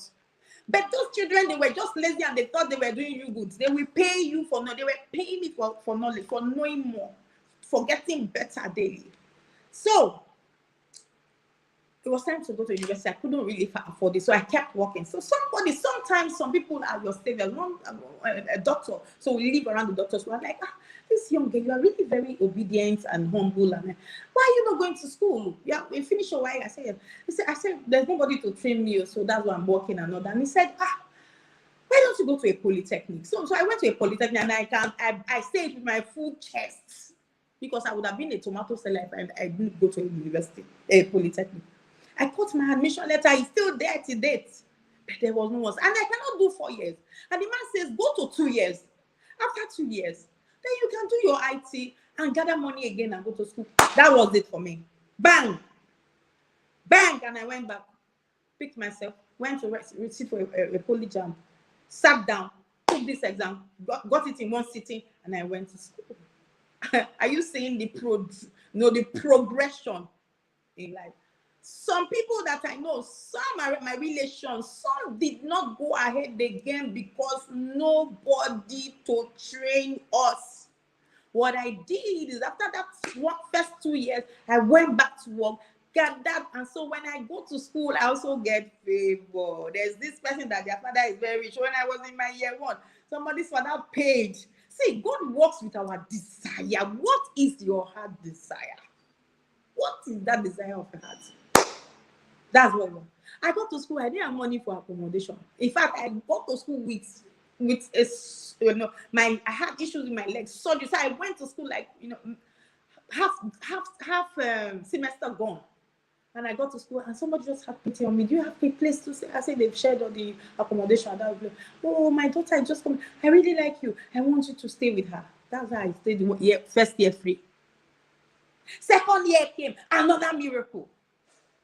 OND done. I went for my, what is it called? 1 year. And before you know it, I was out of school. Now I graduated because I knew that, hey, out there, is you. So you need to do your best so that when it's time for work, you will get favor. So I sat down and I read. I read and I graduated best graduating student in my class. And that was it for me. I just got favor from one of our lecturers. Like, do you have where you're studying? This girl should not go and waste in one knot or one place. You should go to Lagos. He called somebody. I had nothing to do with it. But because I fought to become the best. When people are sleeping, I am reading. When they are traveling, see, there's nobody that don't come at me in the university. Cultists, lesbians, because everybody wants, a young, beautiful girl that is brilliant in their corner. So there's no one, but because I knew foundation matters, as we are putting this down, please, let's be writing foundation. Foundation, I was a church girl. You understand? So my dad instilled some, self-discipline in me. So when I want to do this, I hear his voice. I hear God. What would Jesus do? Will you be okay if this thing happens to the? So you went to school. I went to school to get my degree certificate because, of course, court clashes happen that time. You hear people dying. Did you come so that they'll do your funeral? You come so that your mom that is still mourning will go to the police station or the court to get you? So those things guide me and drive me. And before you could say Jack Robinson, I got a letter to come and serve in Lagos. In my school, we're only 3. The other 2 people, their fathers work in oil companies, Schlumberger and what's the name of the other one? This shipping company. So that's how we landed. Joyce, how did you come to Lagos? I said it's a miracle. I don't even know. And when I got to Lagos, that is where my life's journey started. I got into a career, very young, sharp, but I was willing to work. And so my bosses saw me. I never stayed a day at home. By the time I was finishing my NYSC, I had 3 job offers. That I chose one because I felt that's where my path is, and I did not choose wrong. I didn't choose wrong. So I started that career. Of course, a lot of competition. It's an IT firm, a lot of competition, but I was just focused. I don't want an informant to get to where she'll be asking me questions. So I want my story to go with my point. How to be resilient. What do you do? So my story comes with the point. And the first point I have here is, for you to be resilient, you need to have blind focus. Blind focus, where you are zooming. Let's set your eye like a flint. It's in the Bible. Face your front. I knew where I was going. I so much knew in my spirit that I don't want to be hungry. I so much knew in my spirit that I don't want to be like my mom. I so much knew in my spirit I wanted to be a success, and I wanted it. Yesterday I said it. I did, in my podcast, the title was "The Ache of Wanting." I wanted it so much that it ached me in my spirit that I want to be successful. I don't just want to live this walk, the path of the earth without people knowing me, without people hearing my name for good, without impacting my world. And I call myself Joyce to the world. Yes, with Joyce Daniel, we are all to the world. And so with that blind focus, I entered that job and I was working. Of course, if you are working, the bosses are observing. People are paying attention. At first, you will not be recognized, but 5 years down the line, 6 years down the line, you will get your reward. Joyzania was saying something about, let people, don't be ashamed. So if you have focus and that's where you're going, people will be angry with you. Who will see us forward? Who will say what's wrong with this one? Only you there. If they have not said that about you, you are not going anywhere. You understand? So let people, you have to be annoying to them because you are their faces. You are showing up daily. That's what I was doing even as a young career person. And 6 years in the when I started my career, my bosses asked a question: where do you want to be in 5 years time? What do you want? I said I want to be on that seat. And because of that boss I met at that my VI branch of NIT at that time didn't like me. But guess what? 5 years, 6 months later, I was on that seat. How it happened, I don't know. But I got sporadically elevated because of the results I was bringing in for them. So I was drafted into marketing and sales. Hey, if you're here and you're running away from marketing and sales, you're not ready to go anywhere, because in life is all about selling. And so they drafted I and some other lady into it. And she's like, I cannot do marketing, no. I cannot do sales. I said, I can. And there I learned everything. I'm using presentation skills, selling skills, negotiation skills, how to show up, how to do cold calls, everything I learned in that place that I'm using for my life. 6 years later, I gave them results. I gave them results. They saw millions. They had to send me abroad.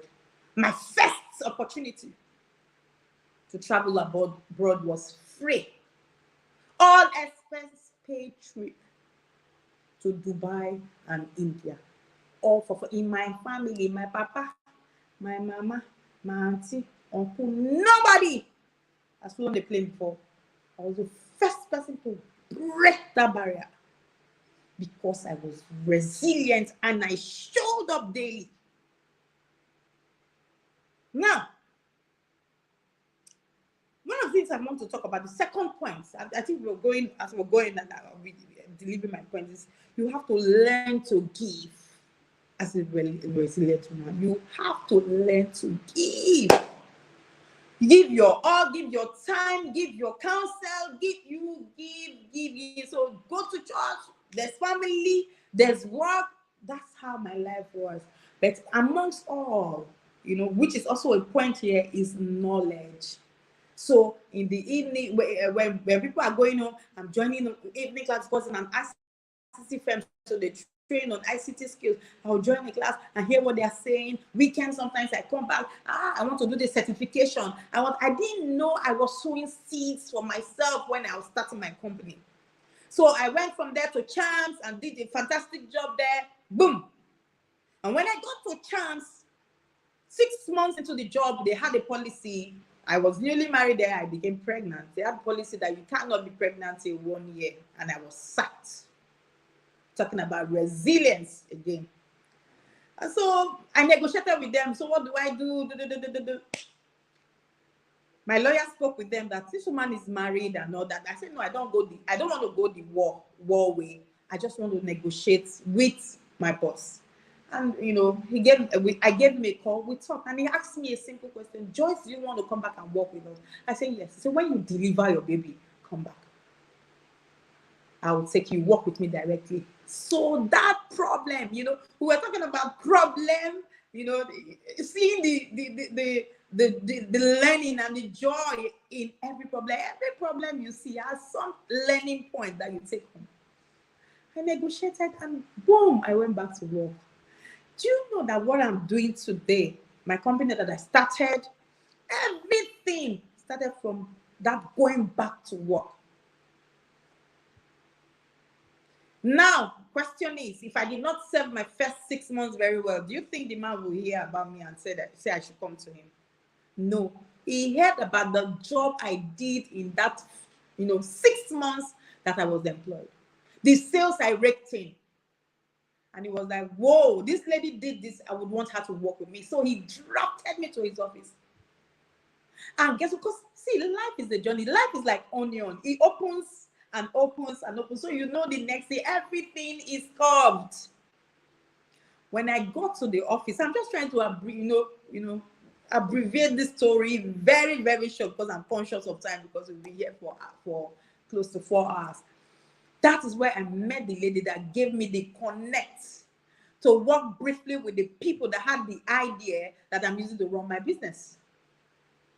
So what if I wasn't sacked after 6 months? Would I go work with the MD and found out Champs? No. So things don't just happen. Some things happen to propel you and push you towards your destiny. And that's how I got there. And I started my own business for the first time, 2014, right? This 10 years, 9 years plus, going to 10 years. I started my business and boom. A point I wrote here, how to be resilient, is you have to be a slave to your assignments. You need to discover your assignment and be a slave to your assignment. I knew I was going somewhere. So anything that pertained where I was going to my success, my career, I don't play with it. If I have to read, I have to be hungry to buy a course, but I do it. If I have to spend time somewhere overnight to ensure that I fill up my brain, I do it. One of the reasons people fail, or they're afraid, or they are not confident, is ignorance. You are confident about something that you know about, that you're sure about, that you have knowledge about. You are bold to talk about it because you have filled up your brain with things about it. You have read up books, so you are not scared anymore. So my chance story ended and I started my business. Now, when we started that business, we're all bidding for schools, to consult for schools. Among the 21 people, we had 2 women and every other guy is talking about embrace equality. So some some businesses and career are male dominated. ICT is one of them. And because of my career, my trajectory, I've always been in ICT training. I decided to, okay, let me start something on ICT. And I met all the people I met, the guys. And so the struggle began. Of course, the men wanted to show us off and know that there was a battle. And at the final point, they said, everybody bring your ICT related certification.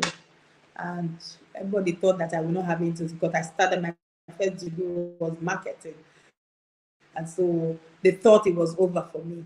You remember those days I say I sit at my office to learn, stayed back, weekends I'm there to, what are they saying? Let me do the certification, because if you're working there, you are entitled to join the classes without paying. But do you know that a lot of people came into that space? They didn't join any class, but they were in a hurry to go home. They didn't have time. They felt I was wasting my time. Do you know those classes that I sat in and I came back on Saturday was what saved me? So the certifications I sat for was what happened, was what saved my life. By the time I started bringing on my Oracle certification, my Java certification, my MCSC, my Microsoft, I'm like, everybody was shocked. And that is how they gave me approval. Now, among the 21 of us that came for that bid, I was among the 7 people that were selected. My company was among the 7 people. And guess what?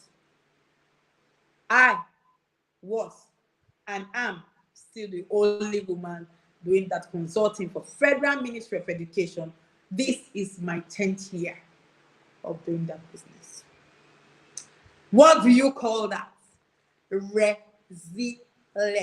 R to the E to the S to the I to the L to the I to the E and T. Now that business pays my bill. And you see me fly to America, fly to London, is the business that pays my, not any other thing that I do. As I begin to round up, marriage did not also help me. So in all these things, I wouldn't want to go into the marriage details, but in all these things, I was in a troubled 10-year marriage where if you don't have peace, will you be able to focus? Will you be able to do anything? No. I was in a troubled marriage, but I would go to work or wipe my face and do as if everything is fine. Nobody knew what I was going through. I still delivered on my duties, and nobody knew what I was going through. But guess what? I still kept showing up. I still kept getting my promotions. Nobody ever knew what was happening in that 10 years of marriage until it ended by itself.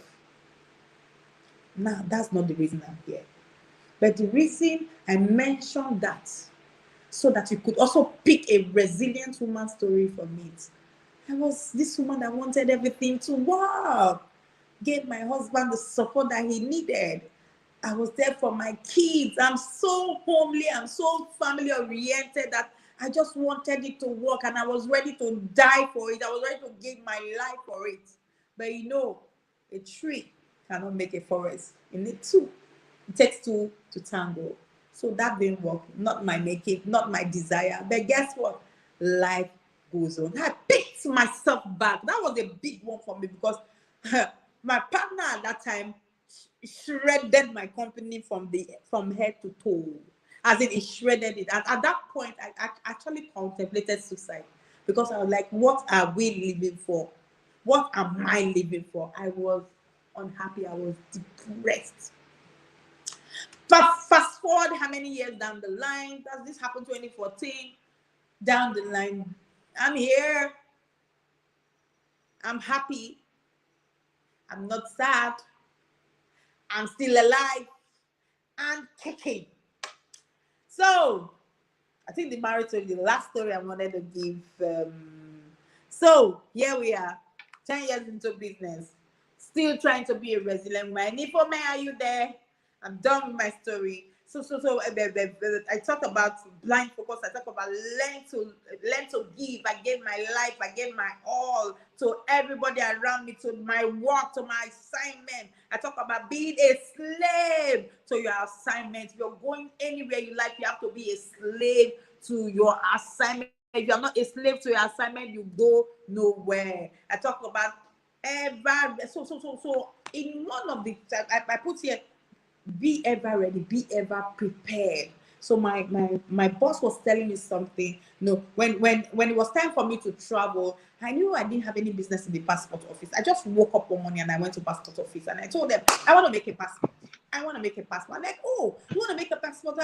I made the inquiry because before I went to the passport office, hi, Uniform, it's good to see you. I went to the passport office and I told them, I want to make a are you traveling? I said, no. My papa, my mama, everybody no travel. Waiting happen, then do us for our family. Let me just go and make a passport and just keep it. And so I went to the passport, made the passport, paid, and they gave me the passport. You know that 2 days after I collected that passport, my boss walks up to me and he asked me, Joyce, you have a passport? I said, yes. He said, bring it tomorrow. I got it to him the next day. That's I never knew they were preparing to send people abroad for free. So the reason I wrote this point down is be ever ready. Opportunity and luck. So that thing they call luck is opportunity meeting preparation. And so my boss asked me, Joyce, where's your passport? I brought my passport. He takes it. He returns it a few days later with a ticket, accommodation, money, everything. And like in my wildest imagination, I never thought I would get to the airport. I never thought that. And then for free, I didn't have to work for it. I cried and cried and cried. So for me, the day I got to Murtala Mohammed Airport, where I joined the international, the Emirates, it was Emirates because we were going to Dubai and India. I wept all through that journey because I knew where I was coming from. Like my dad, his life ambition was to enter a plane, one, the next one, go abroad. Do you understand? And both were happening to me at the same time, on the same day. I mean, you don't know that feeling until it happens to you for free. Just because I was a slave to my life assignment. And when I was doing this mumu job, they were laughing at me. They were calling me names. Oh, Basabi. Now your papa get company. Carry on for head. You wake up in the morning, you are there. In the night, you are there. Continue. Guess what? I continued. I was there. Because I knew that, see, nothing, no. When you are in trouble, if I am hungry now, I don't have anybody I can call. Do you understand? Nobody. So let me be my oversabi for my work that they are using to pay me. That I'm using to feed my family because I was the husband and wife of my house. Forget it. I was going to carry the bills. So when I remember that, if you go and sit at, when you go home, what are you going to do? I will sit down there. A lot of people did not know what was happening to me. Like I said, I was in a troubled marriage. So where I find my joy is when I get to work. So I slave. So these people did not understand that, why is this woman doing this? I kept sewing for an unknown company, but I never knew I was sewing for myself, for my life. Everything you see today are seeds that I sowed for that particular company. My boss was going to work one early morning at LBSC branch TV. I said that I was there 6:30. And Joyce, did you ever sleep? He was going back again another time. 8 o'clock in the evening. I was still in the office. He said, come and go home. What is wrong with you? In the morning you are here, in the evening, and that's how they laugh at me every day. Man, this one don't get work. Every time you day for other people job. Indian people job for that matter. If you have ever worked with the Indians, if you have ever worked with the Indians, people call them, they use. they use, you will sweat, you will walk, and they will never reward you. They will pay you 20, they will pay me 20,000 naira now. So for an Indian company to send you abroad, my sister, you have done something. So, Micah, I see you. I see your comment. I see Micah's comment. So, knowledge. For me, knowledge. If you're just joining, I was dealing with some point. I said number one is blind focus. For my story, you will be picking this point. I had blind focus for where I was going to. Number two, I talked about learn to give your all, give your heart. They will tell me to come on Sunday. I will be there. I gave my all. So from church, sometimes I'm going back to work. That was my life. The family, I'm there. So I gave money, I gave resources. Slave to your assignment. If you're going anywhere, if you're a resilient woman, you have to be a slave to your assignment. So I talked about ever ready. You need to be ever ready. That's the story of the passport. When they came to me to give them my international passport, if it wasn't ready, that opportunity would have gone to someone else. For those of you that were in my book launch, you heard my Oga talk about that part of the story. When he later told me during that book that my bosses came to him, because I had bosses ahead of me, but they were looking for who can we send that we come back and impact. I wasn't a manager. They picked me from the bottom. The power of desire, the power of thoughts. When I joined them and I told them that in 5 years' time, I will be sitting as a manager. I didn't know that I sent seeds. And in exactly 5 years plus, I was sitting as a manager. I was removed from the bottom and sent abroad for training as a manager. And when I came back, they wiped out somebody and put me in the seat. Talking about the power of preparation. Now, my final 2 points. Is it 2 or 3? Knowledge. I think I talked about knowledge. So I read. If you know me, I can read between December and now, because I'm starting my coaching program. Do you know how much I spent for different coaches? I've spent over 2 million to understand clarity, to understand how do they do these things. Because for me, I wanted to start in 2020, but I felt I wasn't ready. You need to wait for the appointed time. I just felt it's not the appointed time. So when the time is right, I will hear. And I started hearing, arise, shine, your time, your light has come. I started hearing scripture, Isaiah 4, your sons and daughters are coming to you from far. I started hearing things. I'm like, oh, it's time. And so I started preparing. Of course, I've been paying for coaching program, but I'm saying instead to understand how to build your course material, understand how to use your knowledge, monetize your knowledge. I know a whole lot of stuff now, and I'm looking for where to pour. If I don't pour at this moment, I was telling one of my close family that I'm going to explode. Now, the things that I've read for years, it's up to my field. I need to look for where I will pour it out.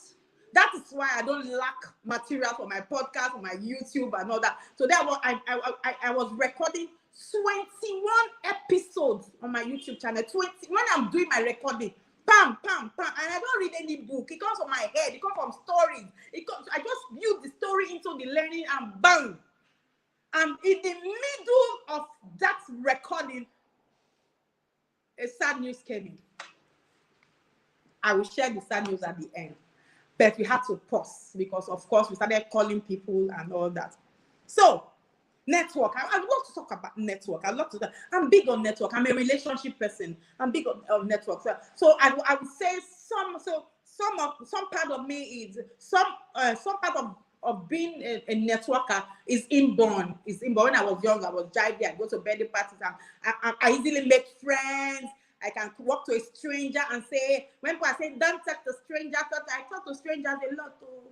And you know what? Strangers do help me. Strangers, I've got all my miracles in life from strangers, from strange people, not people that I know. That is the truth. When I was starting Lakewood British School, I had neighbors, I had people around me that had children and all that. And when I was starting, they were cheering me up. Hey, yes, so we go bring the pikin. They go, yes, we are coming. When it was time, pick one not bring their child. It was people that did not know that did not know anything about me. The first person read up something about me on Instagram or Facebook. Okay, that lady, and she came. Okay, I follow you. Okay, no, I think she's doing well. She's doing well. She's now encouraged her sister to, to register her child. So my 2 kids and that person's child. My neighbor now finally found out that, oh, they don't, one picking don't join. Okay, no problem. I'll bring my second daughter. She has a daughter that's in year 1 also. I'll bring my second daughter. But we don't have money, oh. So they did not pay school fees. Talking about business in Nigeria. I don't want to talk about business story. At least I've talked about my main Infosys owner, like where we fought. We're waiting. One people fought for a spot, and I was the only woman that survived that spot. Now, the school has grown. We are over 60 today in less than, so we started after COVID. And we're like 60 something. Even not for Jackpot matter, we are already approaching 80. But families of three children, 2 children, everybody's going, everybody's traveling abroad. Now, will you stop them? No, we will allow them to go to where they're going. So for women, the last thing I want to say as I drop my book and my pen and my mic, Uniform, take your mic, is that women are not business-minded.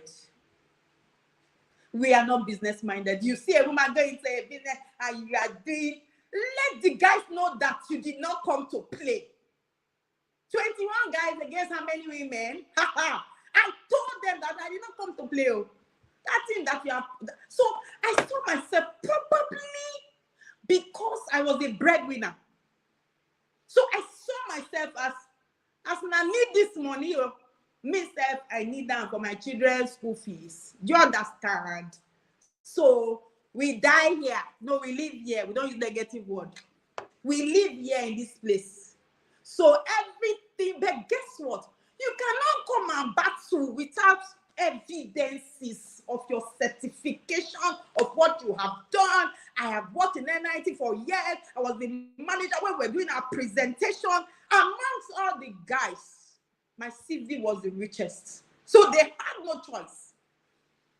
They had no choice. All I have done in my life is training children in schools with computer. These other people are coming from the other, they have money to do it and they are here. I had the experience, but no money. So some of them wanted to employ me. Hey, why don't you come and work with me? We will make you a partner. You will do this. They were promising me this year and there. I said, no. I want to own my own because I know that I can do it. And for me, dear listeners, that is how one person gave me a school. By the time the money came out, I run. They blocked my account.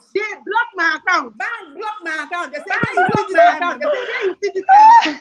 They are going to explain yourself. How did you see this money? It's not my money. This school money. They want to buy computer.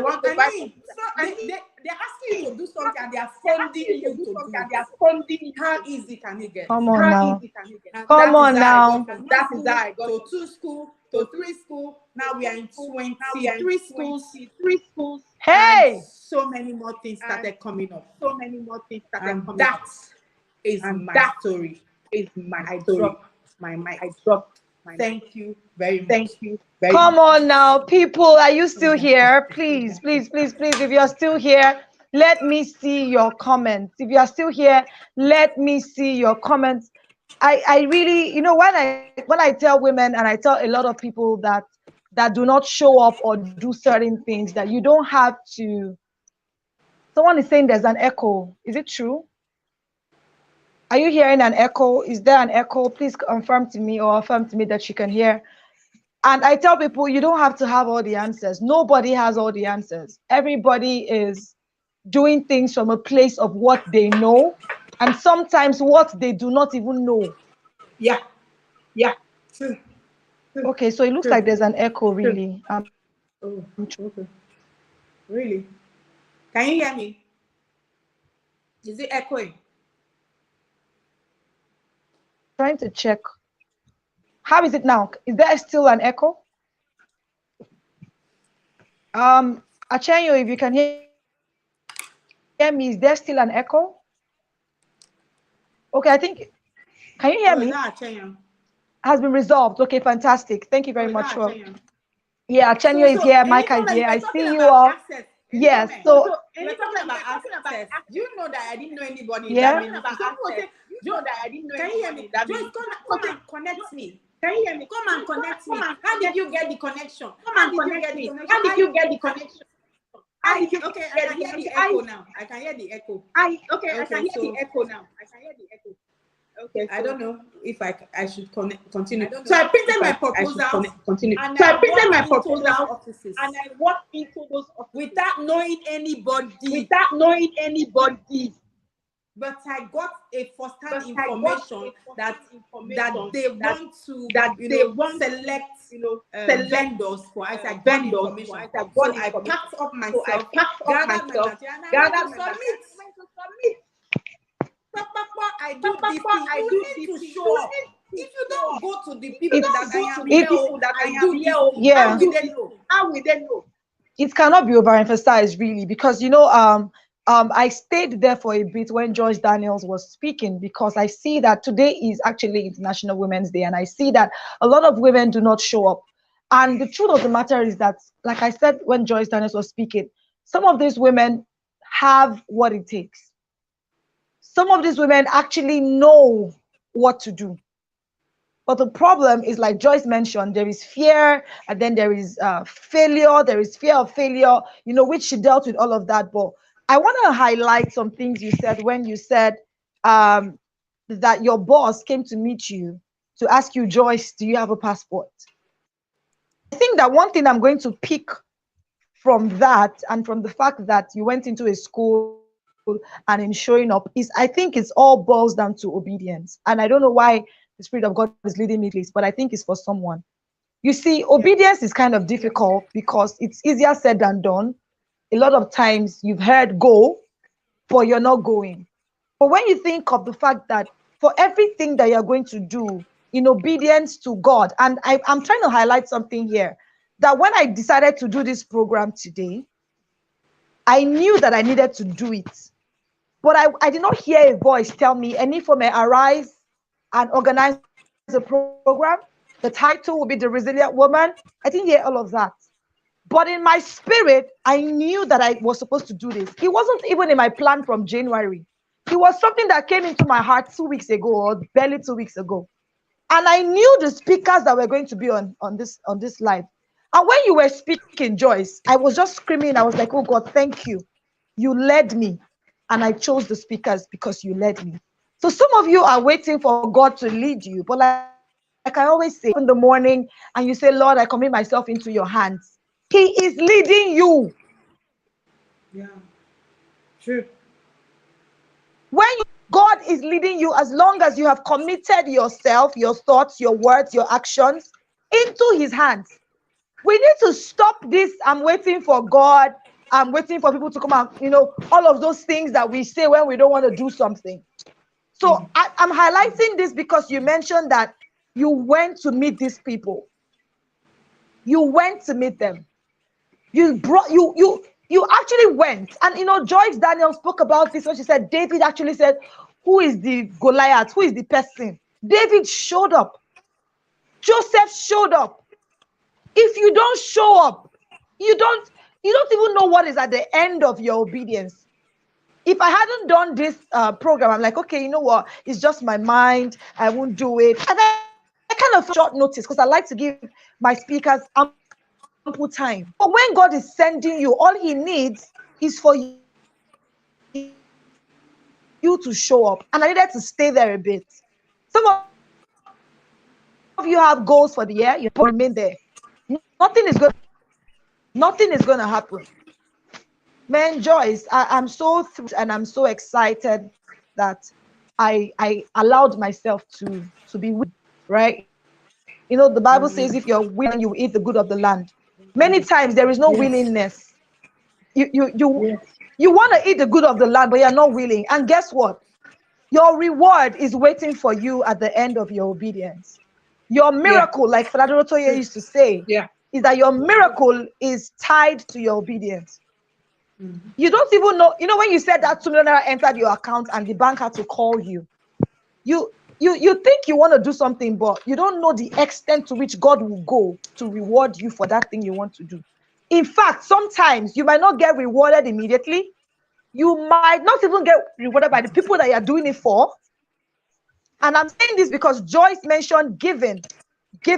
And the title of this year's IWD, the theme of this year's IWD is Embracing Equity. And Joyce Daniels mentioned the fact that equity is taking and sharing, giving to people, understanding that not everybody will have these resources, but giving. And Joyce spoke about giving. So I am really highlighting this part. Don't always think about what is in it for me. What do I have to gain? Yeah. Where is my own? Who is going to, what? Don't be like that. If you are like that, if you are like that, you would not be able to be a slave to your assignment, like Joyce said. And I believe that what you were trying to say was be purpose driven. Don't be money driven. Don't be title driven. Don't be any of those things that are superficial or external. Be purpose driven. They were insulting you. Look at your life. See your life. Even you that was even doing like that, you don't know where God gave you the strength to do that, because God saw ahead. Some of them are still working there. The reward. Some of them are still working there. Some of them are still working there. Collecting 50,000 Guess what? naira. Collecting 50,000 naira. When you said that thing that they say should man work, me, I see, when you start to fulfill your purpose, your price on yourself will be so high that when they call you and tell you they will pay you particular money, you will wait with your purpose. Except God is the one telling you, or you feel like the job would link your purpose or link to your purpose. I'm not saying everybody's going to work for themselves. I'm saying that you need to open your mind. Joyce Daniels mentioned this, that you have to be open-minded if you want to be resilient.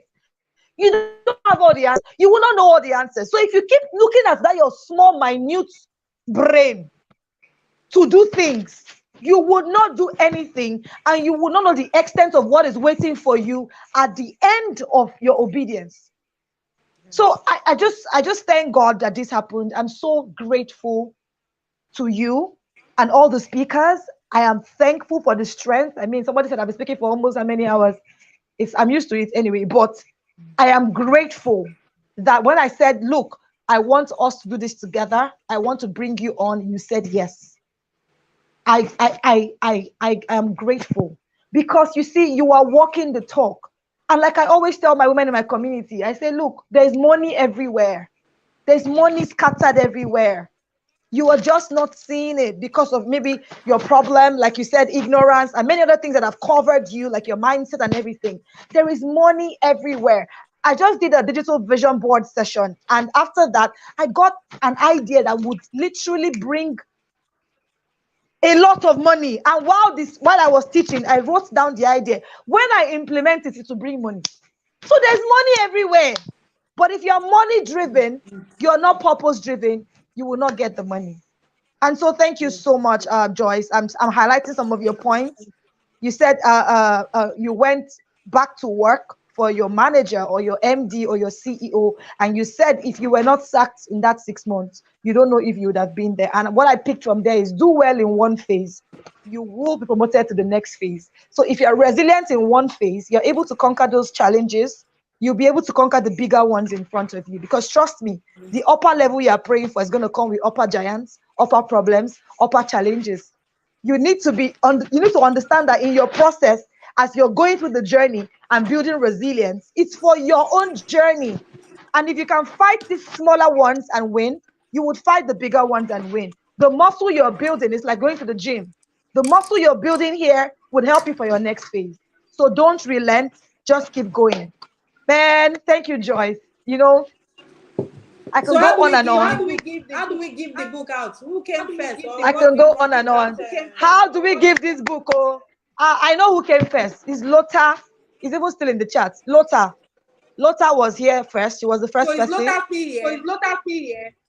I'm good. I don't have any way to check, but she came first. So So she She get the came book. first. Yeah, I'm trying to check for the second person.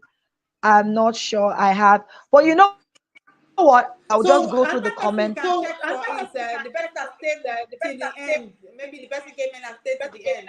That person can win. Okay. So you check. Okay. So Lota is one. Let me check. Let me check. Let me check. I'm trying to check, but it's not okay.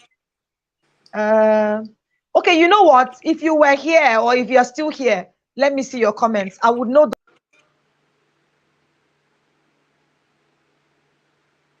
Oh, Uniform's network is gone.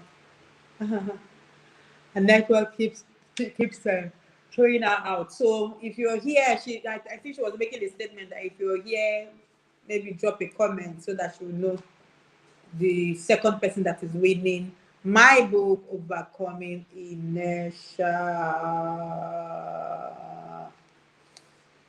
A friend of mine paid for some copies and she said we should give it out on IWD. Free copies, free copies. Going out to 2 winners. Rewarding at the end of it. Okay, so Micah says your rewarding is at the end of your obedience. Absolutely.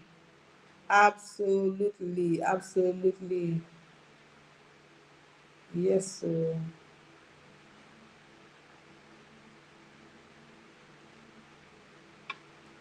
Okay. And if Messi trying to okay, I think she's getting in now. She's getting in now. She is getting in now. Okay. Somebody That I leave her. use to go live and do live streaming. This particular Yeah, app, if you're she's not resilient, you cannot back. use it. Can you hear me? Yes, yes, yes. I said this particular app that I use to do my live streamings. If you're not resilient, you cannot use it. At You cannot all. use this app because sometimes it will just be doing things. Yeah. So what were you saying? The book, right? So if you're still Yes, I was here, saying. type it in the So comments. the Let first me see person, you. the person that stayed longer can be the second winner. So a friend of mine paid for it, and she said I should give it to women during the IWB. So Oh, even if it's a man, provider you is here and he see, stays to the end. you see, this is what we're If the talking women about, refuse to stay to embracing the end, equity. if the women refuse to stay to the end, the men will collect it now. So you get your Oh, two wow. categories, and I will get the So, books to you. okay, that's fine so that we don't waste time. Hmm.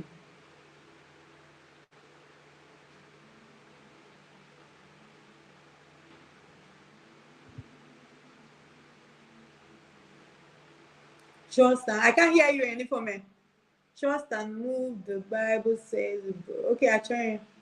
I think the way of the righteous is always good. Trust and act in faith. Archie, baby, I see you. But I can't hear anymore. Any for me. I can't hear. So, it will be a good night. Thank you for having me.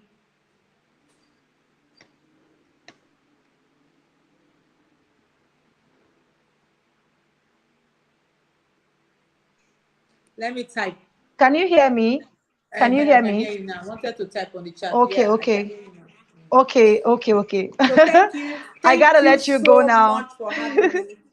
Thank you You're so much. welcome. Thank Thank you you for so much. coming. And please, Thank you, everyone, put me in your everyone. prayers. I was trying to share with the informant that I just got news that my brother was kidnapped. He's contesting. He's a Labour Party aspirant in River State, and they picked him up in the middle of the night. And right now we are still looking for him. But when I was meditating for me, I saw him.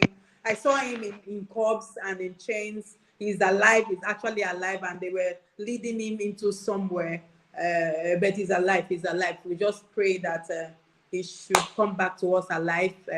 They can take their River States. They can take their River State, but let them just give us the young lad that was resilient enough to come out To for an show up. election against old men, the 50-something Mm. year olds and those guys are the guys threatened enough to pick a 30 years old boy. What a shame. What a shame.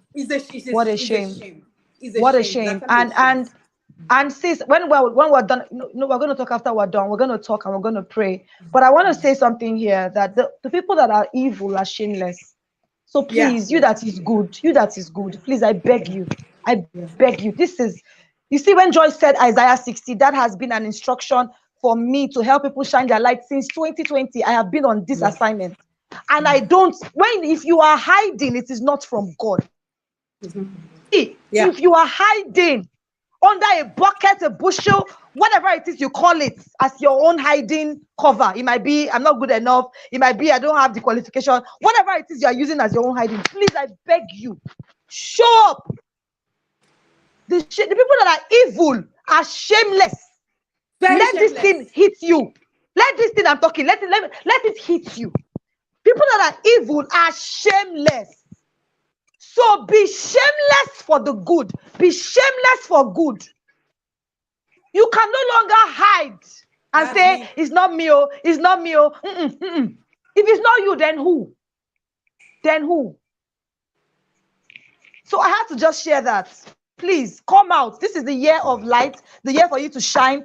From that time of COVID till now, God has been hammering Isaiah 60. Arise and shine, arise and shine, arise and shine. And he's still on the matter.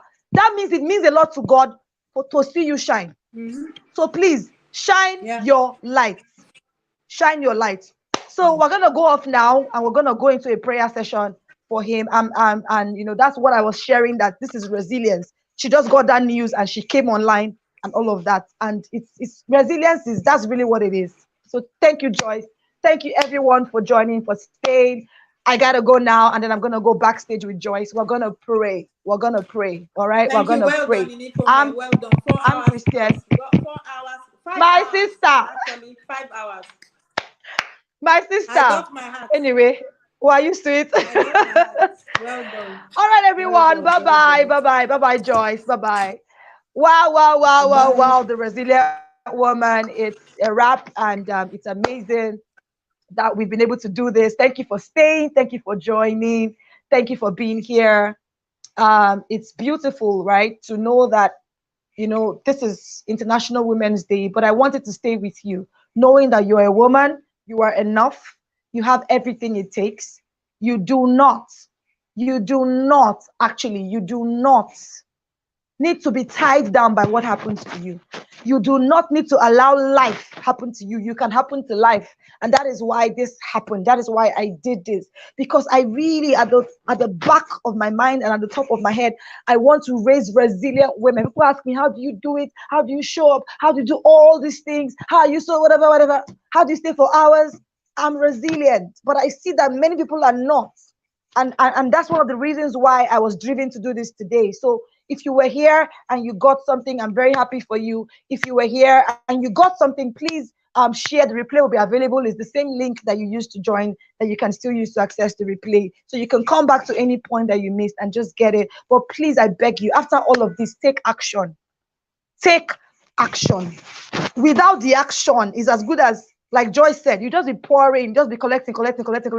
Embracing equity is about taking what you have and pouring to the other person. So what you've learned today, do me a favor, go share with somebody, share the link, share your key points, your learning points, and just keep shining your light. And I look forward to hearing from you, hearing your testimonies and seeing you and saying, yes, I know that person. God bless you. Go and shine. Bye-bye.